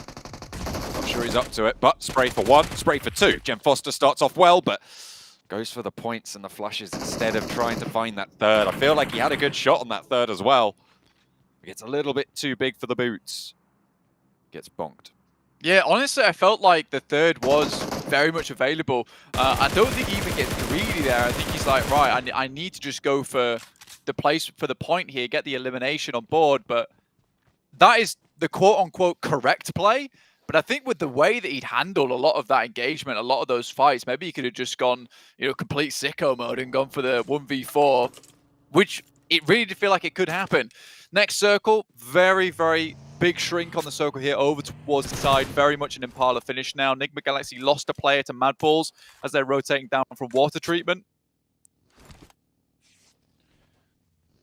Wow, wow, wow. The circles giving us an exciting day today. About 40% water in this next one. As things start to slow down. After that brief engagement, that brief pop-off, Mad Balls maybe still in some trouble, but the Infinity, they've moved just a little bit closer on and maybe going to be running into the back of MTech Storm. If they go too much further, but they should be able to scout that. They're nice and spaced. They have got that split, but looks like they're going to sail underneath the view of MTech Storm there. Yeah, I mean, the Infinity is a massive oddball in this lobby at the moment. First place in Fall, Thai League. Obviously, they'd also took the PUBG Mobile Regional Clash, take first place there, and also the first place in the Southeast Asia Championship. The fact that they're currently on 12 points and already have lost a player is such a weird turn of events, in my opinion. Yeah, for first day, this is not the performance you expect from a region champion. You want more from them because this is just one slice of the lobby, and it's not even the big group, right? So if they're not able to stand up here, do they have a shot against other teams? Of course, it is only day one, but this is, as you say, not looking hopeful. I mean, they're already at risk of just being dropped from PMGC entirely. They're in that bottom 5 at the moment and haven't been able to put up too many points. And you look at that, though, it's 13, 12, 12, 12. LGD, Team KSO, the Infinity, RA, all struggling massively. Able to pick up a few eliminations here and there, but that's really about it, where, you know, a lot of the story is being told at the top of the table at the moment. That top 3 defined for now, with a 16-point buffer between Enigma Galaxy and Bigatron, which won't move too much further unless Buriram... Actually, hang on a minute. Buriram will be above. No, they won't. Hang on a minute, because the elims get added on. Okay, I'm getting confused here. But Buriram down in 5th with 42, sat about 12 points behind, or 14 points behind that 3rd place. This early on, that's quite a large buffer. That's basically a full game's worth of play. Yeah, they're happy at the moment, but Mad Balls have made their way in on the top of Minas Generalis, playing very much edge play style. Didn't want to get too far into it. Again, I think that for Enigma Galaxy, they went for the safe play. Goodness me. I was seeing a Goomba Stomp in action going on there. LGD will be able to roll over the top of the hill, find Buriram. Certainly one of the players. Kengzo goes down, 3 alive now for their strikeout to break that top 3 barrier. Anyways, like I was saying, you know, Enigma Galaxy went for the safe play up towards that northeast side to move down through the rows towards Influence Chemin, LGD, but it gives you a lot more time to stay out of the action. Mad Balls instead taking the approach of a very open ground, and again, already taking a knock there from R8, just, you know, it shows how exposed that position, that ingress is. So they will group restabilize and try and make something out of this engagement, but losing another there, goodness me. Pressure from 4 rivals. You've got Aegon I8 as well, right around the corner. Nade in. Volky backed off. Low. Scribe rezzed right now, getting rezzed.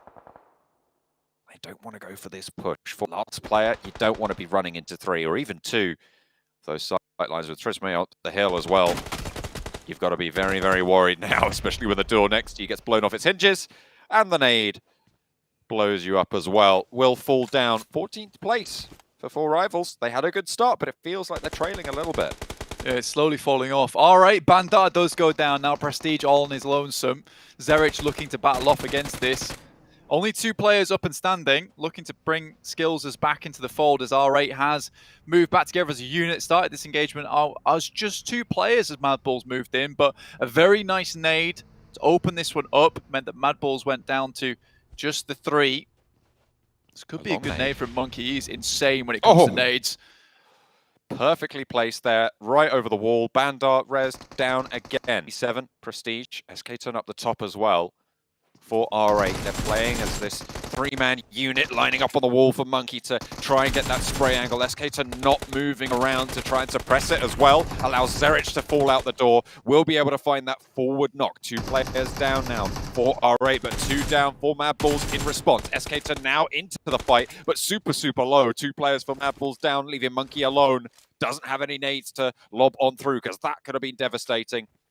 Looking for the reses instead. Nades now coming out from SK Turn around the side of the building. Puts it down the wall line, and that's pretty good, but it's behind the pillar. Only finds 1, but that res is going to be really risky. I don't think you're going to want to go for it. SK Turn with another nade on the inside. Finds the second flush, and that's the 3rd. Coming in for Prestige to find Monkey. Yeah, they started this fight out with a grenade to take down effect, and they finished this fight out with some excellent place ones as well. I mean, that fight looked like it could have gone very topsy-turvy, and Zerich maybe overplayed his hand there, moving out and trying to take the player that was behind the boxes, behind the crates.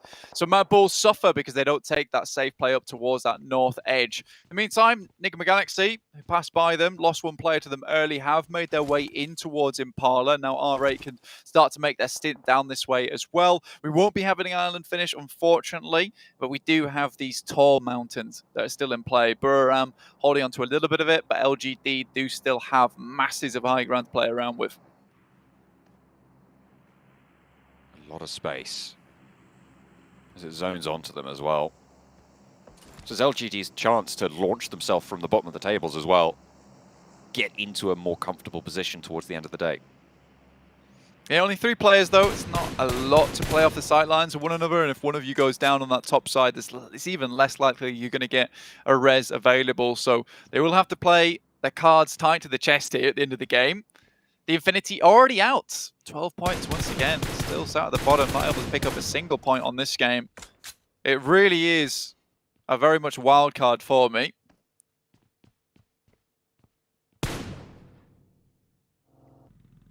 Bandar hiding behind the crate. A shot backs him off, but has got a vehicle, getting shot out in the meantime. Smoke is there. I think he's thinking about getting in. Takes a bullet for it. Repositions, tries to hide the wheels, but don't think you're getting away from here without... Has 5 of them. And fully level 3, so potentially looking to raz it on up. No, the buggy comes in for the rescue. They get in, and they're going to bug straight out. Max over here, taking shots from Buriram. This is what the high ground affords you. Gives you a lot of positions to be able to just take shots down towards any players that are out in the open. And look how much ground this one singular spot covers. There is potential to take shots back up towards him. Very hard to shimmy back out of the way, but that's why you angle yourself like this, so you can just turn turret. It gives you a lot of cover. So well played there to Buriram to set all this up. Give them a lot of position to play in. Again, this is very influenced Chemin-like, though. You can't see them right now, but you might just be able to catch a quick glimpse of them up on the top right of your screen. They are the pinky purple team, I guess. Pinky Magenta, red, pinky mauve. red. Let's say pink. Yeah, let's say magenta. I don't yeah, even know. the I don't think it's magenta. I have no idea. Maybe not. Anyway. You know what I'm saying? They're very top right team. But this is very influenced Chemin of them because they will play on this edge of the map for a very long time and just remain safe. And as for, especially with the amount of players that can be breaking against one another on this map and the amount of times, 2 boxing rings will be set up and they'll go at it. Influence Chemin just looking to keep 4 members alive as long as possible and then pick up the pieces at the end of the game. Next circle will be dictating a lot of the pace of the next. And his zones again onto the hill. LGD with that big chance. Buriram as well. With the high ground suppression onto all of these teams in Impala. Luckily, they don't have to leave it just yet. So they have a little bit more time to play around with. Influence Chemin sitting pretty. And unlike a lot of our other circles, at this point in time, with these next few circles centering up more and more with a lot more space within them, it is very unlikely that Buram or LGD will have to leave this position too early. So getting up here nice, very, very quickly at the beginning of the game gives them a huge amount of control going forward. I think both teams will be very sad that they lost a player at the start and down to 3 each, because this could have been a much more dominant game if they're able to hold on to 4. It is unfortunate, but sometimes that's just the way the cookie crumbles. Buram on the western side of it, also going to be able to hold out. Similar situation for them, 3 players. Titan, southwest, making their push in straight past Team Queso. Reyes will find the knock, and the spray down will be coming in from Papi Patro. Spray over towards Puncher, but he's back over that ridge line. They turn around on the rotate, and Titan stay up with 2, losing a player earlier as well. Leaves them at 2 alive. Yeah, Titan's still been quite strong, but losing a little bit of their oomph here towards the end of the day. I can't say they haven't still played very well, though. And I mean, at this point in the stage of tournaments at this end of the year, where you're having so many fantastic teams joining you, it is unlikely you can be dominant every single match. So you just pick up the points where you can. Influence Chemin, on the other hand, have a very, very good consistent streak here today at 61 points with 4 players alive as well. One of the only teams with 4 players alive in the top bracket of contenders. Buram 42 points with 3. Enigma Galaxy with 56 with only 2 players. And Titans obviously tied with 56 down to 2 players. So right now, Influence Chemin themselves up to kind of get themselves apart from that pack and start being the leader, the sprinters. Well, I mean, when you add on the eliminations, though, that Titan have got this game, it's 61 to 60 right now in that second place. So it is really quite. Still, as you say, there is a leader, but it is very much all to play for, and it's still early days on the week. Absolutely. I mean, getting ahead now, though, with the 4 players and getting a few eliminations towards the end, which they're more than likely going to pick up, Influence Chemin could really set themselves apart from these front runners, is what I was trying to say, by the end of today, which would be really nice coming into tomorrow, where you're not really battling for your life every single day and the pressure's not always 100% on. I8, though, lose 1 player to R8. Across the road here. Difficult crossing, honestly. It's kind of this relies a lot on the circle to come your way for R8. But getting first knock and a lot of damage onto one of those players before he got raised does give them time to maybe think about what kind of decisions they have to make next. Next circle will be coming in soon, and as you said, that shift is going to force R8 to make a difficult decision, make a difficult rotate. Again, it goes on to these central hills, though. Influence Chemin will have to regroup a little bit. They'll have to figure out how they want to play on that eastern side, but they're protected from the most part from pretty much everything going on. This is the good thing about getting into Impala is that, like these teams that are holding in the mountainside, they don't have X-ray vision, so they can't shoot through into the buildings itself. So R8 just has to make this push here, understanding that these teams up on high will be causing them more and more havoc. So they have to just move in and try and make something happen, leapfrog this position here. With IQ going down as well, this is a beautiful start for them. I mean, Boxer chiming into this fight with shots across the way. That top floor getting cut across. DRS moving into position as well. A little bit further south of this. The nades from R8 starting to pour on through, and it's going quite well on the cross. They've managed to make it. Now they need to move through this urban environment. With DRS on their side swipe, it's going to be pretty tricky, but they can start to exert that pressure. D7 trying to burn through that door. We'll be able to break it open. Ghost wanting to hold it off, but fades away. Turns ethereal. LGD find a beautiful little shot to Prestige to snake it out. DRS against Titan. 1-for-1 on the trade out in the open.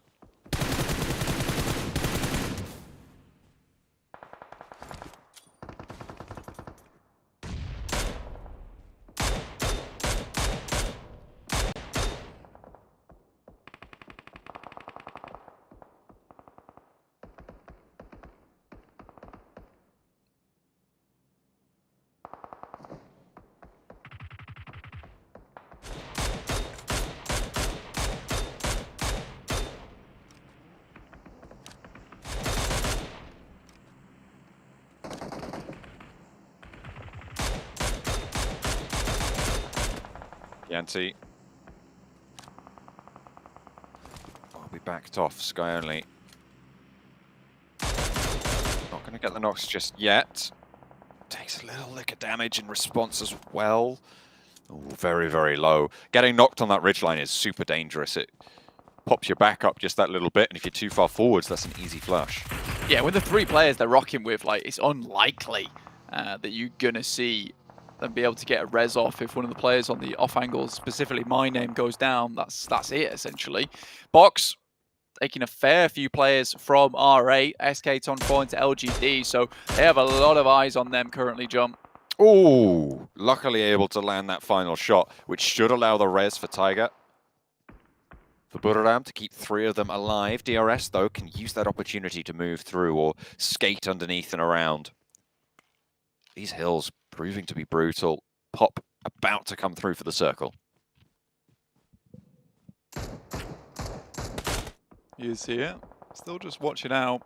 I mean, when we get to that final circle, though, if you're on the top of this mountain and someone can get underneath, then you do have a problematic turn of events where you will have to come down, and dropping off that mountain without a vehicle is very difficult. And I'm not sure if LGD of Buriram have set up that beforehand. Box still trying to eliminate as many sightlines as possible from LGD. CCC has been an absolute powerhouse on this top side with some very nutty shots. Circle did come through very, very central. And again, it's right on towards Buriram. It's right on towards LGD on their side of the mountain. And Influence Chemin, they've just been chilling on the east side, but now they're going to have to make that decision. Do they push in and try and take LGD's position, or do they try and hide it out yet again? Titan, fatigue in the shack. Team Case are unable to get close with oversight coming through from Buriram at the moment.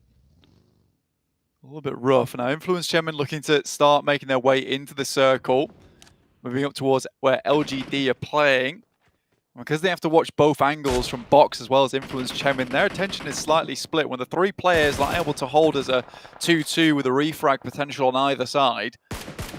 Looks like LGD are taking shots from Box, and Influence Chemin have tried to move up to it. Look at that high ground aggression. Box cannot see Influence Chemin, and LGD could be caught in that pincer there. Buriram holding off the players trying to move in from the southeast side. Team Queso, LGD take a knock, actually coming in from Team Queso, who are on the backside of that hill. They are battling off against everybody. Buriram taking shots over towards Influence Chemin. There's about 4 people involved in this fight, Blank. Yeah, for Buriram at the moment, it's very difficult for these guys to peek out for even a second. Sky's going to look to pick up Teak, who's inside the shack, and Influence Chemin have played this pretty marvelously, getting around a lot of these sight lines by just edging their way up towards rock faces. DRS looking over towards MTech Storm at the moment. 2 players in there, but it's Buriram again. Tiger has eyes on. Very difficult to play with this one with 2 teams up on the top of this mountain. Just playing hand in hand, essentially. Nade, oh, it's just a little bit too short there. Doesn't quite get what you're looking for off the target there, but there's a re-knock and Delta's out in the blue. Willful DRS, very, very low. You can pick up that flush. That's very, very nice. Add that point to the tally for Buriram. 4 eliminations now on the game. As things start to close themselves down, and only Buriram in the dead center. Look at that. Playing ring around my name. Box edging their way up with the vehicles, but now taking huge damage there from LGD. Not allowing to get any further into this one. Overhand toss with a grenade. 5 there for them. LGD were certainly thinking ahead here. Knew they would have to hold on to nades for when these players started to get too close, and they'd have to go for the full squad wipe. So a well-placed nade from YZZ could be the end of Box Gaming. Oh, wasn't quite long enough there. Unfortunately bounced, but if Box pushed too far, that might obble in. 1 knock is good. Looks for a second as well over the ridgeline. Takes a little bit of damage. Half HP, has first aid. Will be looking to pop 1 HE left in the pocket. 3 on the back for Suki as well. Scry rolls up with the party bus, keeping Box with some cover on their side as well. That's going to allow Trismay to get back up as Scry can cower behind it as the nades continue to roll through. Bensu allowed to cross because the nade was in hand. Knocked, but makes it. Stays alive, and Box can keep themselves up at 4. There's threats from the other side, though, as Influence Chemin are there. So are Buriram, as YZ steps up for the spray over towards Tiger. Gets a lot of damage, but forced to back off and go for the reload. More worried about Box. doesn't have any more nades left in the back pocket. Spots Trisme, spots Bensu. Bensu the one to go down, and Box at 3 active. And they lock them against the cliff face here, so there's no way that they can start to challenge out against LGD. And Burham at the moment, Tiger was so unsure where he was getting shot from, so LGD really haven't shown their hands on this side of the map for a long, long while. I think that's nades coming from Influence Chemin at the moment. Scry trying to keep Enigma Galaxy at bay. It will be slightly difficult, but finds at least one. Lord down and flushed. Drop shot for a second, not good. Scry will fall, and now Freak standing tall for Enigma Galaxy. LGD from the top will be looking down on this fight. Box only have one player left. It's Break playing on the outside, not under the sight lines of LGD right now. Tiger, challenge out yet again, getting sprayed and peppered and forced back off the angle once more. Influence Chemin struggling on that eastern side in the meantime. As LGD drop down to try and play together, it's my name to close out Team Queso. Yeah, 2 knocks on Influence Chemin at the moment. And they thought this game would not be lasting this long or be able to allow LGD so much control this entire time. Trying to get players back up on their feet, but it is unlikely. MTech Tarman will go down as well. And currently LGD on a bit of a streak here. This is the final zone closing. Blank, we've got 7 teams. This is crazy. The amount of cover that this mountain has been affording is incredible. Buradam, LGD reaping those rewards. Buradam really with the dominant position though. It's all about being central for this next one. It looks like LGD took that initiative. I mean, this is going to be going all the way to the limit here, John. Trisme spotted. Last player from Box down to 6 teams. Only 10 players. 5 teams now. 2 per team. Shots Crazy over towards stuff. Freak. Will take down another. 4 teams remain now. They're falling fast. It is the final zone after all. Influence Chemin step up, rebuffed immediately. YZ with the close range engagement goes well. Kayovsky falls. The second to go for Influence Chemin, and only 1 player now remains for them. Around the ground will fall as well. LGD, Buradam, they stayed at the top, and Buradam are getting forced out, playing into the blue. Tiger is there, the last. Suki drops out. Tiger maybe looks for a challenge, but it is LGD to take home that chicken dinner. A much needed reprieve from the bottom of the tables. It's the chicken dinner for LGD. Honestly, a really difficult game there for LGD, and managing to make that one happen is quite astonishingly impressive because they had to hold out as just 3 players. Not only Box, they were holding at R8 and I8, and then also keeping Influence Chemin at bay, who always had their eyes on dismounting the guys from LGD throughout that entire game. And, you know, Max definitely said that. I'm not going to joke around now because it is quite serious, but Max was always saying, you know, when they're on Miramar, they do have a really, really good set of moves around them. And I think when it comes to that long-range engagements, they are quite strong when it comes to it. So, you know, Max was definitely on the money there. But again, you're right, John. This was a much-needed game for LGD. To give them some chance at staying in that middle pack and even top if they're able to put up more performances like it as well in future Miramars in the next game and try and put that power on in.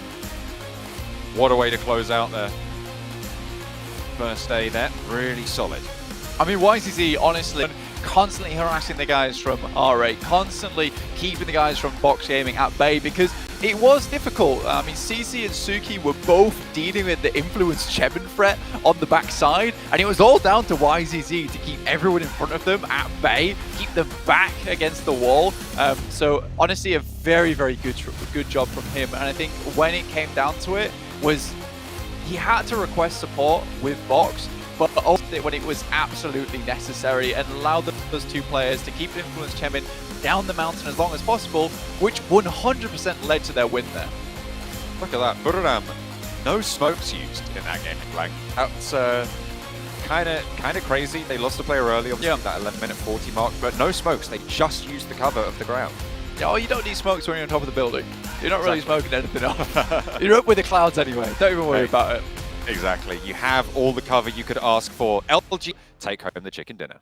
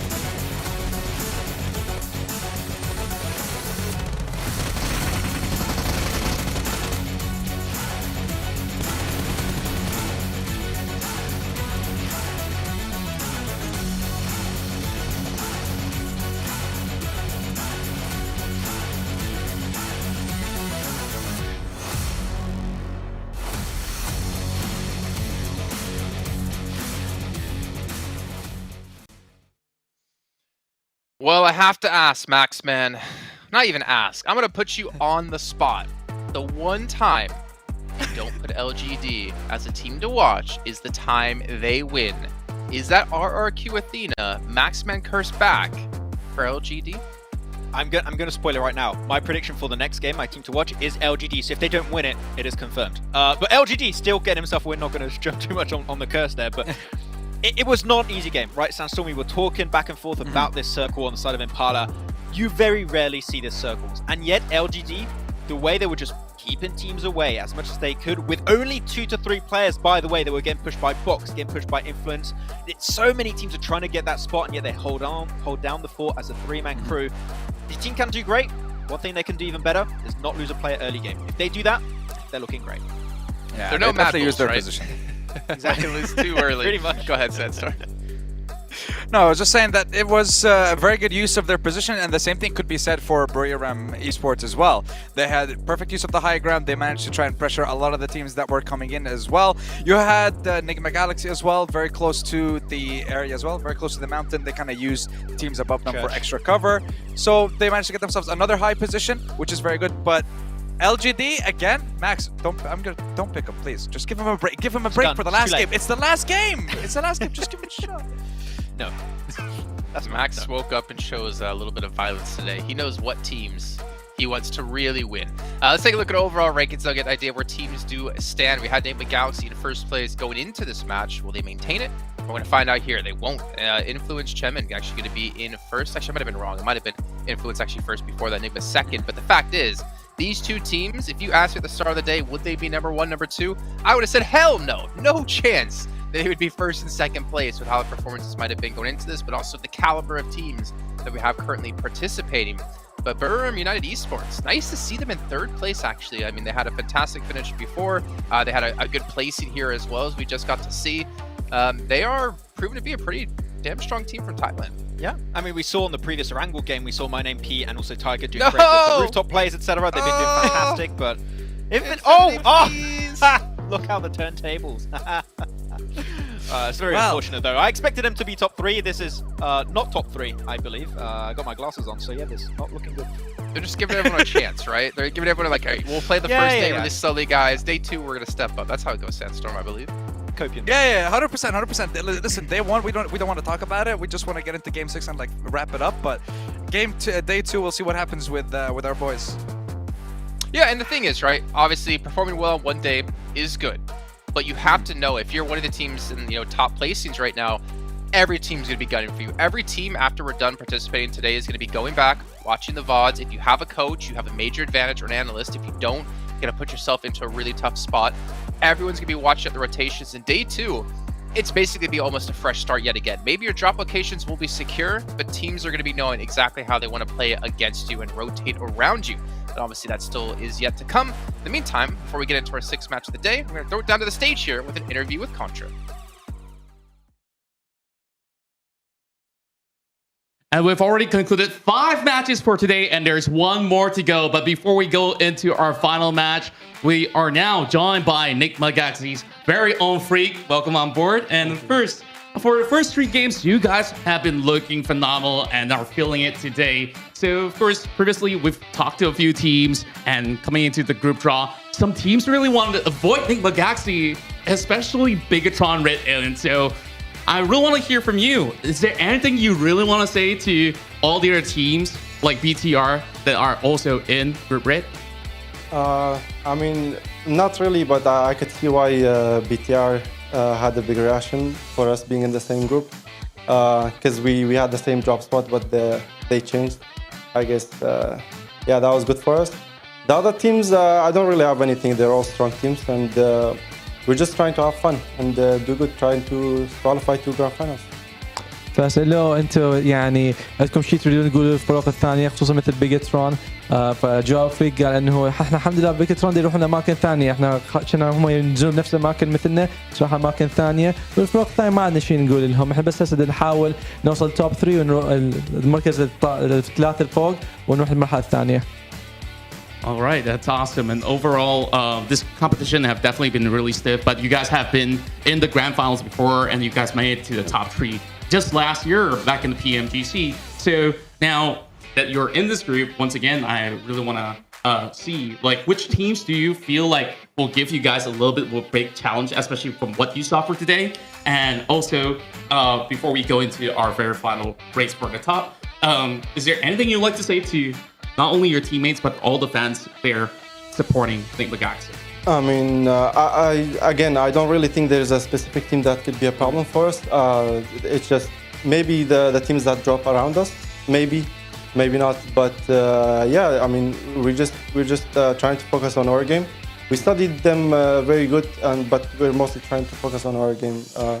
And for the fans, I mean, I hope we will be up to your expectations. I mean, I know we didn't do really good lately, but now we're absolutely ready, and we're here for the win, nothing else.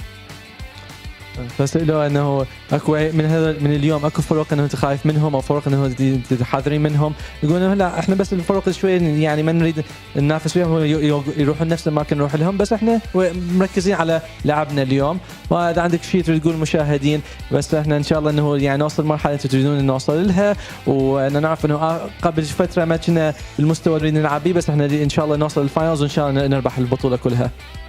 It's great to hear that you guys are very well prepared to go into grand finals in Jakarta, and there's still many more games to go. So definitely, I would love to wish all the best to you and the rest of your team. And we still got one more game to go, so I hope that you guys stay with us for this one, and we'll be seeing who will get our final chicken dinner for day one of the PMGC League 2022.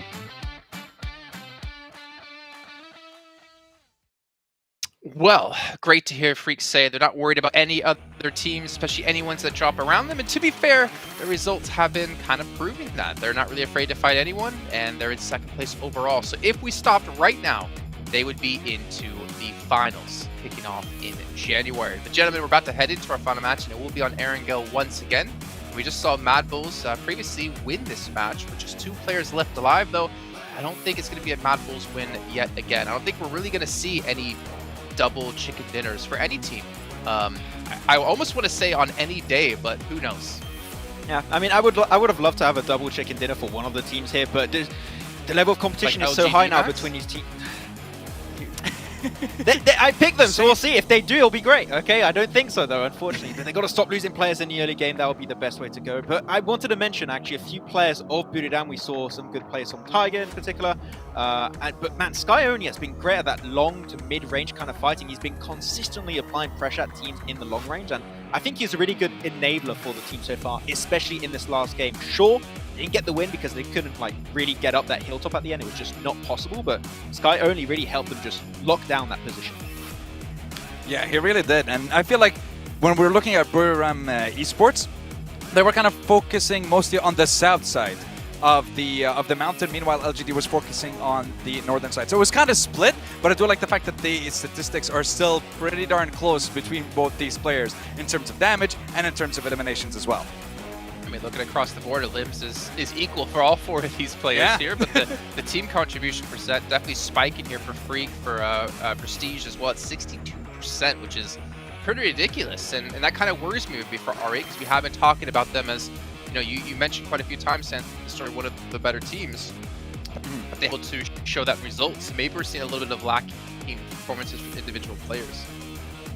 Little bit, and that's the thing that we're seeing from Prestige. He seems to be the one that's kind of picking up the slack a little bit. I'm not sure what's going on with Aida and with Bandar, but these guys, they're usually some of the strongest players in the region locally, but they seem to be struggling on the international stage, maybe because it's the first time that they're competing together. Obviously, it was a different roster that won MENA South Asia tournament last year, so this might be the issue. The synergy might not be there. The international experience together might be the problem, might be the... So we'll see. I want to see what the solution is going to be, I guess, starting day 2, because it's too late to fix day 1. I mean, we got to see, obviously, them when it came to, was it the after party showdown for PMWI Max, but the teams there aren't, I think the competitiveness of the lobby of PMWI after party showdown is not equal to the competitive lobby we have right now here in Group Red. I think there's definitely a higher skill level across the board here, so it's, I think, tough to adapt on the fly in a day, but again, like they have tonight, they have tomorrow morning, they have still 3 days of action. It's just whether or not they can adapt themselves and improve on themselves in the next days. Yeah, unfortunately, they don't really have a choice. They have to adapt because if you have 2 bad days, odds are you're not going to be part of top 3. That's pretty much 100% confirmed. You might not even make it into the survival stage, and you really need to make it right there if you want to potentially have a chance to go into in Indonesia in January for the grand final. So, all right, need to do better. I mean, you mentioned it right there, Sandstorm also, and I think it's a really good point. Ida and Banda have not been present. It's been SK-Tom and Prestige all day so far in these games, and we need to have teams step up if they want to get high in the rankings. We know we need to see you guys' teams to watch. I'm curious, Max, did you put LGD down yet again? You mentioned, I think, that you did. I'm sorry. I have to test out, okay? I'm a man of experimentation, okay? I have to see if it is true or not. But hey, if they get themselves a back-to-back, I'll be stoked. And also Mad Bulls, because Mad Bulls are pretty good. At least you haven't picked the same 2 teams almost every game, like a certain other analyst on the desk here. Am I wrong, though? Am I wrong? The 3 teams that I have picked, they have consistently been showing up, influenced Chemin, constantly getting top 4, top 5 in every single one of those games, and they're still in the top spot. Enigma Galaxy, same thing can be said. They're not doing it to the same extent, but they're still getting a decent amount of points every single one of those games, unlike someone's team, Mr. I pick LGD. Hey, they don't win. Imagine picking the same teams every single time. I know Jason would never do that. No, and I was going to back you up, Max. I was going to be on your side here, and now I'm on Sandstorm's side. How dare you, Max, not pick teams that are in the top 3? You should be doing that every time. That's always your teams to watch. But the thing is, we're going into the final matches shortly. We have about 20 seconds to be kicking off the game. And it's going to be tough here because this is like the final note you're going to be leaving day 1 on. You want to get as many points as possible, obviously looking towards that survival stage. Top 3, like you said before, Max, it might be difficult for teams to kind of collapse on that position if they can't have any sort of step up now. But there's every opportunity to do so. So we're going to throw it back to our commentators here to kick off our final match here of day 1, the PMGC Red Group Stage. A game left to go, Blank. We are ready for it. Or back over to Erangel to close us out where we started. Another dose of the good old green. We are going to be seeing just who can close out with the strongest performance. We're now seeing a top 4 bracket start to form. A lot of teams at the top now who are kind of vying for this position, which is great to see. I mean, I'm definitely interested to see if anyone else can start to jump their way back up again. LGD's already had that singular performance, which was so very important to them as well on day 1. You do not want to be left down the cold towards those bottom 5 teams, especially when all of them were getting so limited amount of points. The Infinity is in a real struggle bus at the moment. They need to really pick some things apart in terms of their gameplay for tomorrow and try and fix some stuff, because they're certainly not a team that should be down here towards those part of the rankings. Like you said, this is not even the difficult group either, right? So yeah, not enjoyable right now for some of these teams, but for the likes of Enigma Galaxy, if it was Chemin, they are looking to themselves towards that top side. It will be just a few more moments towards the games. Don't worry, you know, all the players are seated, comfortable, ready to go. We want this last game the most magical time, but we'll get there eventually, don't you worry. I'm sure we will. We're just getting it all set up. With only the 1 game left to go, though, it's all about clambering out of those bottom spots, really, for a lot of those teams, right? Bottom 5, not where you want to be. Top 3, very cool. That's going to get you all the way into into those grand finals. I mean, you talked about that earlier, and that top 4 bracket currently looking good to try and take that. Of the 24 matches that we're going to be seeing over the next couple of days for this group, they have only just about broken into that first quarter of them. So being in the top 4 at this stage, it's good, but it's by no means the be-all, end-all. Yeah, I mean, for Budoram in particular as well, I mean, this is an impressive team on their lonesome. Like a 3rd place on with 64 points. Very, very well done to them with 28 elimination points, which is quite good, which is evened out by their 36 placement points as well. But I think the most interesting thing about this team is just their rise and their performance, right? And so you look at them in the entirety of 2022, right? Like their first tournament, PMPL-wise, Thailand, obviously Spring 2022. They got a 14th place in that one. And then they have played a load of third-party tournaments since then, getting 3rd, 4th, and they come into the Southeast Asia Championship of Fall after doing a lot of practice. You've got to say this team has been putting in the work behind the scenes. They come out with a 2nd place, which is really good to see. I like personally watching a team that is able to put in the work outside, behind the scenes, to make sure that they're ready for a tournament like this. And here they are, now performing to a very, very high standard. Good to see that step up, and you need to be making those steps if you want to frag out with the best of them. Of course, it's PMGC, it's time to do so. And this is only one of the groups that we've got on offer, right? So if we're seeing this sort of step up come through here, I'm really excited for the other groups as well that have still yet to come, with green and yellow. Obviously, people are talking about Group Green as this massive powerhouse of a group that seems to be stacked full of some of the toughest challenges coming into this tournament. For sure. I mean, when we get round to it, it'll be extremely enjoyable to watch, and I'll certainly be there watching from the audience as well to make sure I'm keeping up to date with all these incredible teams that are coming in, these powerhouses. But there are just a lot of teams here currently in Group Red that can have some massive performances. You know, S2G is probably an outlier here in 12th place. Currently, this is a team that, you know, is in that position where they will get knocked out of PMGC if they keep playing to this performance. I mean, we were saying halfway through the day, was it, John? You know, they were 22 points and BTR was 21 points.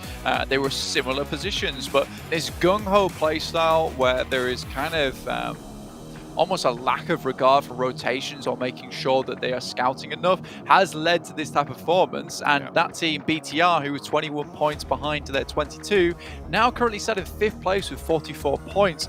It is strange how far S2G has fallen today. I mean, you look at their spread as well, 17 eliminations, 8 placement points. On their 25 total, it really is indicative of exactly what you're talking about there, right? They are taking fights, they're losing a little bit of power, they're not carrying momentum through to those late games, but they are getting a couple of points every game. It might not be enough though. 12th place is that bubble, remember, where you are fully eliminated from PMGC entirely, so you do need to be putting up better numbers than that. I sat right next to teams like Box Gaming, who 18 eliminations, 6 placement points coming through. It's not the best format for those players towards the bottom of the tables, but there is plenty of time to step up. That's what we're going to be looking forward to from S2G, hopefully from Box as well. Everybody else in that elimination bracket in the final Erangel of the day. On match 6 here, so obviously we do have 3 more days to go after this one. But again, this is where we close things out for now. They'll return to join us again tomorrow after this match. But according where after this one has finished, as I'm sure we'll have some exciting things to show before the end of the day, before you guys can go chill out and do whatever it is you do other than watching PUBG Mobile. Maybe you want to go watch some more PUBG Mobile, so head all over to PUBG Mobile Esports YouTube channel and pick it all up there. At the moment, though, shooting range, we're heading down from Zaki to Nova Noya.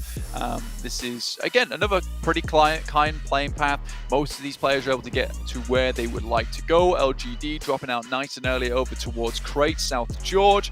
A little bit change of pace for them, but this will be fine. Again, coming off the back of the win, a lot of these teams do require a bit of momentum to get going. Mad Bulls, I didn't really like what happened last game. I felt like they took a route in towards the circle, which was going to be rife with engagements and aggressive nature, and also defended areas of the map. So I think for Mad Bulls, it might just be a case of rethinking about going back to that safe play style in the early game. Playing path splitting out now. Circle drops to the mainland on the northwest side. Not going down south to military this time around again. Box dropping south on the yellows on the coast. And they will be chilling for the time being. No one really too close by. Not at the moment. For Box, this is one of the first times I'm able to drop it and not have too much harassment going on. Mad Bulls have pretty much had to change their drop spot every single time here on Erangel.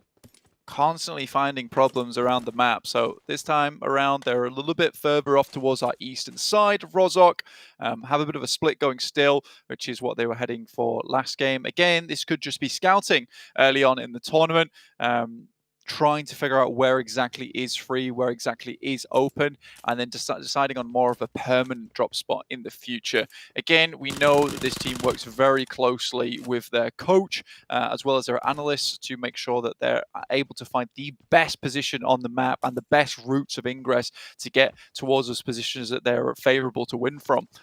So I think there's going to have to be a lot of rethinking going on at the moment for this. Nevertheless, 38 points are still decent. 7th place, very much safe right now. There is that drop off between 8th place and 9th place with LGD and 4 rivals dropping by 10 points. So there is this nice buffer going on between first and 8th place. It's looking pretty calm between those areas. And there are those clear divisions starting themselves known. I think at the end of this game, we will have that clearer picture as every single game further. North contested for R8. LGD South George. Team Queso making all the way up to Severny on a split. And they're going to be pretty happy about that as well, shifting the way it did. Yeah, if you didn't quite catch the circle itself on the map, it did actually head up towards that northwest side. So Ruins, pretty much dead central. Swamp could be heading for like an Everest ending here, potentially even that nasty island between Rozhok and the northern island. There you go, there's your answer. Only 15% of you got it right. Shameful. You guys need to be better on the ball. S2G claiming PMGC 2021 as last year's PMGC. I mean, to be fair, that 52%. Yeah. What do you mean? Oh, I didn't see what the option was there towards A. I thought it was 52%. I was like, hang on a minute. No. That Wait. can't be right. That's the number of people that chose that option. Okay. 10 chicken dinners over in PMGC 2021, which is quite a lot, to be honest. But yeah. We're here in PMGC 2022 where they've got 0 chicken dinners. It is very much a different story right now for S2G. Currently, no one really streaking out with the most chicken dinners. It's been evenly split. No repeat performances yet. Influenced Chemin, Titan Gaming, Mad Bulls, and LGD currently the chicken dinner eaters. We'll see who is able to claim that 6th. Is it going to continue to disperse, play a little bit fair, or are we going to see a concentration just a little bit more? At the moment, it seems like most of these teams are playing, especially the teams at the top, are playing consistently and making intelligent decisions rather than going for winning plays necessarily all the time. They're just going for those points. Yeah, I mean, you play a LAN event like this, there is nerves that add into the equation as well. You comfort at home anymore. So for some players, it might just be nerves getting into this kind of environment. You know, it's the biggest tournament of the year as well. It might require a day for those nerves to calm, to settle, before you can start playing to your utmost capability. Again, that is one of those things that is not unlikely to happen, but it might not be the main reason. We'll see again tomorrow what happens, because I think if you can't quite get things right tomorrow, that's where you start to have to really worry quite a bit, because you only then have 2 days to rectify any mistakes that you might have made over those last 2 days. And with the way, you know, we're seeing the point split happen currently, it could be quite difficult to climb back up. Again, we do have a lot of leeway at the moment, with the 1st through 3rd place getting an instant invite to those grand finals of PMGC, and then 4th through 11th getting through to the survival stage.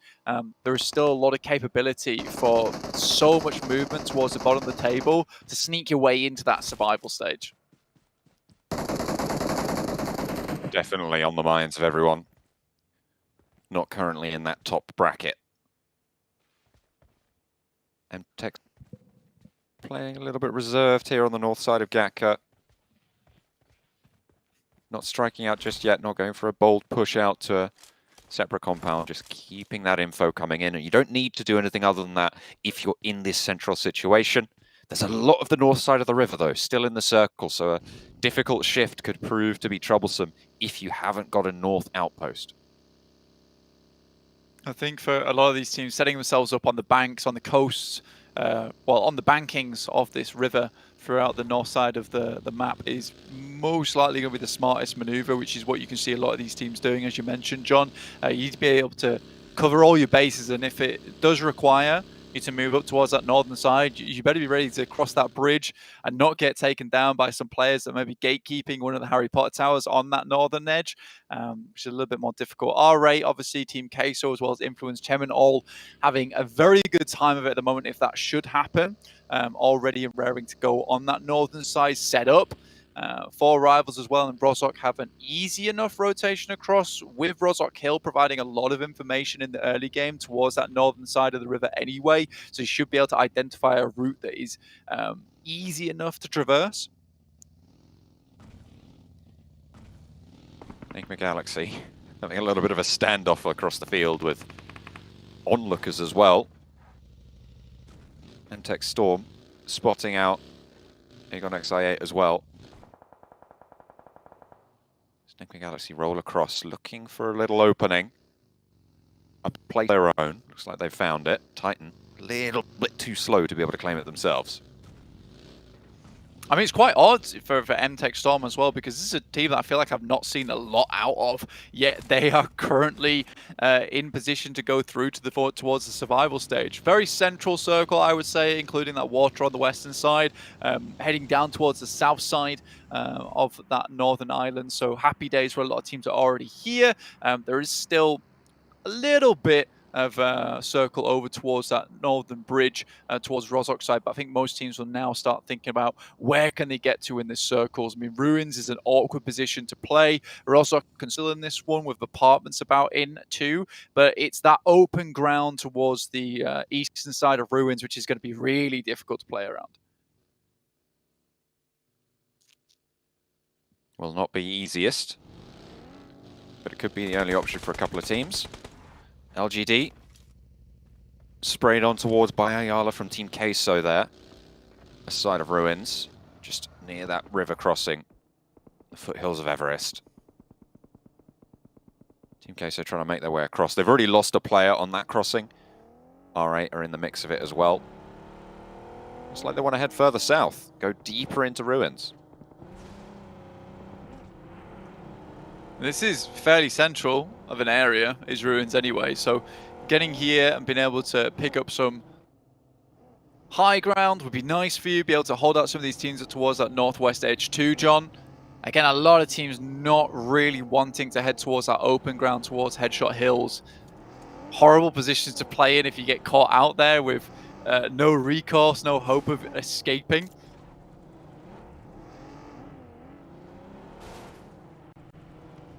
BTR crossing the river near Rozhok on the east side.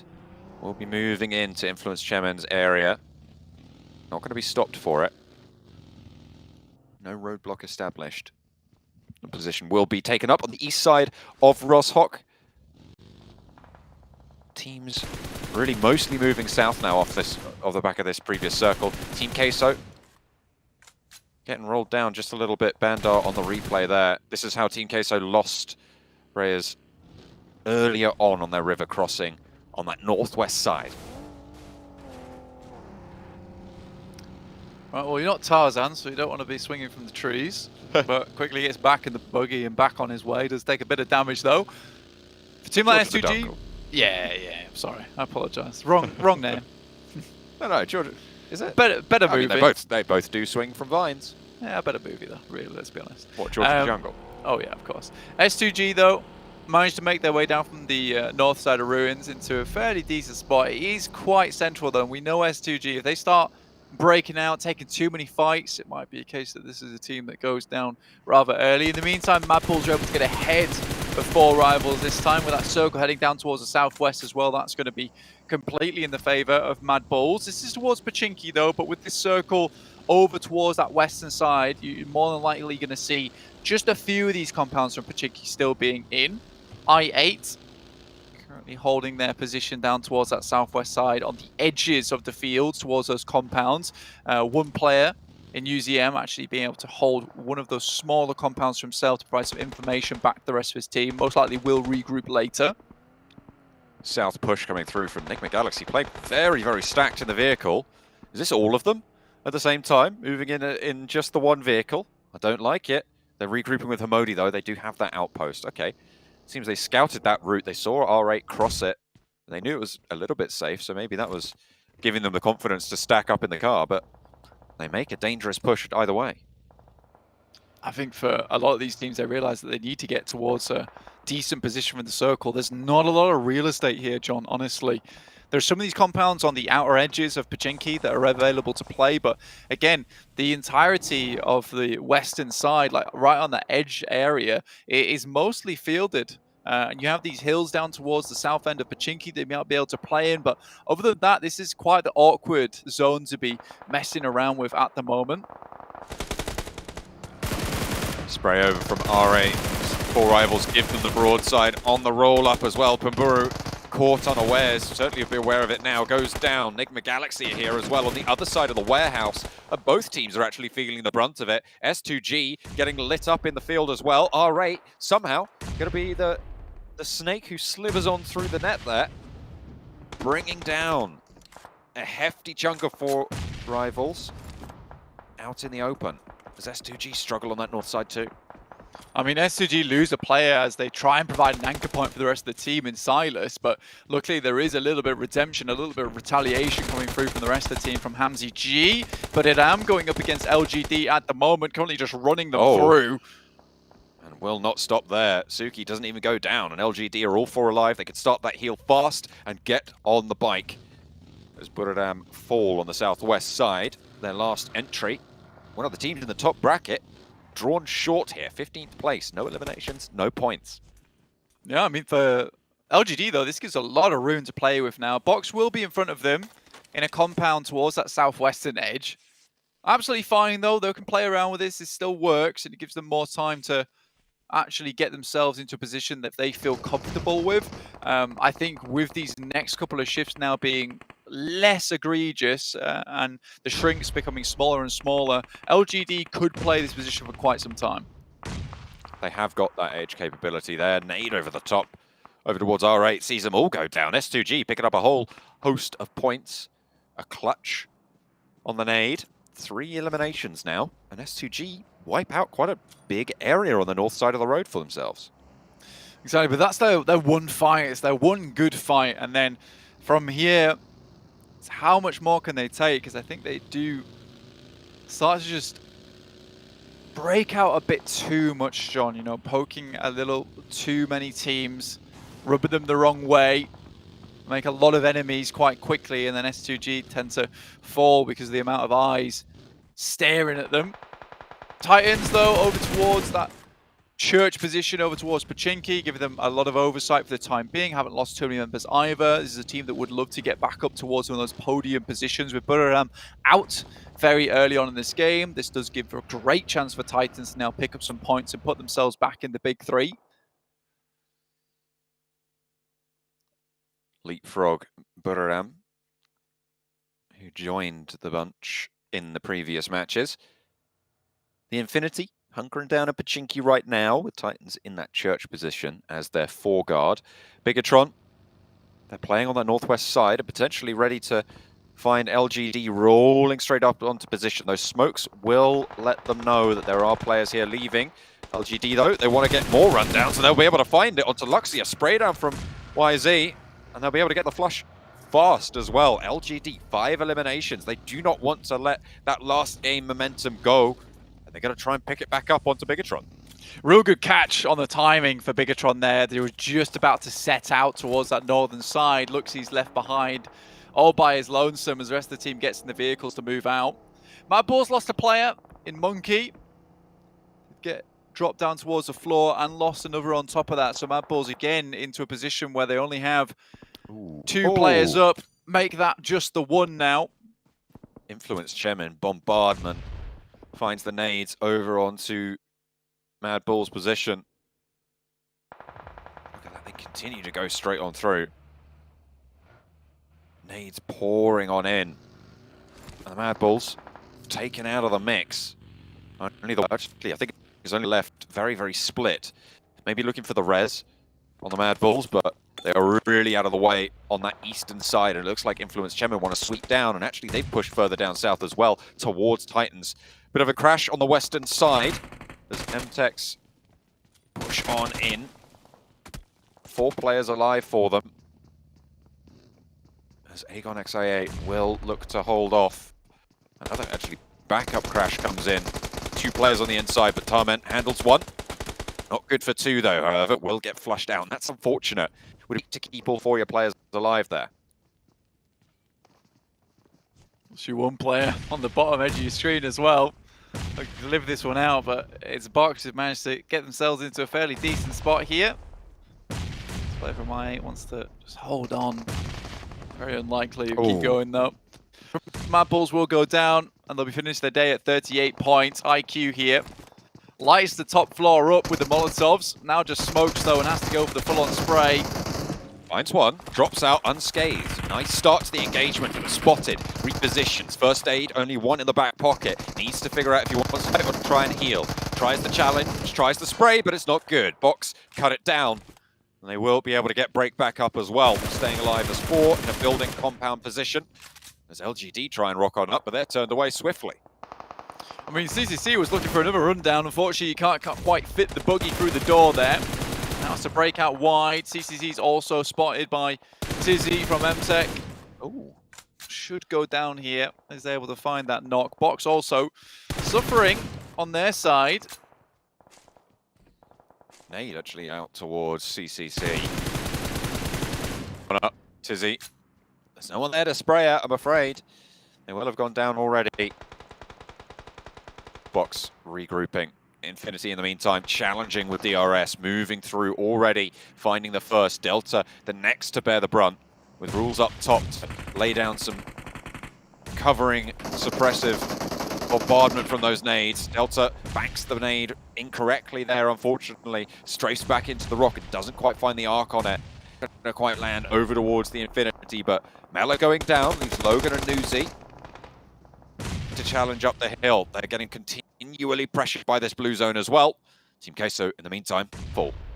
Pretty uneventful game for some of just falling with little to no eliminations found. Bucks have found that base with an insane compound. They're able to take off the hands of IA, albeit only being 1 player that was left inside that building. Played from this spot very strongly though, with it being extremely central and has eyes on towards a lot on the outside. That final zone, Bombing should have a really good shout into this game. S2G out for eliminates. Influence Chemin coming in from that northeastern side. Really, this lobby today. Certainly have. Nades. Killer has 1 in hand towards Infinity. A little bit left.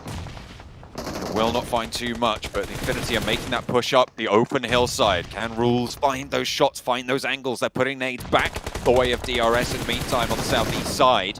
Try and get a little bit of control over this hill that will give them a good launching point for the rest of the zone. But they have to dismount DRS if they want to be able to do it. Newsy goes down first. That's a bad start for Influencers, for Infinity. Killer swings out with the Groza. Delta low but not has that first aid, can heal and regroup. 2 players remain for the Infinity. DRS looking more and more like hedgehogs without a shrapnel that's currently in them, but surviving nonetheless. Infinity now slow things down, start to crawl up. DRS still not out yet, not a single player down. Influence Chemin, 5 limbs for them found. LGD were trying to remove them from the equation. Titans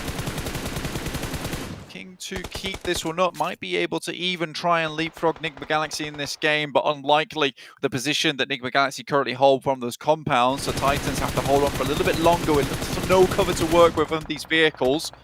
Oh, Lord, backed off the shot by Titan. Teak. As everybody's on the swivel. Zuxi knocked a flushed very fast by Lil Boy from Influence Chemin. On that northern side, next circle comes in and pushes everyone central. And again, it's Box really with the lion's share. Yeah, and it was just central enough that it locks out both MTEX as well as Nigma Galaxy's compounds, which is great news for Box Gaming. You know, all things considered, this should be a Box Gaming win if they can translate off the back of this. They have a very good compound. So if Influence Chemin wants to be able to take this one home, it's going to be a case of playing from uphill, which is towards this northeastern side anyway, down towards Box Gaming. They're going to have to find some of these shots through the windows, open up with a couple of grenades maybe. They still have to deal with Enigma Galaxy as well as the final members from BTR, but it looks like they will just leave that alone for the time being, try and get a better position on the circle. You can see here they're setting themselves up on that hillside with sightlines down towards Box Gaming's spot. They can play on the north side of the road for a little bit longer, can Influence Chemin. Huge. There's a little bit of cover. Hopefully they'll be able to find some power there to solidify their slot at the top at the end of day one. Would certainly be a good start for them. Box, though, not willing to let this one go. We've seen it from LGD before, getting a good game to careen up the tables. Box Gaming looking to repeat that and get out of that elimination bracket, that red zone at the bottom of the tables, which every single team here is absolutely dreading. DRS, huge amount of damage, knocks down. The Infinity finally out. Probably one of their better games to date at an 8th place, which is sad to say, really. Titans, 5 eliminations found this game so far from a pretty rough spot, honestly, but you can see the red markers on their side. They are restabilizing, getting players back up on their feet, but it is difficult. And Enigma Galaxy is starting to move forward to send these grenades in. One more and a longer arc there, over towards Titan, but will not be able to land it. Fortunately, Ralph on the roof will find Puncher. DRS still low, still flagging, but still alive. Enigma Galaxy picking up points wherever they can. They really do want to challenge Influence Chemin here. Box, the first roll on up. It's only the one, though. An MTech Storm, chicken on the outside, actually suppressing the ridgeline effectively. Tizzy will fall, however. MTech Storm will fall to boot. The Korean team is out of the final game of the day. DRS, it's so difficult to move through this spot, and Titans still have a lot more nades to work with. Delta tries to jump forward, but that'll be it, with the blue zone doing the rest of the work. But Titans now finding some big damage here in this game, some big points on their side as well, but it's 10 eliminations here found for Influence Chemin, still at 4 players alive. Jem Foster behind, not likely to be able to do too much, looking to live here. BTR have done pretty damn good today, all things considered. For their recent performances to the last PMGC, I think this is a much better start than we're used to seeing from BTR. So I'm happy with what's currently happened, but Influence Chemin's absolutely put on a clinic today. Groza in the care package dropped just outside of the box compound. That is quite an effective weapon to hold off against those pushes, so if they can break out and grab that, it'd be good. But similarly, it's a little bit of cover for teams to roll up on if they want to go for that crash. I mean, that's what it'll come down to in the end, is just a crash directly onto Box Gaming's position. Surprised Acer didn't get knocked there. He's lucky to get away with his life. He's on no HP, 0.5 HP bar, in fact. Puncher shimmying down. Takes a bullet, maybe 2, but some covers from somewhere. Teak now making the same mad dash. Nazer actually finding Lord, trading it off from across the way. 3 teams in this fight. Freak rolls up to Teak and it's not good. Will fall down to it, but it's traded off so many ways between 3 of these teams. Blank Box are just sitting there watching all of this unfold and thinking, this is excellent news for us. I mean, Box really hasn't done too much, though, in regards to the game. 11 eliminations so far for the guys from Influence Chemin. They're absolutely laughing all the way to the bank just in terms of elimination points alone. Box Gamer had to get that 1 single point from I8 as they entered, but I really don't know how many more points they've been able to accrue from this spot. Not good at all, and it could just be a case they come into the end game here feeling very cold, where if Influence Chemin's on an absolute hot streak, they go for this crash, and Box Gaming might not be able to hold them off.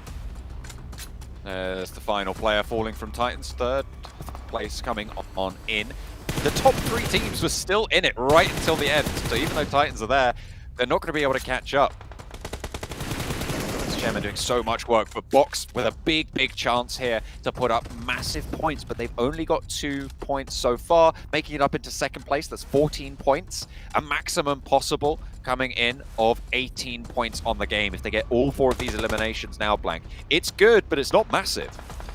I mean, for Influence Chemin, all they have to do is wait for Box Gaming to make a mistake here because the circle's not going to close too quickly. So if Box Gaming, they need to hold on to and fight off against Influence Chemin on this push, but to do that they have to peak. And I think with how good Influence Chemin are feeling today, if you peak, like, you're going to get bullets sent back your way and from 4 separate barrels.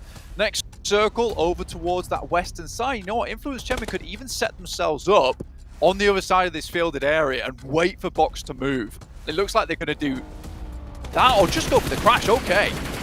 Going straight on in, 2 players on the swerve, cut across the lines, and actually both of them survive, miraculously somehow staying up. But Little Boy does go down as Break pops the nade out the window, flushed out fast. Break traded off, Federal knocked in the meantime. 2 players fall, Law, Kayowski trying to make that cross as well, hitting the deck on the outside. They might have been using this as a distraction to get the outside track on the next circle, but with Kayowski falling, 3 players alive from Box, can they get anything done? Law evens the numbers, but it's spotted, and that is Box holding it down for a chicken dinner at the end of the day. They jump on out of the red zone. No elimination bracket for them just yet, but there is still plenty more to come. But what a way to give yourself a little bit of momentum moving into day 2.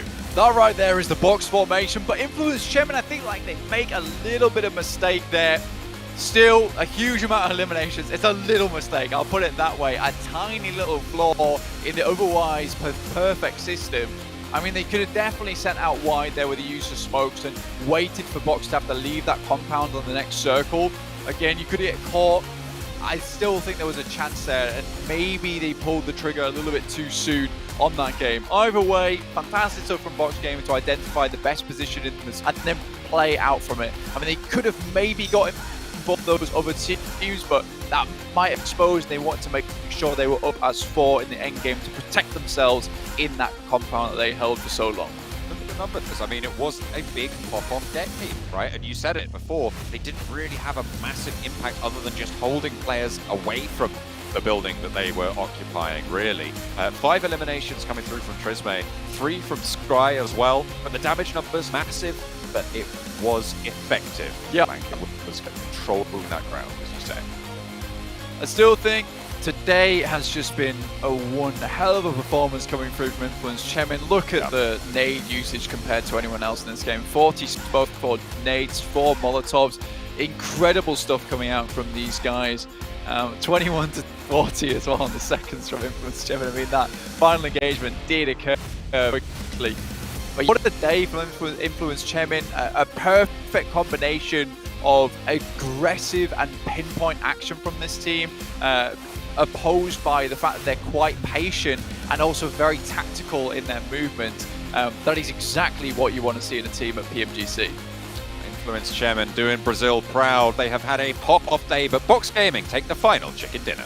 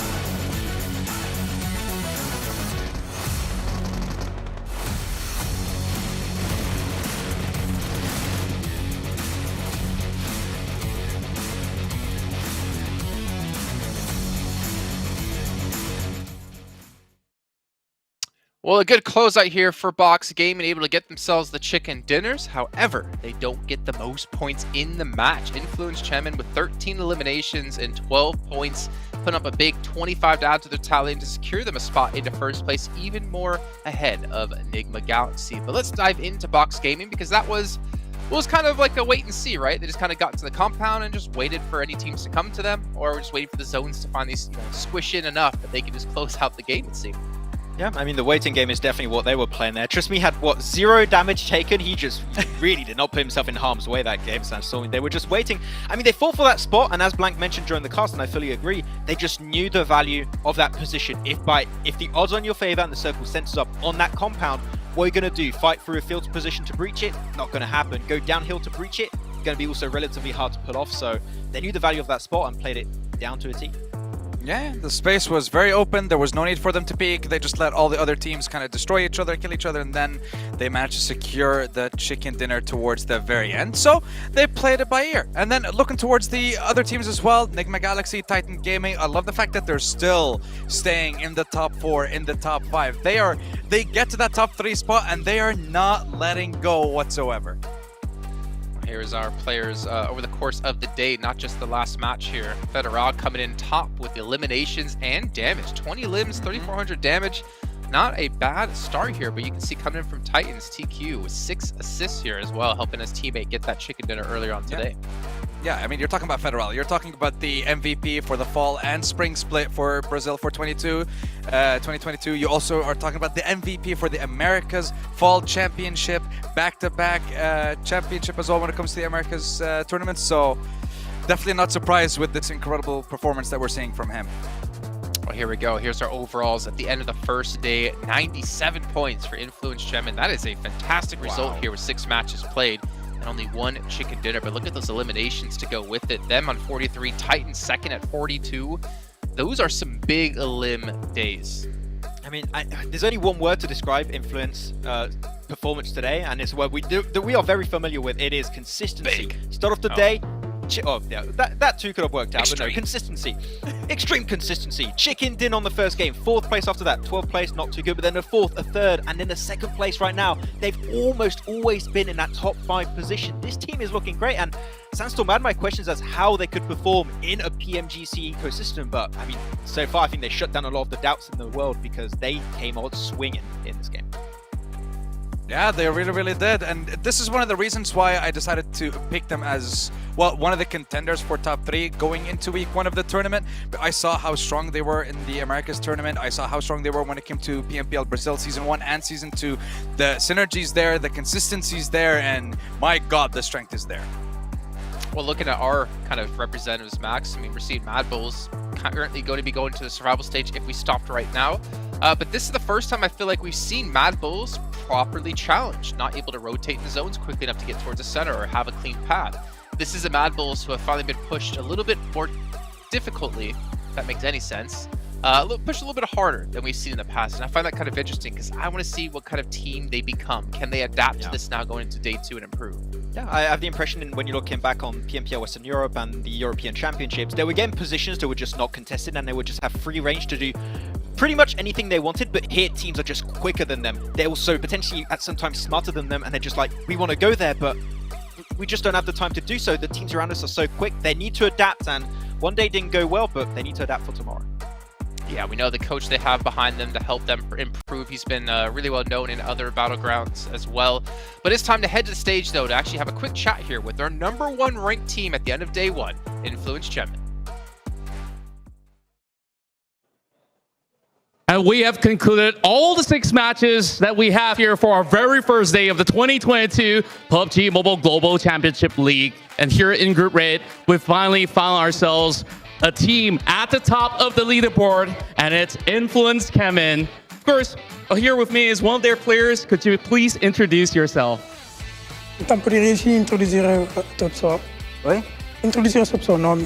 Meu nome, eu sou o federal da Influence Chemin, primeiro homem, faço o fragger do time. The first thing we really want to ask you is that how does it feel to be the top team on the first match of the day, and now you guys managed to finish at #1. Do you have the confidence to maintain this first place result? Ele perguntou, tipo, como vocês estão na primeira classificação, como é o sentimento agora e, tipo, se tem a importância de ficar em primeiro.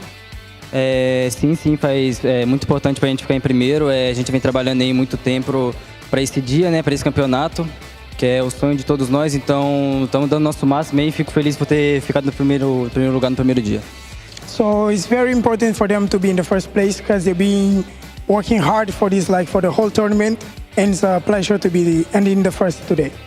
And of course, only the top 3 teams will get that direct access into Jakarta. So I really want to ask, what is your plan to keep your performance on the same level? And are you going to keep the same plan for the game? Or do you hope to change something after these 6 rounds that you've played out against all the other teams here in Group Rate? Então, qual que é o plano para conseguir ficar no top 3 durante o torneio para ir para o final em Jakarta? E tipo, se vocês vão mudar do plano de jogo? Bom, a gente vai manter, a gente vai se adaptar a cada dia que passa do campeonato, né? Vamos tentar manter o mesmo jogo que a gente fez hoje, pegando bastante kill, fazer nosso jogo padrão que a gente fez em todos os campeonatos, Américas que foi o último, e vamos dar nosso máximo para tentar manter nesse top 1 até o último dia. So for now, they just keep doing like the best because they get good results till now. And then they'll try to get the most kills for the next game so they can end it at the top 3. I like that plan overall. And of course, today you do have games where, of course, you guys have won and also games that you guys have struggled as well. So have you seen any of these teams that still poses a little bit of a challenge to you guys? And in specific, which match do you guys had the most challenge? Tipo, vocês já ganharam alguns jogos, mas perderam alguns também. Então, qual dos times que é o melhor candidato, tipo, para além de vocês, o adversário? Creio que todos os times, né? Quando a gente está falando de mundial, todos os times que estão aqui são os 16 melhores times do mundo, como os outros grupos, né? Mas creio que, não sei, todos os times. So, like, he's the fan of the championship classification. So for him, like, all the players here are good. So all the teams could pose a challenge for them. I love the respect that's given to all the teams out there, and there's still a lot to work for, but I only have one last question for you. So finally, is there anything you want to say to the fans who are supporting your team? O que quer dizer, tipo, para os fãs aí no Brasil ou aqui que estão suportando o vosso time? Queria agradecer a todos pela torcida aí. Vamos dar nosso máximo aí para trazer esse Mundial pro Brasil, que a gente sabe que a gente consegue. E bora, tamo junto. Queria mandar um beijo aí pra torcida da Inf, minha família também que tá assistindo. Então é isso, amo vocês. So like a big thanks like for all the fans here in the Brazil. Also like a big love and a kiss for all the families in the Brazil watching now. All right, thank you so much, Federal, and it's definitely a pleasure to watch you guys play. There's still more games to go happening tomorrow here at the 2022 PUBG Mobile Global Championship League. So make sure you guys stick around, and of course, we'll see you guys real soon. Real soon indeed. Thank you so much, Contra, and also Federal for his interesting words, saying they're not too worried. Just gonna be looking for a lot more eliminations tomorrow just to really spread their lead and maintain a spot in top 3. I mean, you look at Federal, he's played quite a few tournaments. He's played on the PMGC stage before. He's kind of used to this kind of pressure, and you see there's really no pressure on him at all, it feels like. He looked pretty relaxed, pretty comfortable. Yeah, I mean, during the interviews, no stress. Like, that man is just knows what he has to do going into this, right? Given I think the translator looked more stressed than he did. Yeah. I mean, when you're next to Federal, you know, I definitely would understand. I would be scared too, so that's fine. But yeah, this team has been looking hyper consistent so far throughout today, and if they can keep it up tomorrow and for the next few days, this could be one of our top 3 teams going directly to the grand finals. And yeah, I think they can keep it up. That's the thing. Yeah, Well, I think not Sandstorm, only you got to see them. Do you think that's true? 100%. Not only are they a contender for, I want to say like first place, not even top 3 just for this group, but I think they're going to be a contender for that title when it comes to the grand finals. They're one of the strongest teams that we have. Listen, they're showing some pretty good things so far. They're a very strong team. The consistency's there, the synergy's there. I don't know what else to tell you. They're a pretty strong team, and I'm gonna put them up there. You know, let's have them play against some Chinese teams who aren't being cursed by Maxmen, and then we'll see how things go for them, okay? I want to see them up against Nova, Foreigner Man. I want to see what they've got. But yeah, I mean, they definitely have impressed me quite a bit today getting to cover them for the first time, and I'm happy to see what they can do tomorrow. But again, a lot of teams are going to be gunning for them. A lot of teams are going to be aiming for those top 8 positions, looking to improve on themselves. question is, can Influence Chemin continue to improve and continue to maintain this high caliber of play that we saw today? But that all has to wait until tomorrow, though. So on the first day of 4, we'll be back though tomorrow at the exact same time to continue PUBG Mobile Global Championship Group Red. We'll see you guys then.